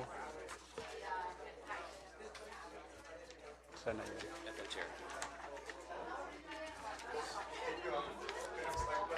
Si Kong na po. Si Kong Waminal na po. Si Kong na po. Hindi pa ako sa housing, Chair. Okay. Kong Waminal na po lahat. Okay. Sponsor. Oh, sige. Thank you, thank you. Okay, may we now settle?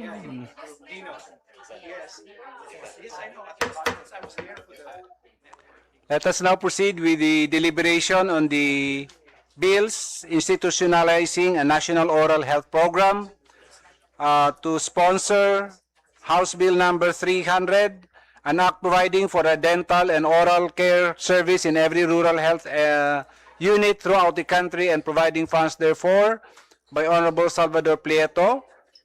House Bill number 3095, an act institutionalizing a national oral health program and appropriating funds therefore, by Honorable Keith Micah, Tony Mike Tan. House Bill number 4524, an act institutionalizing universal oral health care for all Filipinos and appropriating funds therefore, by Honorable Iris Marie Montes. And House Bill number 4691, an act institutionalizing a national oral health program and appropriating funds therefore, by Honorables Ferdinand G. Romualdez, Honorable Yeda Marie K. Romualdez, Honorable Andrew Julian Romualdez, and Honorable Jude Asidre. To sponsor the 4 bills, may we now recognize Honorable Waminal to do the sponsorship. Thank you, Mr. Chair.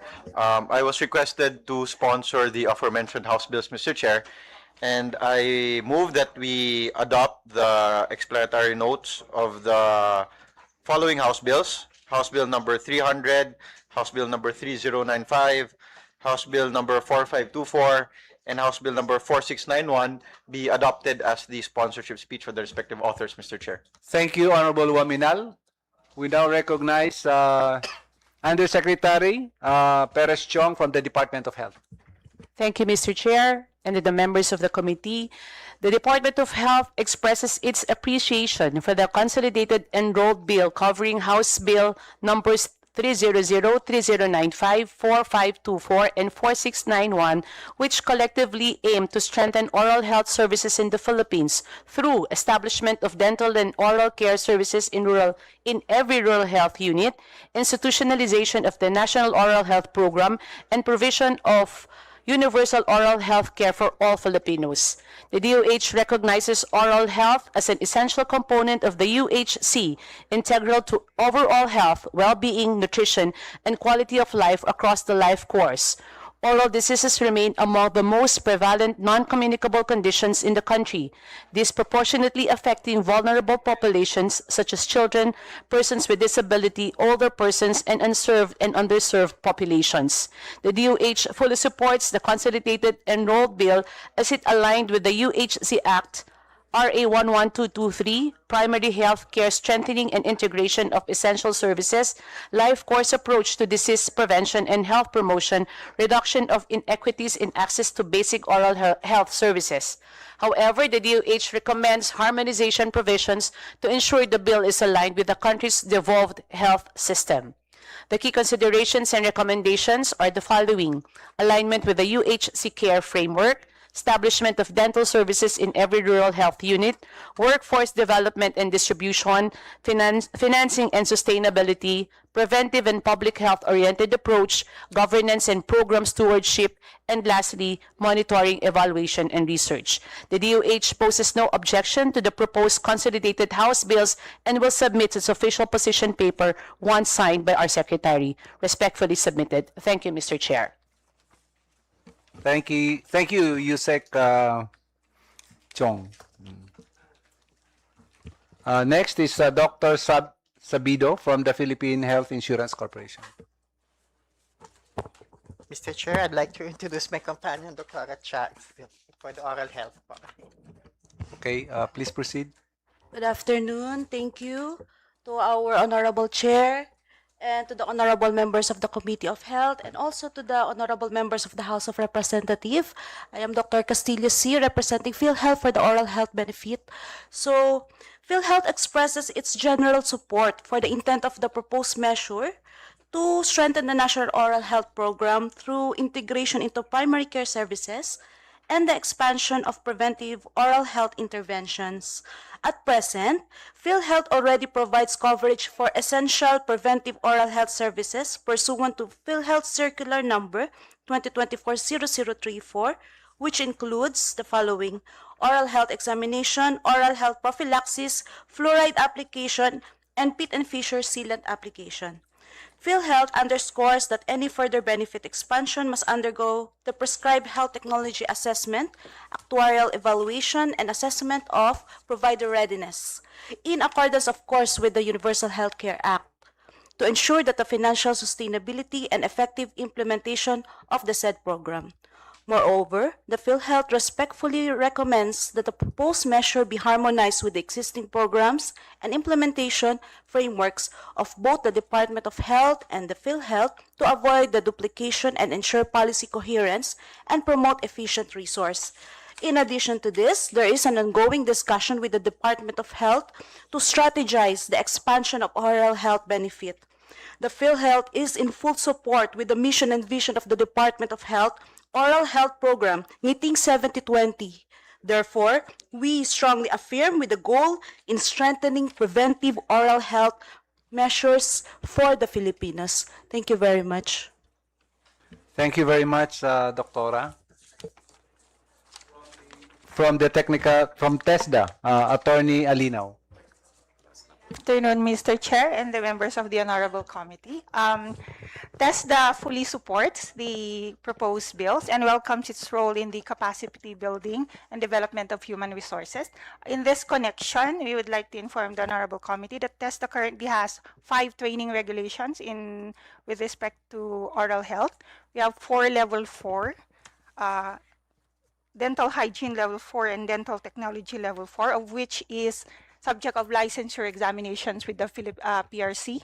And we also have 1 NC1 dental Laboratory Technology Services, and 2NC2 Dental Laboratory Technology Services for removable dentures and for fixed dentures. We will be submitting our formal position paper once signed. Thank you, Mr. Chair. Thank you, Attorney.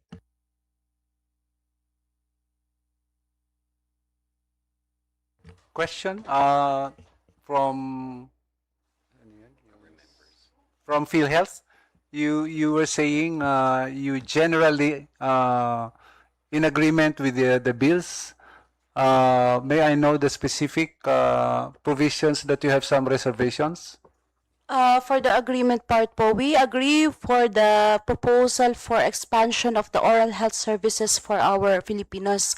So currently, Mr. Chair, we are on the meeting with and discussion with the Department of Health for the possible strategizing this expansion of services for our oral health. With the reservations, of course, for that all the services would be covered by the PhilHealth, of course. We still strongly implement the preventive oral health services rather than the curative. So for now, we are still we have the benefit package for PhilHealth for preventive oral health services, so we are strongly implementing this. And for the additional expansion of services, it is currently ongoing meeting and discussion. Thank You were recommending an HTAC consultation first Yes, Mr. Chair. and actuarial studies. Yes, Mr. Chair. So mas gusto nyo yung okay lang yung prophylaxis na kasama but not yung pasta? Sa ngayon po, Mr. Chair, ang ating pong benefit package for the PhilHealth is the oral prophylaxis. There is some recommendation that dagdagan ng services. So, under discussion po ngayon yung katulad ng pasta and other services. So hindi pa covered yung filling sa PhilHealth?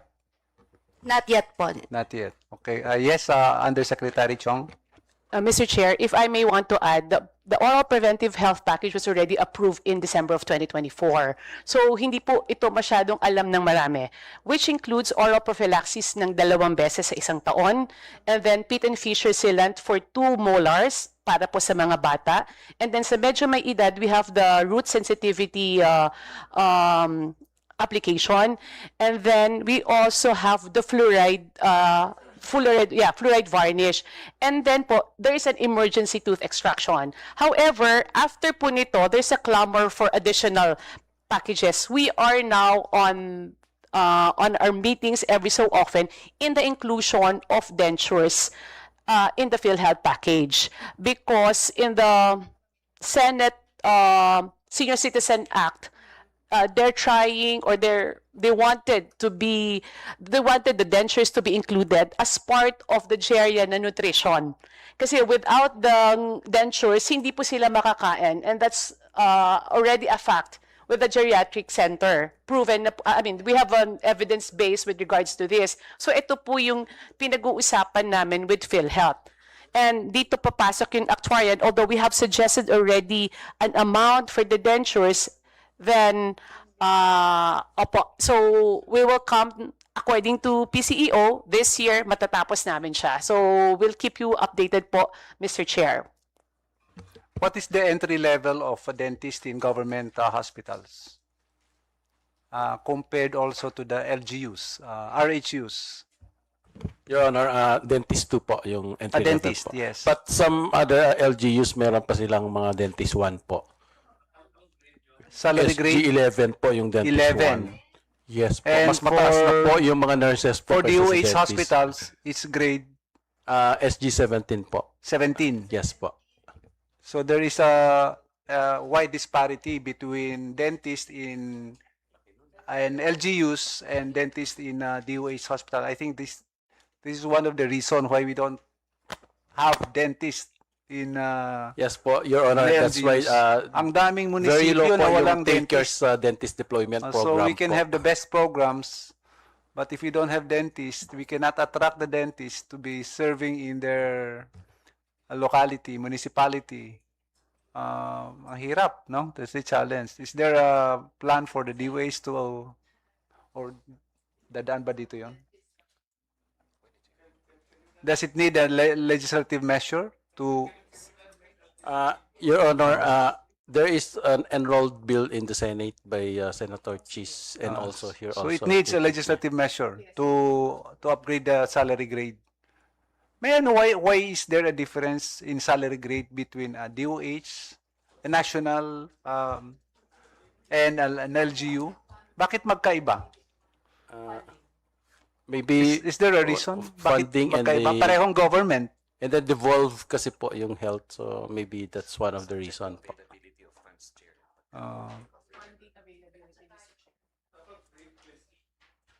Kasi when you say salary grade, nga standardized eh. So when you say salary grade, it should be a national, standardized on national scale eh. Mr. Chair, Yes. if I may, probably it's also because of the personal services cap on LGUs.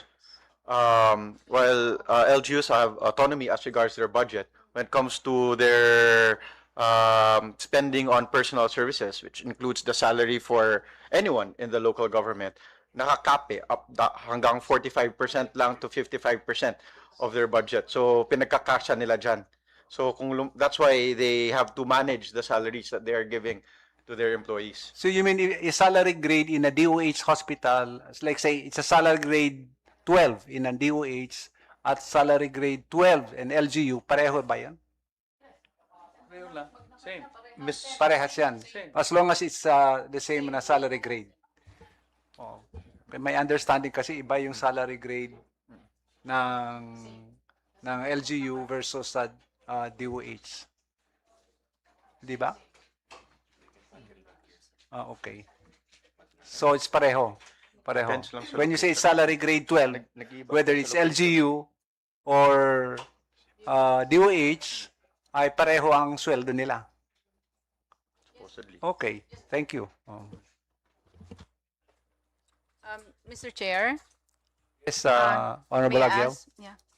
Regarding po sa PhilHealth, yung sabi niyo po kanina, sa mga parang preventive lang, ang nasa package. Alam ho ba ng mga munisipyo, lahat ng mga provinces natin, ginagawa na po ngayon? May nag-ano ho na ho ba sa inyo? Yes po, Madam Chair. Meron pong ongoing na kami facility visits. Actually, last year lang po, nagkaroon po kami ng facility visits sa Laguna. Also in the NCR in Pasig. And also in the Tondo Medical Center sa Namang Hospital. So, yung tatlong yun, binisita namin to check yung implementation po ng oral health package namin ng PhilHealth. And also to check kung ano pa yung mga issues na na-encounter nila. Maybe, Mr. Chair, sa NCR lang yan. But then, siguro hindi nakarating talaga sa mga barangay, sa mga munisipyo na liblib. Sa Batanes, baka hindi rin nila alam eh. Ongoing naman po, Madam Chair, yung aming pag-market ng oral health benefit package para sa buong Pilipinas. Kailangan lang siguro ng more dissemination pa. Pero ongoing po ang marketing talaga namin. So talaga sinasabi namin na we have an oral health services na available ang PhilHealth po. Mr. Chair, magkano ho ba per It's 1,000 po, ma'am. 1,000? Yes, 1,000 for 1 year po, per beneficiary per year. So, kung magkano, let's say, ang oral consultation lang, so doon lang po sila. Kasi fluoridization lang is, ginagawa naman sa RHUs yun. So, double na yun. Bale, kasama na po din dun, madam, yung dental prophylaxis natin or yung cleaning. At saka po yung fluoride varnish application po. Mandatory po yun. And 2 visits po yun per year, 4 months apart. So, siguro Mr. Chair, si Yusek may i-add yata. Yes, Mr. Chair, with regards to the oral health benefit package of the PhilHealth, initially po, only the level 3 hospitals ang meron because it's like an ancillary services to the hospitals. So yung dental nila, automatic goes with their LTO.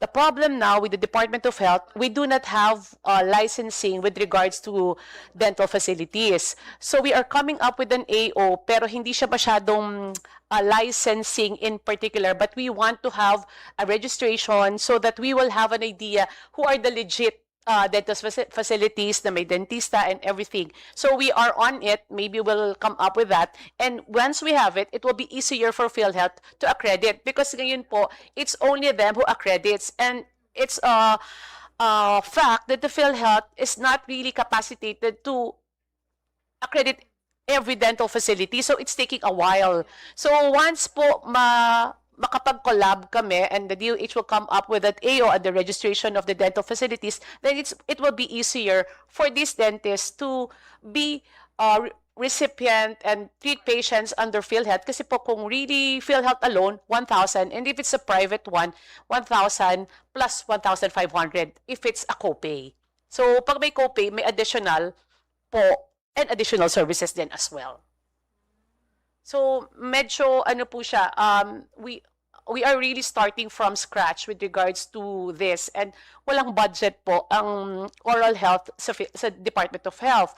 We are lodged into the programs of immunization, nutrition, and family health. So wala po talaga kaming nakukuhanan. And in fact, napakapangit po nung ating oral health landscape in the Philippines. And that's why we are pushing for the revival of the Oral Health Bureau with the DBM. It's already there. Ang kailangan din lang po is the increase in the budget of the oral health. But maybe if we have a bureau already, it will be easier to lobby for a bigger budget. Kasi po ngayon, nakalodge lang talaga siya sa disease prevention program ng Department of Health. Yeah, Mr. Chair.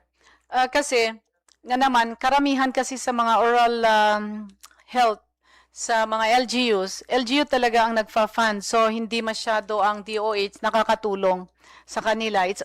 May mga times na nagbibigay sila lang ng fluoride, pero sa mga bata lang na ano.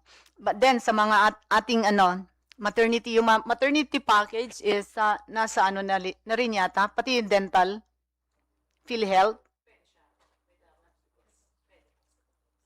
Ay, okay.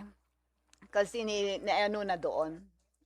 Pero sana, sa PhilHealth, hindi sana, lang, yung prophylaxis, ang ialalagay dyan. Kasi karamihan naman sa mga, nandun sa liblib na lugar, mga nagpapabunot talaga, extraction, yun ang gusto nila. Pero pag linilinis lang, nagchuchu na naman sila ng, nga, para tumibay yung mga teeth nila.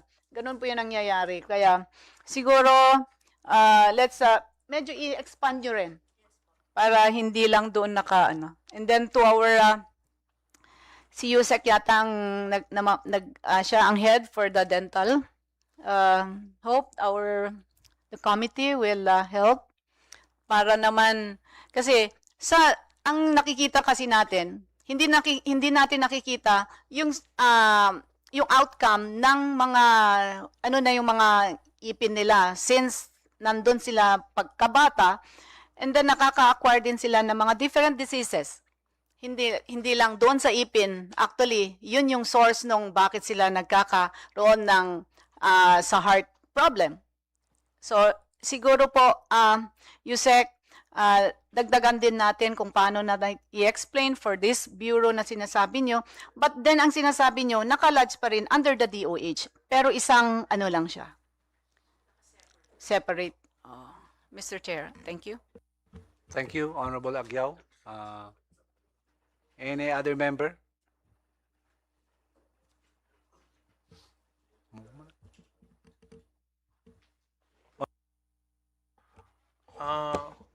Mr. Chair, I think we have to wait for the bills from Senate with regards to the increase in salary of dentist. Salary grade nila. Kaya meron naman kayang bill na ipasa doon sa Senate and we have also here. So I think we have to wait on that. Okay. Okay, I support these bills. I'd like to move for the approval of these House bills with regards to dental care. House Bill number 300, House Bill number 3096, House Bill 45224, House Bill 4691, and subject to form and style. So move, Mr. Chair. There's a duly seconded motion to approve House Bill number 300, 3095, 4524, and 4691. Subject to style and amendment. Is there any objection? Hearing none, the 4 bills mentioned is now approved.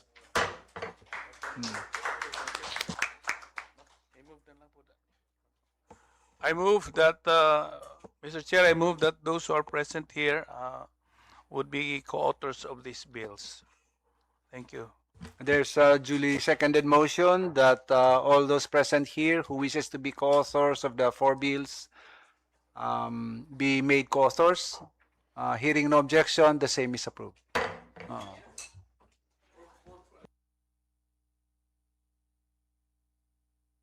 Our favorite motion? I move to adjourn, Mr. Chair. There's a duly seconded motion that this meeting is adjourned. Hearing no objection, the meeting is now adjourned. Maraming salamat to our distinguished resource person, Yusek Chong. Thank you very much, and of course our esteemed colleagues. Thank you very much.